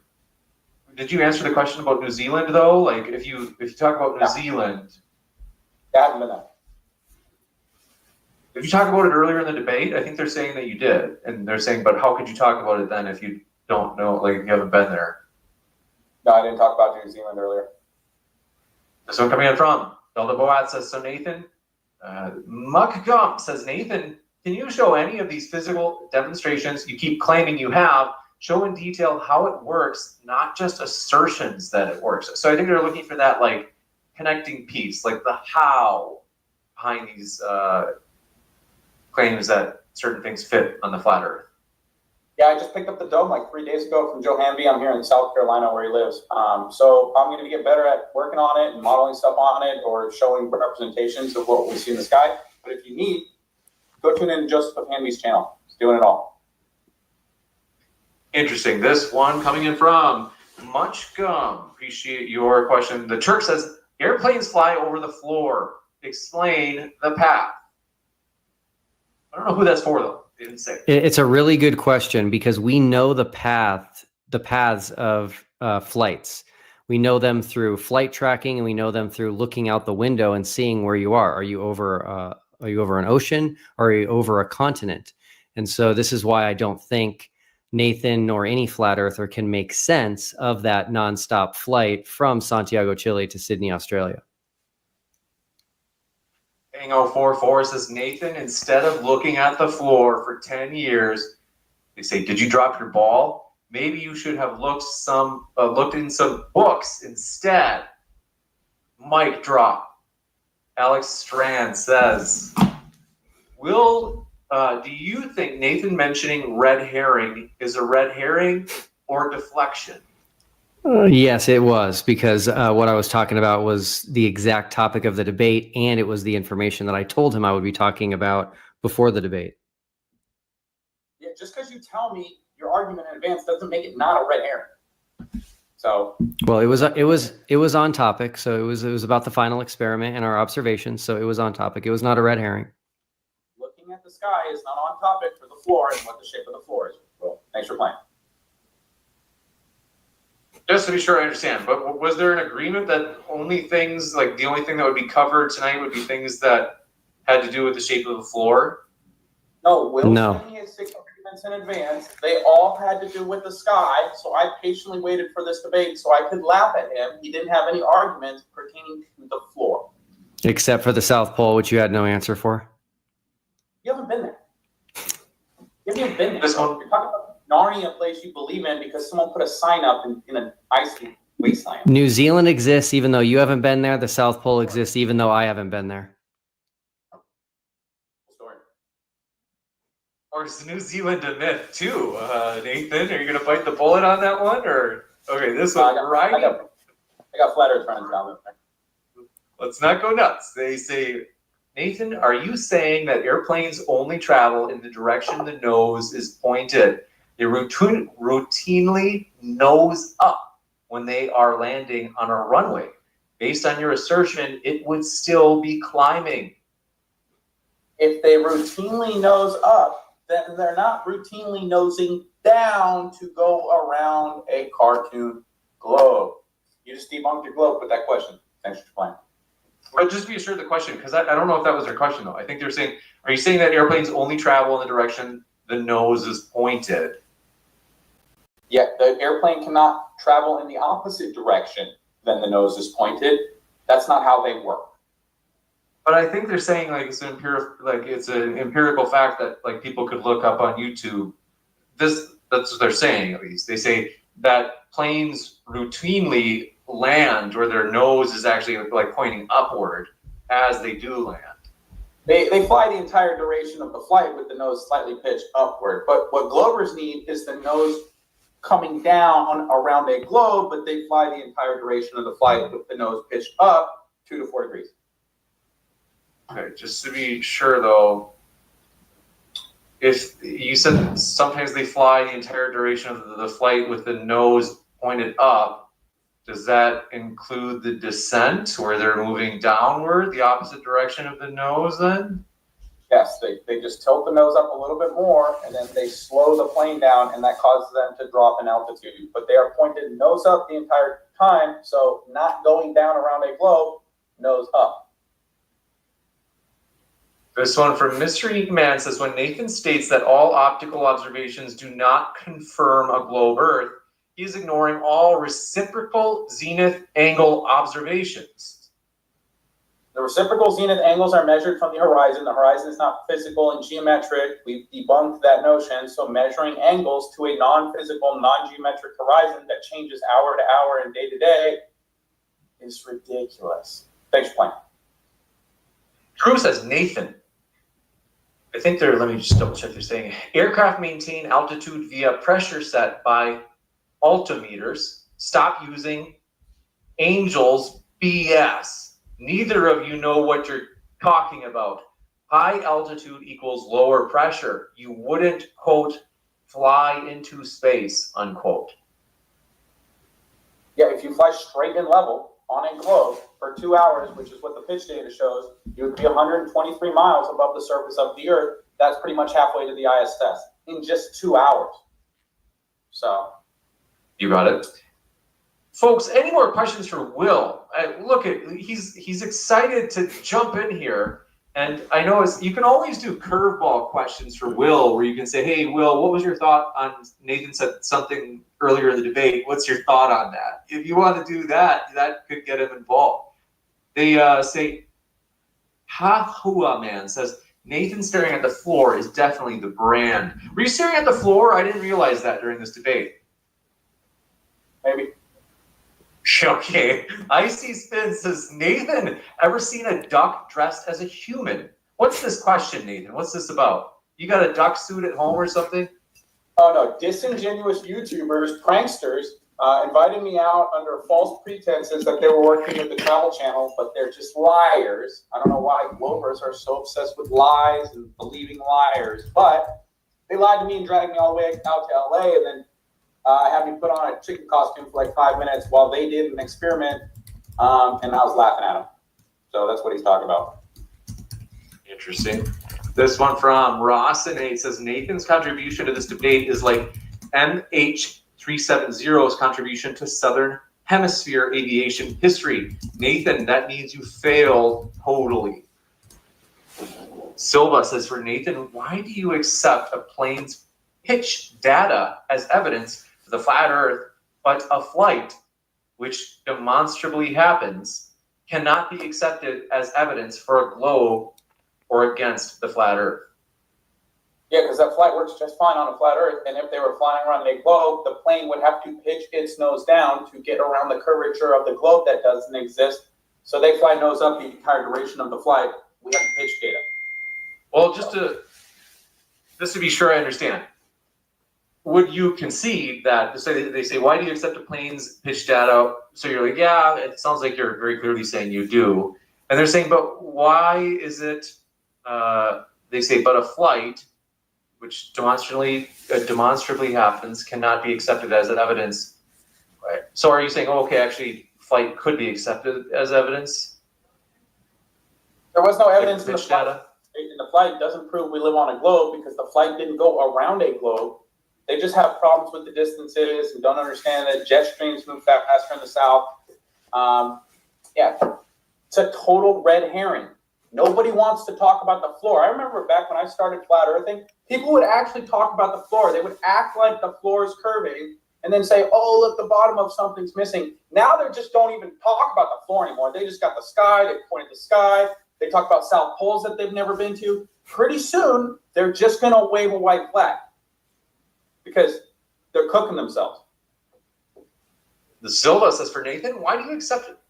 Got that. Eric Whedon says, Will, what is the odds the sun and moon appears the same size, yet the sun is 400 times larger than the moon and 400 times further from the earth than the moon, so they appear at a ratio of 1 to 1? They say, from the only planet we know to contain life? Yeah, great question. I do not think that is very likely to have happened by random chance. So whoever's asking that, I would agree with you that I do think that's evidence of design for sure. Nathan, maybe you're in agreement on this one, no? Yeah, we can agree on some things. What about the moon landing, Will? You think they danced on the moon? I don't remember seeing them dance on the moon, but they walked on the moon. I think the Bible says the moon's in the firmament, Will. Matt, hey, if you have a question, let me know. Were they in the firmament, Will, when they walked on it? We agreed earlier. The expanse, yes, not the fake glass crystal dome that no one's ever seen. Trust Pro says, Nathan, how can you fail to understand that showing an observation is not physically possible on your model disproves your model? To deny the evidence that sits in front of you is intellectual dishonesty. Okay, can you give them a little bit more? Can you humor them a little bit more than the move along figure? All the arguments he thought that exclusively proved the globe can be modeled on a flat Earth with a dome just fine. I think they're looking for that how part, though. I think they're trying to, because I think they're saying, you know, but like some might say, yeah, these all fit on a banana-shaped Earth. And Yeah, like you get about how. Everything's got to be completely black. I got to have it on pillars. I don't have room for that in the RV, so not going to be modeling anything for you guys, except for my flat Earth sweater. There it is, more merch. Links below. This one from Kango44 says, Nathan, you keep saying, quote, test the Earth yourself. I have. It's a globe. Go Takes says, Nathan is either a charlatan or painfully misinformed. There is no other option. The motion of the stars is not a red herring, Nathan. Quit lying. Nathan, come on, Nathan. You got to give him something. Can you one word? At least plug your merch. Come on. Birdham says, Nathan, can you admit all of Joe's work on his model is pointless since you wouldn't accept it on merit? I don't know what I mean. Let me read it again. Sometimes it takes twice to read or to hear it twice to understand it. They say, Can you admit all of Joe's work on his model is pointless since you would not accept it on merit? No, I can't admit that. Matt K says, Nathan, could you provide calculations based on second law of thermodynamics proving that Earth is an isolated system? You can't have gas pressure without a container. NASA will tell you that. Go to their 3 Phases of Matter website. Also, if you go to their gas pressure website, NASA will tell you that the formula for gas pressure is force over area.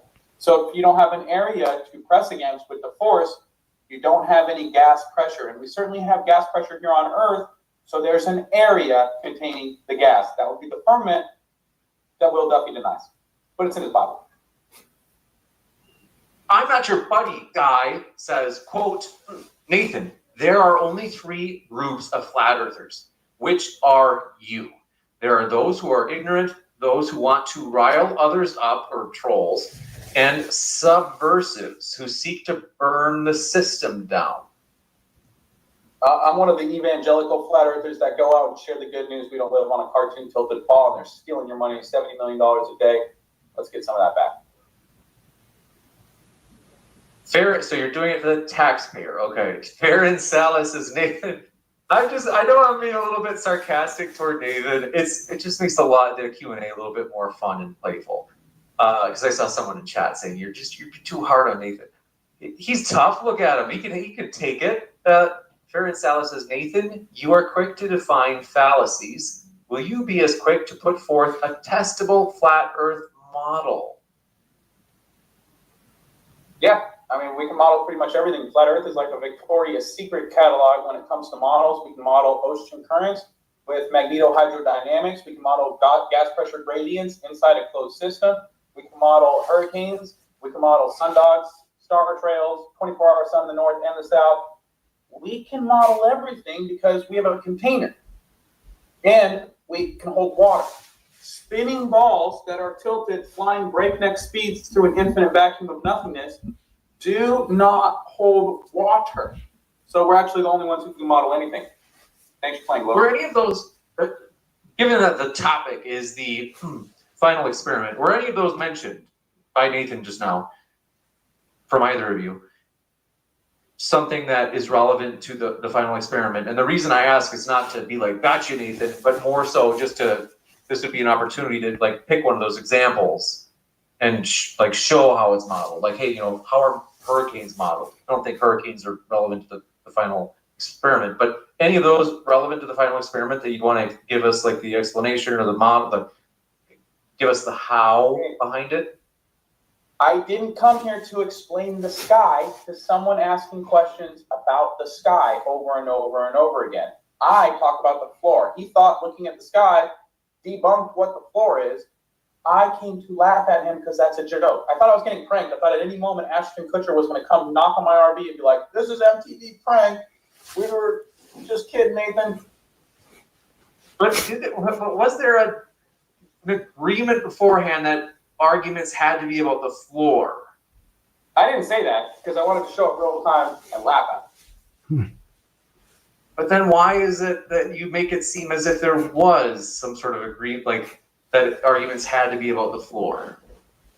Okay, he's trying to end flat Earth, James, and he's doing it using the sky. He needs to end flat Earth using the Earth. That's how you end flat Earth. Well, just so you know, next time you spend $450,000 to look at the sky. Don't forget about the South Pole, Nathan. I'm sorry. I'll keep reminding you of that because you have no answer for that. I don't understand, Nathan. Like, why is it you have to use the floor? Like, it's not axiomatic to me. It's not self-evident that like you have to use the floor. You can't use other arguments that are not based on it. If the debate is about the floor, James, you should bring evidence regarding the floor. Super simple. I mean, look at me. Look what I'm reduced to. This is my life. Okay. I'm not your buddy guy. Says Nathan. There are only 3 groups of flat Earth. Oh, we got that. Karen, we got that. Carol Simmons says Nathan entered as a bad faith debater. Josh says, look at him over there. Are you texting, Nathan? Put your little phone down. They say, Will, can you explain why what happens in the sky has implications on what the ground is? Nathan, do you have a rebuttal to this? If not, you kind of lost the debate with your fallacy strategy. Will, we'll give you a chance. Can you explain why what happens in the sky has implications on what the ground is? Sure. So, number one, this is the most important thing, which is that all of these observations and experiments that we did with the final experiment, they don't have answers for how those are possible on a flat Earth. And so if they're not possible, then the flat Earth model is refuted. Number two, celestial navigation, to my knowledge, no flat earthers have been able to demonstrate celestial navigation on a flat Earth. I know that MCToon has an open offer to have a discussion or a debate with any flat earther on celestial navigation. Austin Whitsitt is on record saying that MCToon actually has a very good argument against flat Earth and for the globe on celestial navigation, but no one will debate or have this discussion with MCToon. So celestial navigation, if it works, is telling us about where we live and where to travel. And so celestial navigation actually does confirm the globe. Great and worthy adversary, MCToon. We hope he's doing well. And that's Nathan's buddy, right, Nathan? Nathan, what are you doing over there? What are you doing with the lights out? Why is your camera on? Okay, this one, I don't even, Josh says, Will, oh, we got that one. Dave Fear says, Nathan, have you been back to Greenville, South Carolina? Is that where you're born? What's the story there, Nathan? That's where I got arrested because I was standing on a public sidewalk and I said large bodies of water don't occur. And Glovers was so triggered they called the police department, and the police department violated my civil rights because they don't know in America you have freedom of speech. You're allowed to say things from public sidewalks, like large bodies of water don't occur. But yeah, I'm currently banned from like 80 schools in Greenville, South Carolina, which where I'm at right now. So I can't go to any of the schools at the moment. Don't tell people that you're banned from schools. It sounds so bad. You don't have to put it that way. Just frame it a different way. I was on a public sidewalk and I said large bodies of water don't occur, James. I'm not ashamed of it. No big deal. This is the elementary school incident. Am I right? Yeah. Oh, we've all been there. Okay, this one from James Ketter says, lights in the sky say nothing about the shape of the floor. How do you see the floor, Nathan? If windows in ceiling look straight up, show the house across the street, why wouldn't you question your understanding of the floor? Copy and paint chips, dude. Seriously. Let me read it again, because maybe it didn't, maybe the point just didn't set in. They say lights in the sky say nothing about the shape of the floor, question mark. You say, how do you see the floor? They say, if windows in the ceiling looking straight up show the house is across the street, why wouldn't you question your understanding of the floor as a result? Never looked up at a house across the street, bro. I don't know what that guy's talking about. Dear gosh, Nathan, are you trying to be difficult? How can you be so obtuse, to quote my favorite movie? Does everybody know what movie that is? Okay. Big Bad Mama, says Nathan. With a flat earth model, explain the existence, and by flat earth model, they don't mean wits it gets it, okay? They mean a flat earth scientific model. Explain the existence of both the aurora borealis in the north and the aurora australis in the south. Is that what they call it there? But go ahead, Nathan. Yeah, I would say they're not even very analogous. If you look at the north, you see these bands of light, like these rivers of light, and in the south, it's all splayed out. It's like a fabric of light that encompasses the entire night sky from horizon to horizon. And I think that's because there's something called electromagnetic ducts. I think that's what they're called, where they're studying the energy flow from the north out to the south, and as that energy flows outward, it is attenuated, which means the energy is absorbed or reflected. And that's why it's rivers in the north and fabric in the south. Got it. And that is what they call it in Australia. Did you guys know that? Is that my understanding right? Yeah, Aurora Australis or something like that. Interesting. The Drunk Debunk Show. Thanks for your super chat. Said, Nathan, do you still yell at children at schools? Already covered that. He still does. Okay, Nick says, if your best argument is, quote, what's in the sky doesn't tell us about the ground, ask yourself why everything up there moves exactly as we'd expect on a globe and not whatever shape you were doodling in crayon. Now, there's actually numerous observations in the sky that debunk the globe, like crepuscular rays, local light illumination from the moon around the clouds, and the stars don't intersect the marine horizon. If you take a time lapse of the star trails, when they approach the marine horizon, they fade away off in the distance, not what would happen if we lived on a globe spinning 1,000 miles an hour at the equator. Interesting. Steve Marsh says, Nathan shills his stuff so he could snort more drugs. Nathan, is this true? Yikes, bro.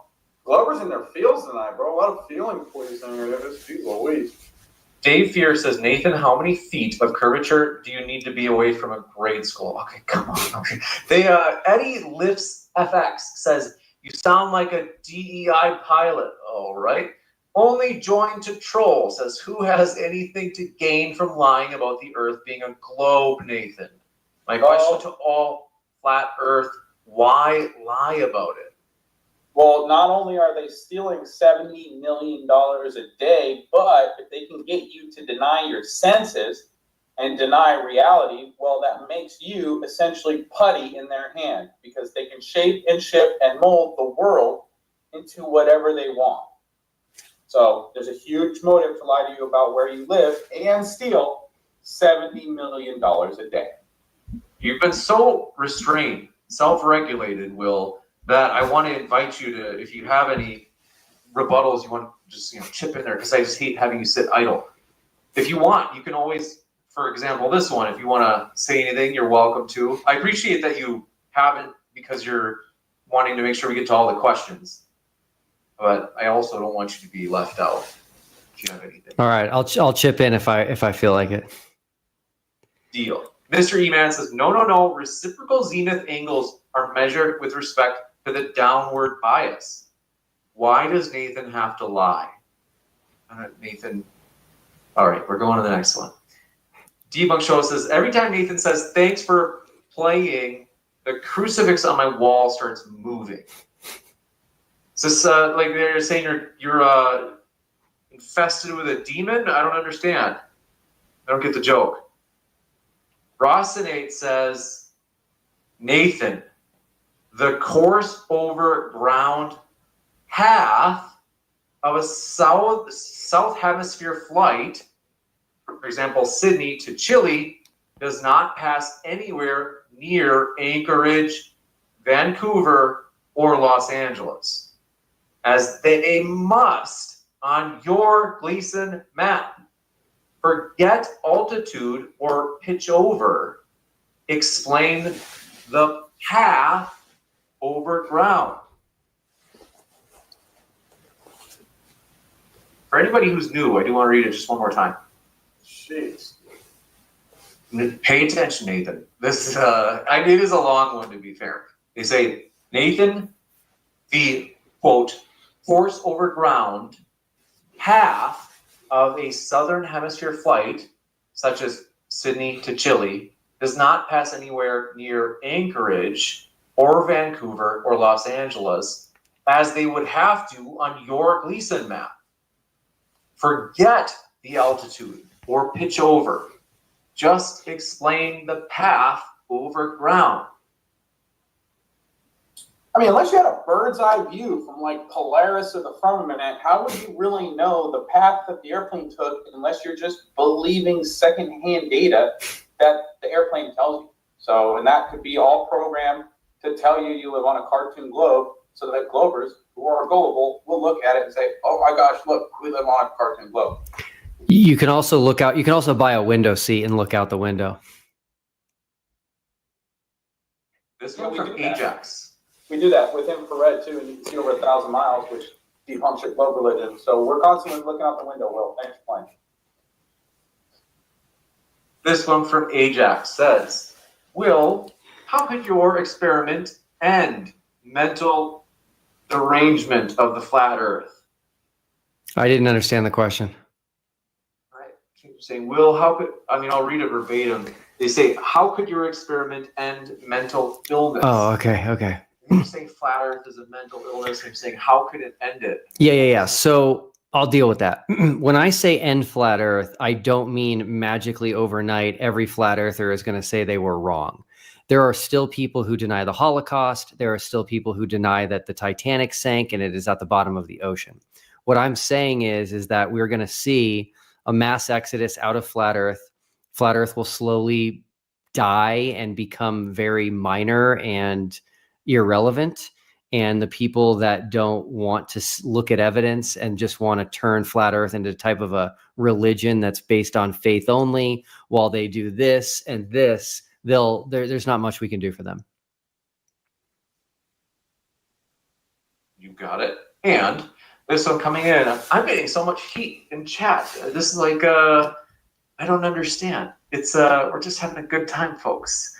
I don't understand. Chat, let me know why is it that someone just keeps posting this super inappropriate thing? I'm like, what?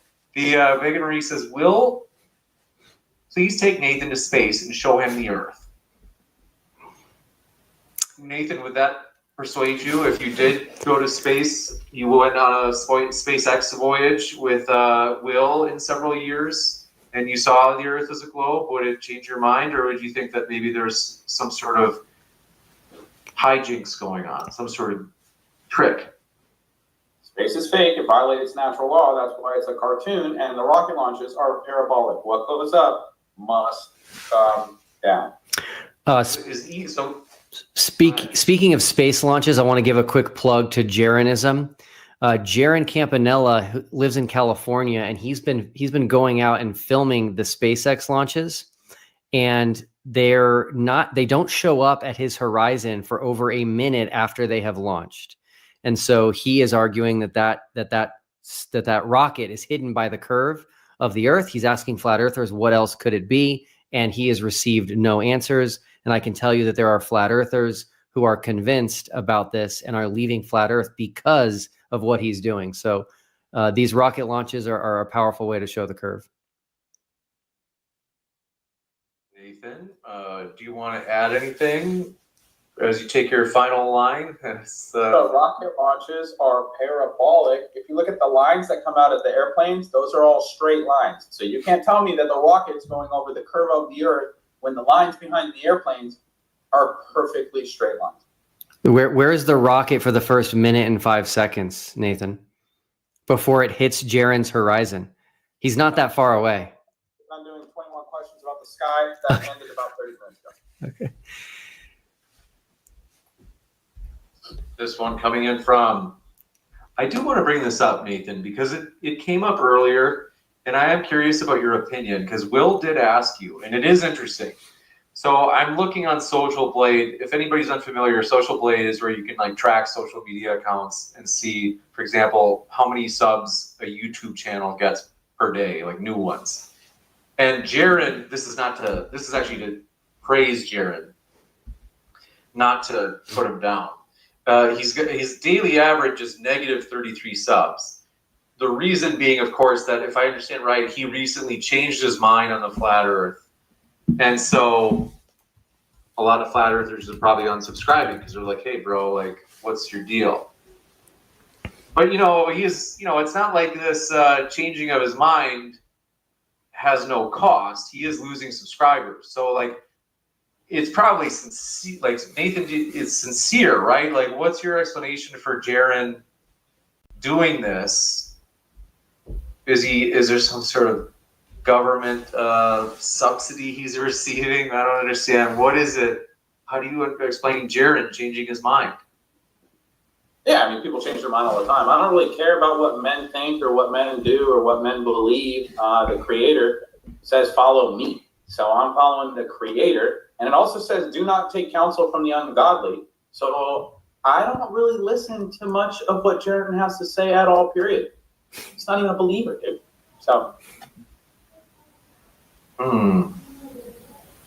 Okay. Riveting. This one coming in from Burnham says, Will, did you measure longitude line distances? Yes, we did. This hasn't been released yet, but this is, we actually did measure the ground. I didn't have the data, so I didn't bring it up. But Nathan, longitude lines converge south of the equator, which is only possible on a globe and is the exact opposite of what is required on a flat Earth. We measured the ground, and we will be releasing that at some point. We measured it both in Chile and Antarctica. You saw imaginary lines curving and converging back into a southern point? Imaginary lines. You saw those?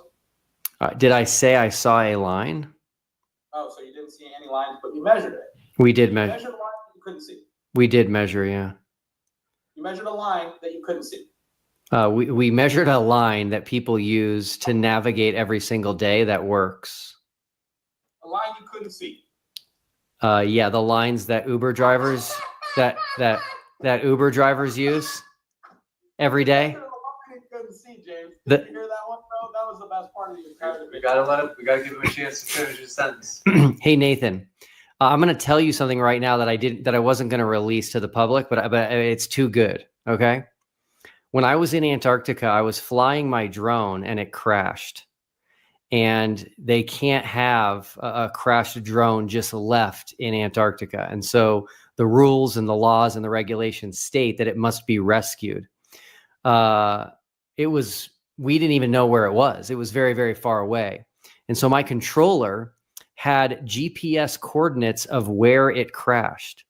And so the guy that worked for ALE, Scott, plugged the GPS coordinates into his GPS unit, and it took him straight to my drone, which is about this big, and it weighs 249 grams. So you can sit there and laugh about not being able to see lines and GPS coordinates, but the reality is they are very real. You can't see the Wi-Fi signal that you're using for this debate, but that doesn't mean it's real. So I would suggest that you not laugh and look into these things a little bit more, because they work and they exist. Nathan, put your clothes back on and turn your camera back on and answer, please. Nathan. Yeah, a drone is not an imaginary line. So you claiming you measured an imaginary line and then transitioning to some story about how you lost your drone. I already knew you lost your drone. Jonathan came on TikTok channel and told us about you losing your drone. So I don't know why you're like, oh, I'm going to share something I wasn't going to share. I already heard that story, bro. And it's okay. It was found by these imaginary lines that are really close together in the south. So that confirms the globe and is not possible on a flat Earth. Imaginary lines. Prove the globe religion. Excellent. This one from Kango44 says, Will, are you a young Earth creationist? If so, doesn't that put you in the same gang as flat Earthers? Good question. And the answer is no. So what people need to realize is there's a massive difference. Okay, sorry, I'm going to confuse people when I say no. I consider myself a young Earth creationist. I do not subscribe to the 6,000 years, though. But I say this. There's a huge difference between young Earth creationism and flat Earth. Flat Earth is denying a physical present reality, which is the shape of the object that we live on. That's very different than trying to understand how long the Earth has been here and what happened when nobody that's living today was there. I also say this, that I am more than willing to admit or acknowledge or cater to somebody who thinks that the Earth is older, because I just don't think that that's a very profitable debate. It isn't for me.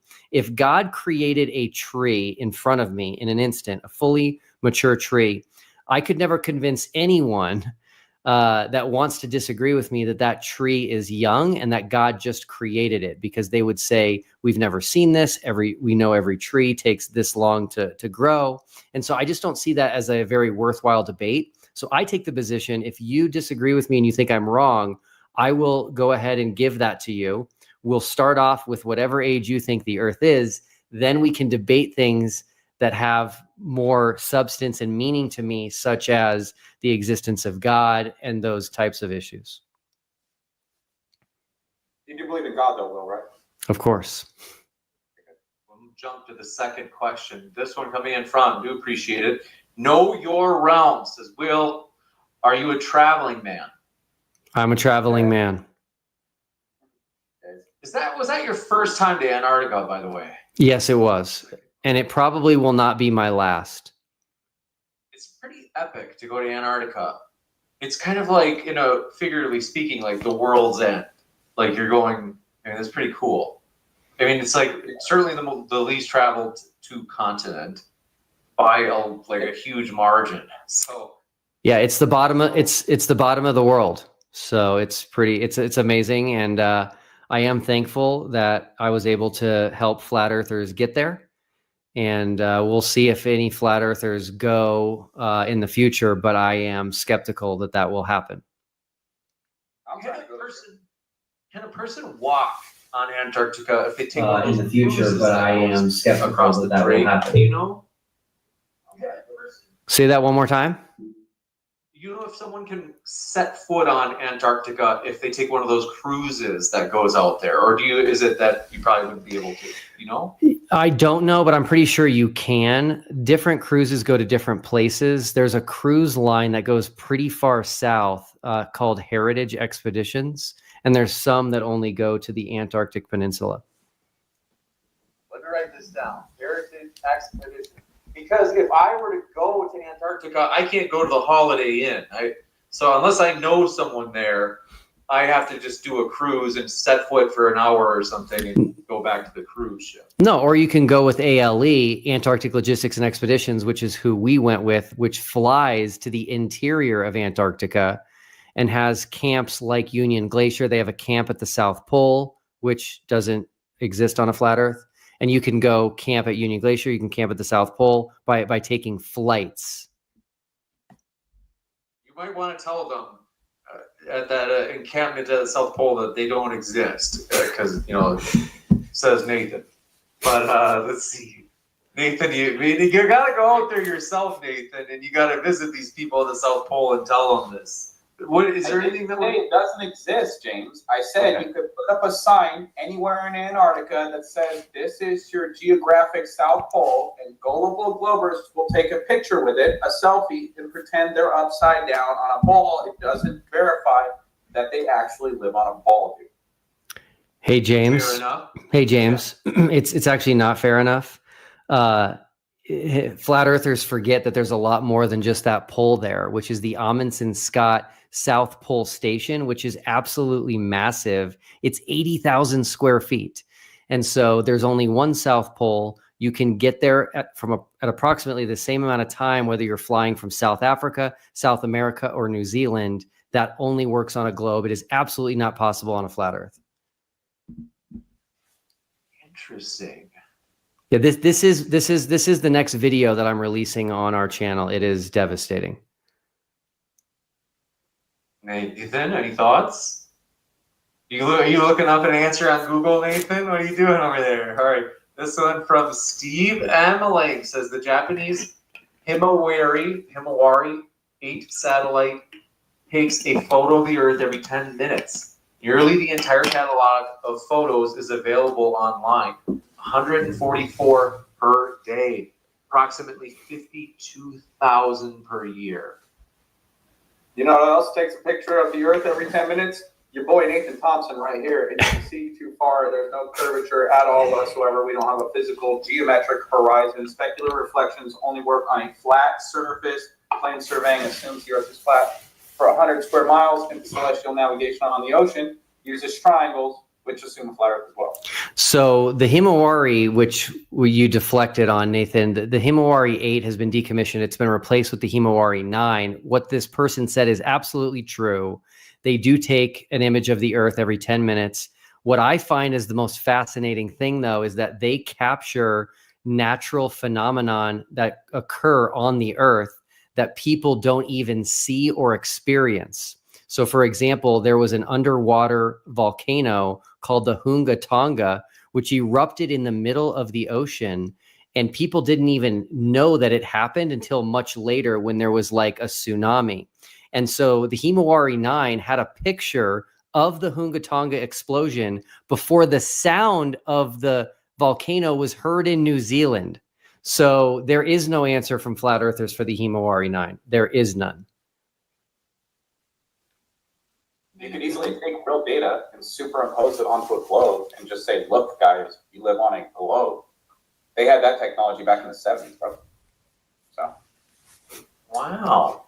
Ajax says, Will, you feel good owning the intellectually disabled? Oh, come on. He's sitting right here. Like, Nathan. All right, you've been a good sport, Nathan. We've been teasing you a lot, so we do appreciate. All right, James. You know it says, "Blessed are you when men curse you and revile you and speak all kind of evil against you falsely for my name's sake." So I'm just sitting up here telling people they can test the Earth. I've done it for 10 years, and all of a sudden, I'm the bad guy. So that's fine. I'm cool with it. It's no big deal. That's been the case for about 10 years.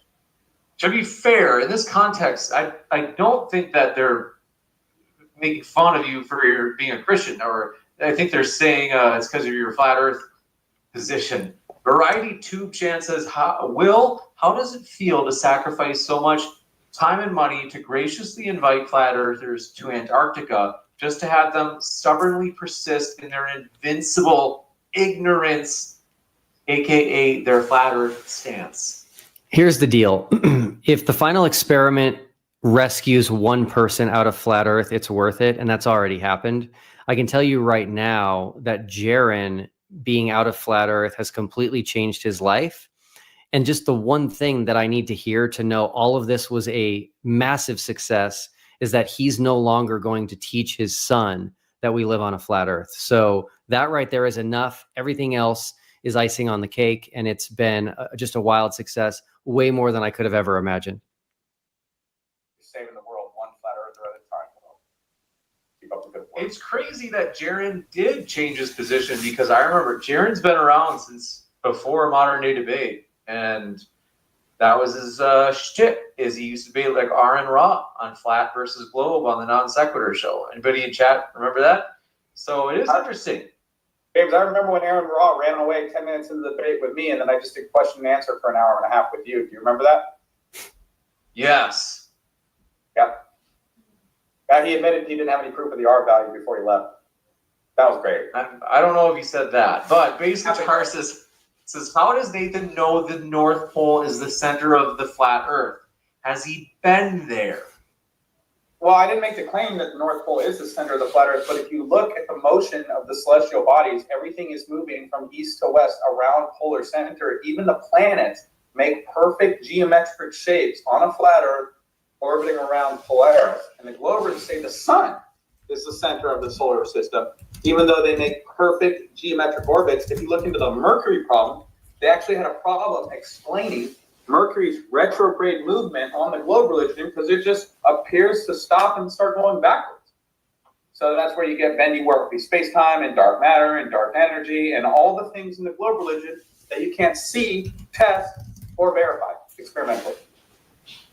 Interesting. This one from, don't forget to hit that like button. Max V says, for Will, would you prefer to debate an actual adult and not a child who doesn't even understand how airplanes fly? I will say this. Nathan Thompson, if anybody wants to rewind when they're watching this later, he just made a claim about the ground based on the lights in the sky. He made a claim that there's a physical North Pole because of how the lights in the sky rotate. So it shows he understands the lights in the sky tell us a lot about the Earth we live on. Uh-oh, Nathan. Yeah, I'm cooked. Nathan, did you violate your own rule that you made up earlier? Or No, I was just saying that the solar system is not sun-centered, it's Polaris-centered because everything we see in the sky moves around Polaris. And you can line up giant megalithic structures like the Georgia Guidestones with that stationary pole star Polaris, which is what Polaris means, pole star. And you can observe all the constellations, 88. We have 36 in the north, 52 in the south. Make sense on a globe religion. We have more time zones in the south than we do in the north. So everything matches up with a flat Earth celestially. That's why the Ptolemaic model was unchanged for 1,400 years, and the globe religion reinvents itself every 2 months. Nick says, Will, what do you think is the main reason flat earthers refuse to accept evidence, no matter how clear it is? Why the mental block? Yeah, this is a tough one that if I had the answer for, I would do something that would work.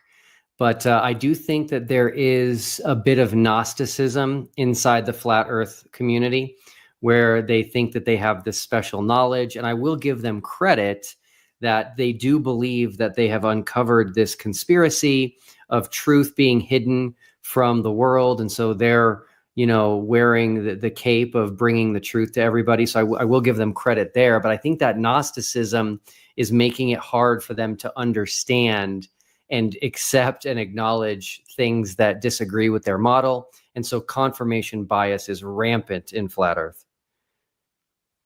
This one from HX says, Nathan, how did you study or learn physics? Who said I know physics? I mean, are you assuming I know physics? Burnham says, all of Joe's work is on things in the sky on flat earth, Nathan. Is this true? That's not true. He's done observations of the floor too. So, but yeah, he does a great job with astrophotography. He taught me a lot. Taught me about a Batinoff mask and how to properly focus on the stars with my P1000 and my P900. Showed me the solar filter that I need for my P900 infrared. All right, Joe is great. We got it.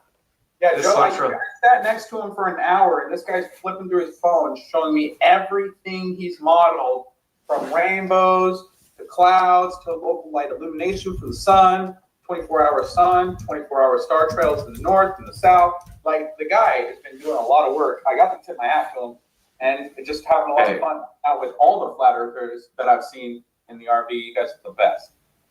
Wow. KS USA 1933 says, why is Joseph Hanvey modeling the sun and stars if they don't prove the shape of the floor, Nathan? Yeah, because the scriptures say, test all things and hold fast to that which is true. And he's just trying to show how on a flat earth, we can model pretty much everything we see in the sky, because flat earth is a Victoria's Secret catalog for modeling things. Globers can't model anything. They can't stick water to a spinning tilted ball and send it through an infinite vacuum of space. So they don't have any models. They have cartoons, video games, and fairy tales from dead people they've never met. I just want to be sure that the original point isn't lost on just they say, why is Joseph Hannity modeling the sun and the stars if they don't prove the shape of the earth floor? I think you're saying, but Nathan, don't you remember earlier in the debate you were saying that like looking at the sky, it's not a useful way to like learn about the floor, but it sounds like you just 20 seconds ago said that like there are all these ways in which the sky corroborates the floor being flat. He's not trying to prove what the floor is by modeling things in the sky. He's just showing that now that we've proven what the floor is, flat and non-rotating, we can also model everything in the sky. Globers don't have a model. That would be a waste of time, right? Because you said earlier.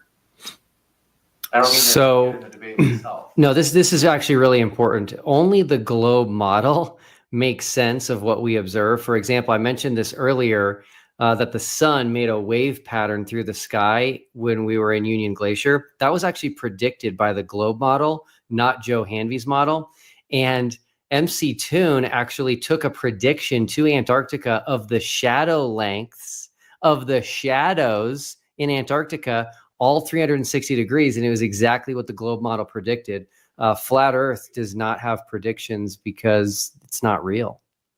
Can we see this global model that you just said made predictions? Can you show us it real quick? Yeah, no problem. So that model made predictions. Where are the predictions on that model? They're all online on MCToon's website. Okay, so MCToon made the predictions, not your globe model. Your globe model is just a toy, and on the bottom of the toy it says not for educational purposes. He made his predictions public on his channel prior to us going to Antarctica, and they were based on the globe model. Can you show that model again? Because it looks like the water's painted on. Do you have a model with actual water contained, or does it all have to be painted on? It sounds like you don't understand what the word model means, and I'm not talking about a physical plastic model. The globe model is based on all the measurements and observations that we see.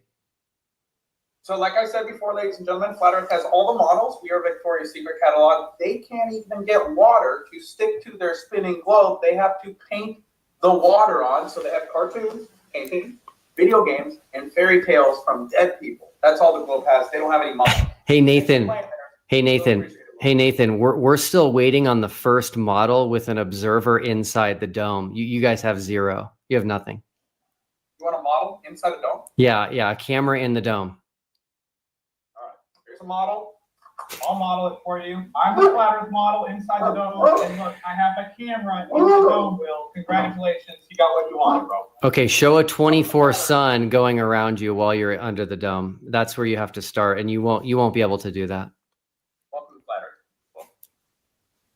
This one from Uncranked Chevron says, Will, are you surprised by the Flat Earth community's unwillingness to substantively engage with the evidence collected by the final experiment?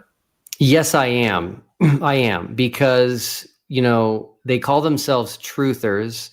They say they're just trying to go where the evidence leads and that all they care about is truth. We have delivered evidence. We have delivered the truth. And the Flat Earth community as a whole is taking this position that we didn't go to Antarctica, or we faked it, or the sun wasn't real, or Satan became the sun and faked us.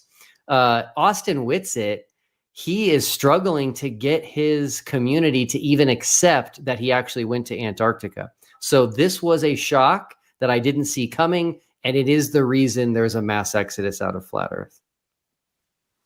Interesting. And this next question coming in from Ron. By the way, if I'm standing, I just want to prevent my back from cramping, but I'm still here. So they said, Nathan, all evidence is used not just by the cherry-picked ground immediately at your feet. Having said that, it's an earth has been measured, curved. Nathan, what are your thoughts? James, you got to tell your audience, stop eating paid chips. Next question, please. I gotta be honest, I don't understand that one. So, Potato Man says, Nathan, what makes you think that you understand physics? Aren't you incompetent? Well, if you look at the physics of water, like fluid statics, which is the study of large bodies of water at rest. Large bodies of water at rest are level and horizontal to their container. Now, the word level means free of bends, curves, or irregularities. Synonyms are flat, plumb, flush, smooth. Flat as a pancake. If you look at the properties or the physics of gas, and gas pressure requires a container. That's why every formula for gas pressure, doesn't matter if you use PSI or Pascals, is going to have area. That would be pounds per square inch, or newtons per meter squared. That would be the area. No area, no gas pressure. No firmament, no air to breathe. The Wicker Man. Sorry, go ahead. The Wicker Man says, proud of being banned from schools says it all. Don't you think, Nathan? I literally didn't even go to any schools. I was on a public sidewalk and I got banned from school. So yeah, it's fine. I don't really care. You guys can talk about it all you want. Good, because Jonathan Gendler said, yelling and harassing kids isn't free speech. Next one from Potato Man says, Will, are you feeling... Okay, we got that one. Josh O says, I'm very Christian and I assure you the Bible never suggests a flat earth. Since Nathan refuses, how do you flat earthers explain the 24-hour sun normally? Or I'm sorry, they say will. They say, Will, how do flat earthers explain the 24-hour sun usually? Like, what's the usual method? Oh yeah, their usual method is to deny it. That's what they did for almost 10 years, is they were adamant that it does not exist. And now that we have gone, they're now saying that it was Satan, that it was a giant laser pointer, that we were in a giant Amazon studio with LED screens. So they're just in denial mode still. Yeah, but he said that the Bible doesn't say anything about the shape of the earth being flat. It says in Job 38:14 that the earth takes shape like clay under a seal. Now, Will, if I press out clay with this flat earth seal, is it a ball or is it flat with upturned edges? You forgot the word like. So is it like a ball or is it like a flat earth with upturned edges, Will? It's the word like means it's just a word picture. It's poetry. Okay, but is it like a ball or is it like a flat earth with upturned edges when it has that word poetry going on? It depends on what the earth looked like when it took shape originally. So if I press clay out with this wax seal, it depends on if it comes out globular or flat. Yeah, that's right. Okay, how can I press something out and make it globular with this, Will? You're assuming that that's the seal that it's referring to. Could you show me a seal that presses out clay into a ball? I can't show you a seal from the time of Job. All right, well, here's a seal that presses out flat with upturned edges, Will. Thanks for playing. Marie Ron says, crepuscular rays are parallel. I have pictures.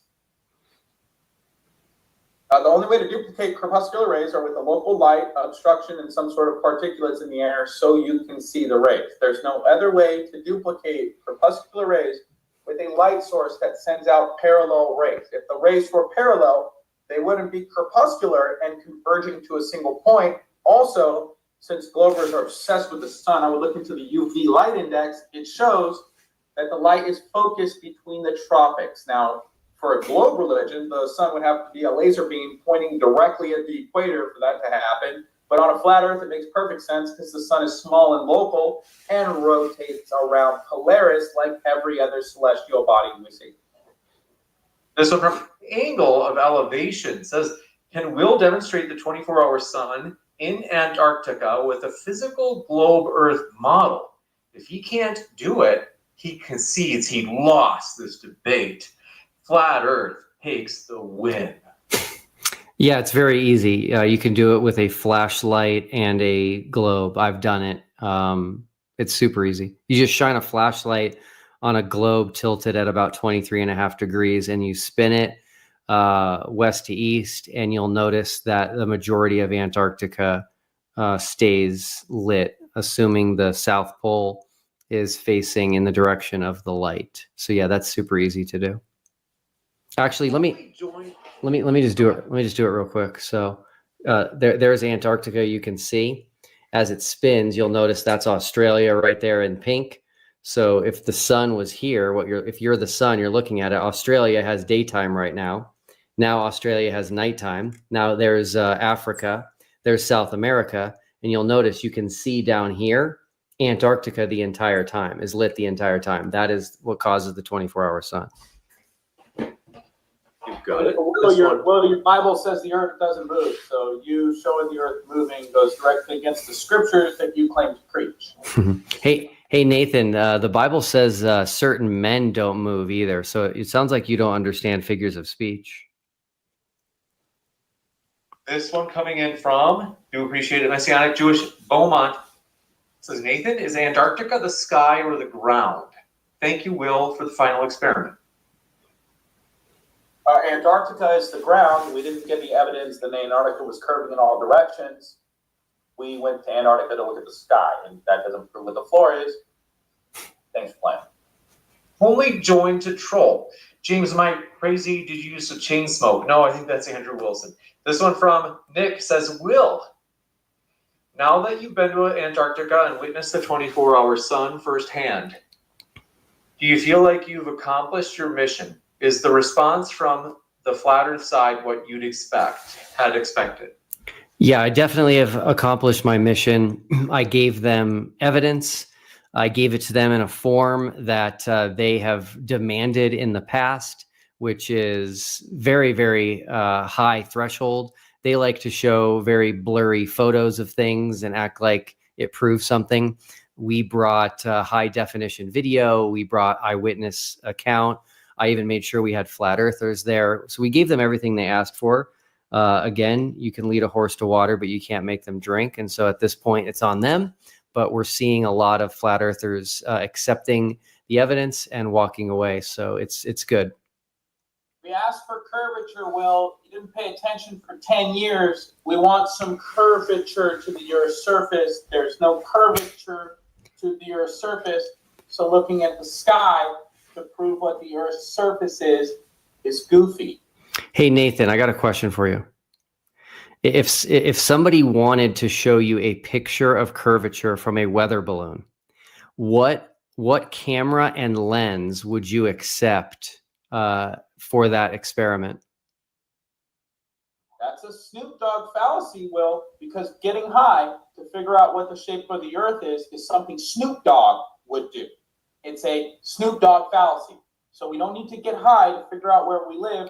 You could take an infrared camera or a regular P1000, save $449,000 on your trip to Antarctica, and debunk the globe religion. There's no curvature when we look at the floor, Will. Let me know if you need help testing it. Happy to come hold your hand, Will. Okay, so the purpose of the weather balloon is to look at the floor. So you just kind of exposed yourself there that you're not willing to do tests or consider evidence that goes against your claim. The purpose of an infrared, and by the way, we've sent up high altitude balloons. Even Neil deGrasse Tyson, who has a PhD in astrophysics, goes on Joe Rogan. Isn't Will Duffy sitting here on modern day debate talking to a flat earther right now? He's on Joe Rogan, bud, and he says the Earth isn't curved from a high altitude weather balloon. So asking me if I'd accept curvature from a high altitude weather balloon that doesn't exist is goofy. You need to listen to the Delphic oracles of your globe religion, Will. Nathan, are you saying Neil deGrasse Tyson can't be wrong? Are you saying there's curvature from a high altitude weather balloon? Because we've sent them up. You don't like to answer questions. It's very telling. This one from KSUSA says, is airplane pitch data and path secondhand data? Yeah, that's why I don't rely on it as proof that the Earth is flat. You could take your own camera to a large body of water and verify what the pitch data is telling us, that airplanes don't fly around a globe. This one from Nick says, I don't want batteries here, guys. So how many more questions we got, Jay? Well, we got a lot of them, Nathan. I need you to plug in. Says, Will, now that you've been to Antarctica and witnessed the 24-hour sun firsthand, do you feel like you've accomplished? We got that. Sorry. Megan Marie says, we all know you're enjoying nose candy, Nathan. Keep your camera on. All right. Booba Sweat says, notice all the super chats are chewing Nathan up. And the chat is full of flat earthers. Shows you who has the jobs around here. Oh my gosh. Sorry, flat earthers. We love you. Magellan says, Nathan, what nonsense conspiracy theory do you plan to make a pathetic living off of next? Next question, dude. Max V says, Nathan's position is simply Bible, snort. I don't even know if Neil would agree. I don't even know if Will would agree with that. But Dusk Storm Gaming says, if the sun is in the firmament, quote unquote, how do Mercury and Venus pass between the Earth and the sun? Do they just shrink down and pass into the quote unquote firmament? Nathan, where'd you go? Nathan's using the restroom or something. Folks, if you haven't yet, hit that like button. I'm sure Nathan's going to come back any moment. Maybe he's like underneath the table or something. But do hit that like button because we have more questions we're going to hit, some of which include Magellan saying, Nathan, whose house are you squatting at? And also, let's see. 3D Ron says, Nathan preaches about an imaginary dome no one has ever seen. Ha ha ha ha ha ha ha ha in all caps. Nathan, thoughts? Gas pressure requires a container. The sky is a map and a clock. You can use it to celestial navigate. You can do astroarchaeology and line up giant megalithic buildings with the sky. Let me show you actually what that looks like. I went to the Georgia Guidestones and I recorded all the stars rotating around this oculus in the Georgia Guidestones. They built this 19-foot tall graphite megalithic structure 40 years before I showed up, and they knew that Polaris wasn't going to move because the sky is a map and a clock. We have a firmament dome above us. That's what's containing the gas pressure, so you can breathe. Next question. Jessica says, God endorses slavery, giving instructions to beat them, take their wives, and how to buy them. Jessica's watching the wrong debate. Say, do you agree with this? Or do you admit the Bible is wrong? It's kind of an apologetics question. They say, if the Bible is wrong, how can you trust it, Nathan? That's begging the question, fallacy. They're assuming the Bible is wrong and then asking me how I can trust it. I don't think the Bible is strong. Will does, because Will thinks the earth moves, and the Bible says the earth doesn't move. Will thinks the earth takes shape like clay under a ball, but clay under a seal is flat with upturned edges. Will thinks the moon is in outer space when the Bible says the moon is in the firmament. So it's actually Will. You need to ask that question to Will. Magellan says, Nathan, you man toddler. Stop playing with your phone and engage with the grown-ups. Bubaswat says, you're the bad guy because you're not allowed within 200 yards of a school, Nathan. Shirag ND says, hey, Will, what according to you would be the final experiment equivalent to prove/disprove the existence of God? Yeah, that's a very difficult one. Talking about something that is spiritual and non-physical is way different than talking about something that is physical. So I don't know if something like that exists. I will say that I love having a conversation about the existence of God because I struggle to see the possibility of there not being a God. I think that particular debate is going to go on for millennia indefinitely, and it's a good one to have, but I don't think it's going to be a slam dunk like we did with TFE. Silva says, Nathan, can you provide your 10 years data? Yeah, I tested the Salton Sea, 17 miles across. National Geographic was there. They filmed the horizon above and behind a boat, but said the curvature was happening in front of the boat. We've got infrared photography from a helicopter. I showed that earlier, I think. But also we tested Lake Pontchartrain. It's 22 miles across. I could see buildings that were under 200 feet tall. With Whitsett, I did an observation in Florida. From 14 miles away, you could see the water rushing up against the rocks on the opposite side of the ocean. And we were in some port that 12-foot observation height. So I've tested it. You guys can go test it. The numbers don't add up. Math doesn't lie. People and governments lie. Politicians lie. Actors and entertainers, musicians and journalists on the news station They're paid to lie. This one coming in from Tom Willis says, Will, Nathan said he has, quote, friends down there, unquote, about New Zealand. What do you think he meant by that? Nathan, if Earth is flat, quote, down there doesn't exist. Yeah, this is a Freudian slip that flat earthers make a lot. They talk about it down because I think they know that we live on a globe. At least some of them do.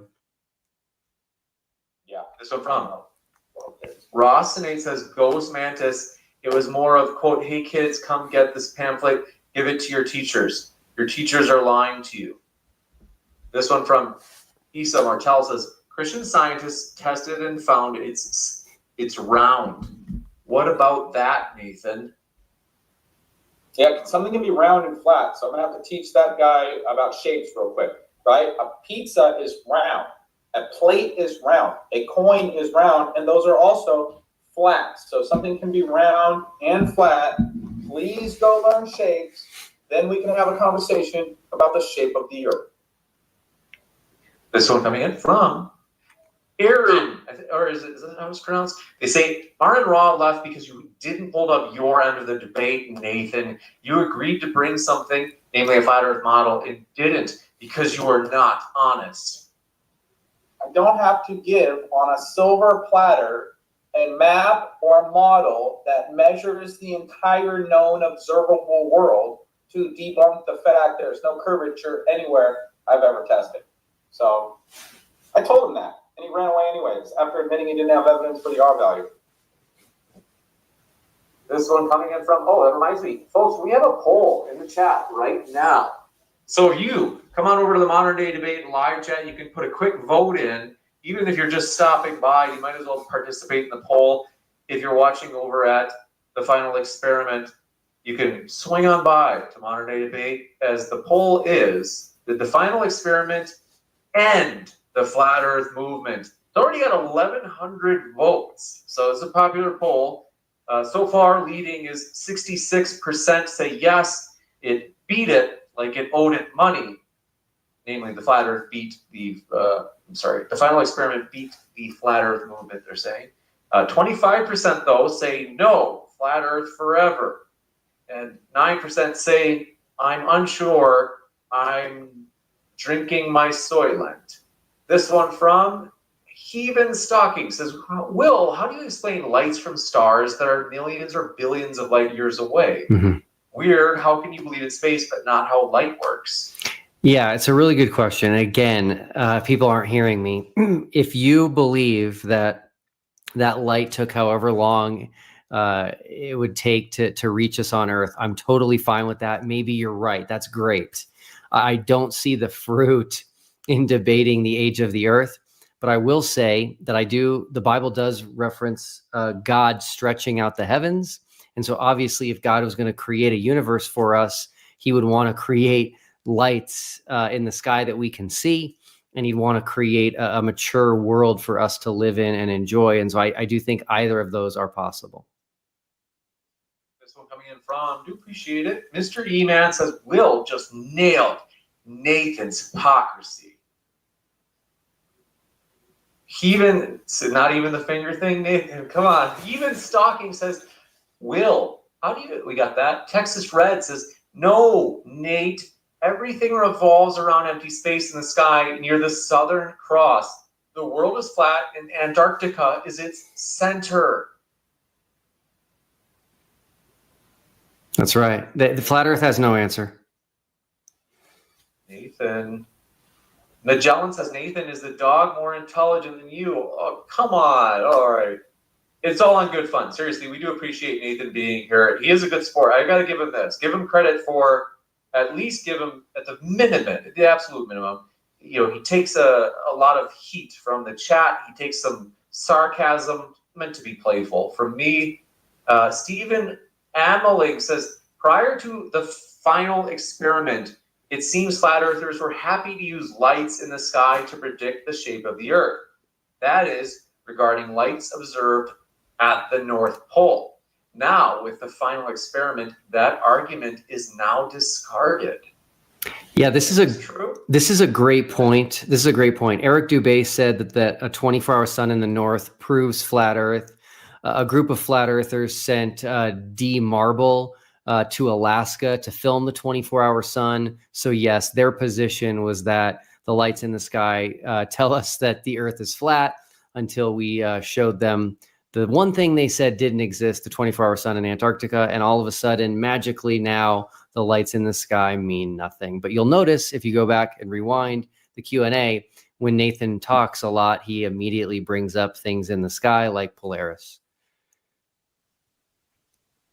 Nathan. This one coming in from, do appreciate it, Junes says, Nathan, submarines use a gyroscope and are shaped like a spacecraft. Therefore, space exists by following a gyroscope on a globe model. Thanks for coming. Next question. Mic drop. Go ahead, Nathan. He said next question. Nathan, all right, folks, I gotta tell you, please don't send any more questions because Nathan is inebriated. I don't know what he's doing over there. He's laying on the floor. Nathan, don't give up like this. Come on. All right, I killed Earl.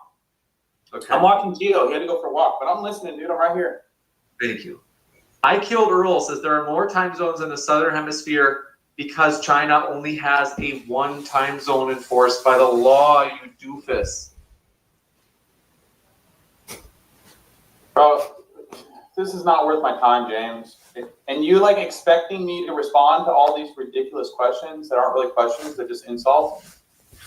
Dude, well, maybe doofus. Like, I don't know, it's an insult, but I mean, like, really, it's not that bad. I just got better. Okay, I mean, I'll take the insults out of the questions, but they are saying there are more time zones in the southern hemisphere because China only has one time zone enforced by the law. Cool story, bro. Okay. This one from Burnham says, Nathan, did Joe show you how he aligns his telescope mount to the sky? As a fellow astrophotographer, I know it proves Polaris is not in the center. We observe everything rotating around Polaris. You can line up giant megalithic buildings with Polaris, and it's the center point of rotation. Even Google admits this. This is how it works on your globes. All right. Actually, this is false. Polaris moves. It is not the center of the North Celestial Pole. Any evidence that it moves? Yeah. Star trails. Okay, well, it doesn't move in star trails. It has a slight oscillation, but all the stars move fixed to Polaris. No. Booba Sweat says, yeah, we'll just simulate a planet in a lab already. Max V says, quote, fairy tales from dead people, unquote. Are you talking about the Bible, Nathan? No, I'm talking about like Newton and Galileo, Copernicus, a bunch of people that were all superseded by Einstein, who had a kinematic equivalence and said you could explain the sky on a geocentric Earth, which pretty much destroys 5 out of 6 of Will Duffy's arguments. Stop arguing with Einstein, Will. This one coming in from, and I want to remind you folks, we cannot read any more questions. If you submit them after this time, we won't be able to read it. Aaron Armstrong says, my goodness, you have sunken. Okay. Aaron says, absolutely zero flat Earth models have an atmospheric pressure gradient. Nathan, your arguments are unsound.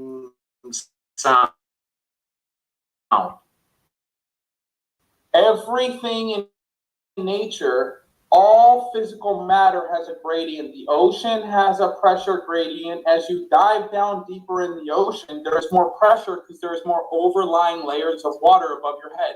When he's with his Legos, and he stacks Legos on top of the bottom Legos have more Legos on top of them than the top Legos. So the Legos that he plays with actually have a pressure gradient as well. All phases of matter have pressure gradients. Thanks for playing. Magellan says, Nathan, let's see, got that one. Potato Man says, Nathan, how did you learn these gas pressure laws?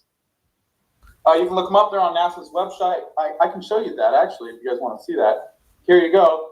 Phases of matter on NASA's website saying that water needs a container and gas pressure requires a container. That's why the globe is a cartoon. It violates natural law. Doesn't comport with reality. Tyler says, as a career pilot, everything Nathan said about aviation was ignorant or dishonest. Nathan is leaving the building. Potato Man says, Nathan, isn't your idea of, quote, Snoop Dogg fallacy idiotic? No, you don't need to get high to test the floor. Actually, it's easier to test the floor from the floor. I don't know why, if you're trying to test the floor, you would move away from the floor. That, to me, seems kind of idiotic. If it was curving in all directions, we would see that tangent to our feet, especially at large bodies of water, because large bodies of water painted on Will's little model take up 70% of the Earth's surface. They would have to curve, and they don't.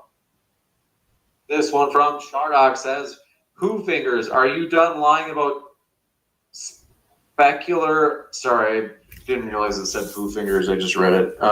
They say Nathan Fingers, are you done lying about specular reflections being exclusive to your cult doctrine? They happen on most smooth surfaces, even curved.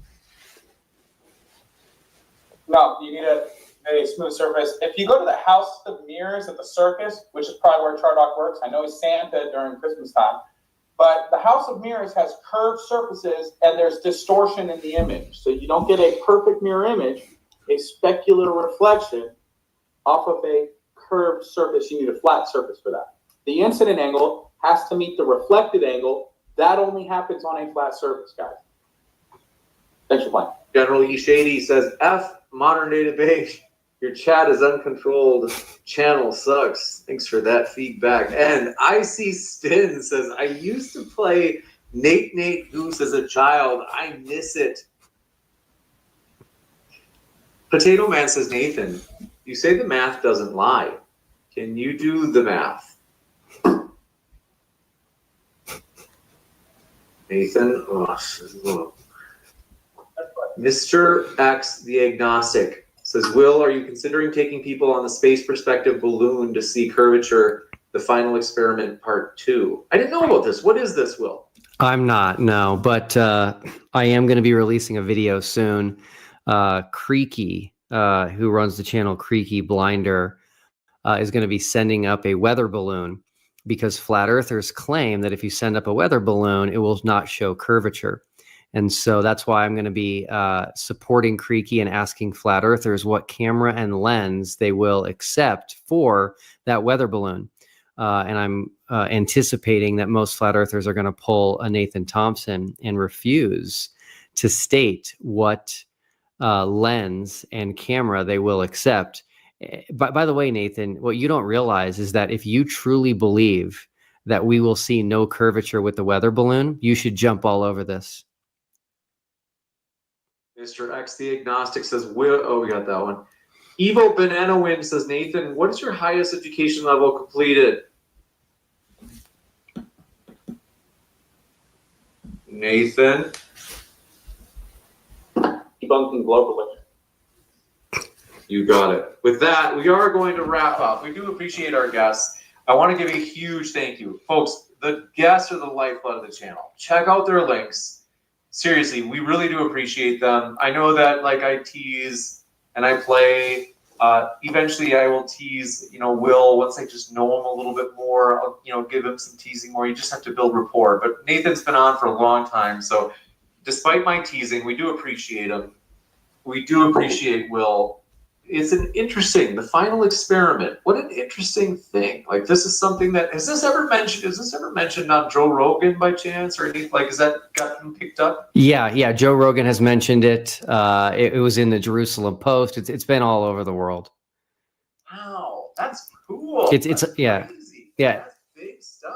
It's on Wikipedia. So yeah, it's a big deal. So the flat earth debate has been forever changed. It's going to be very difficult for flat earthers in the future to have a conversation about flat earth without having to deal with the final experiment. That's wild. Just because, and it's interesting just that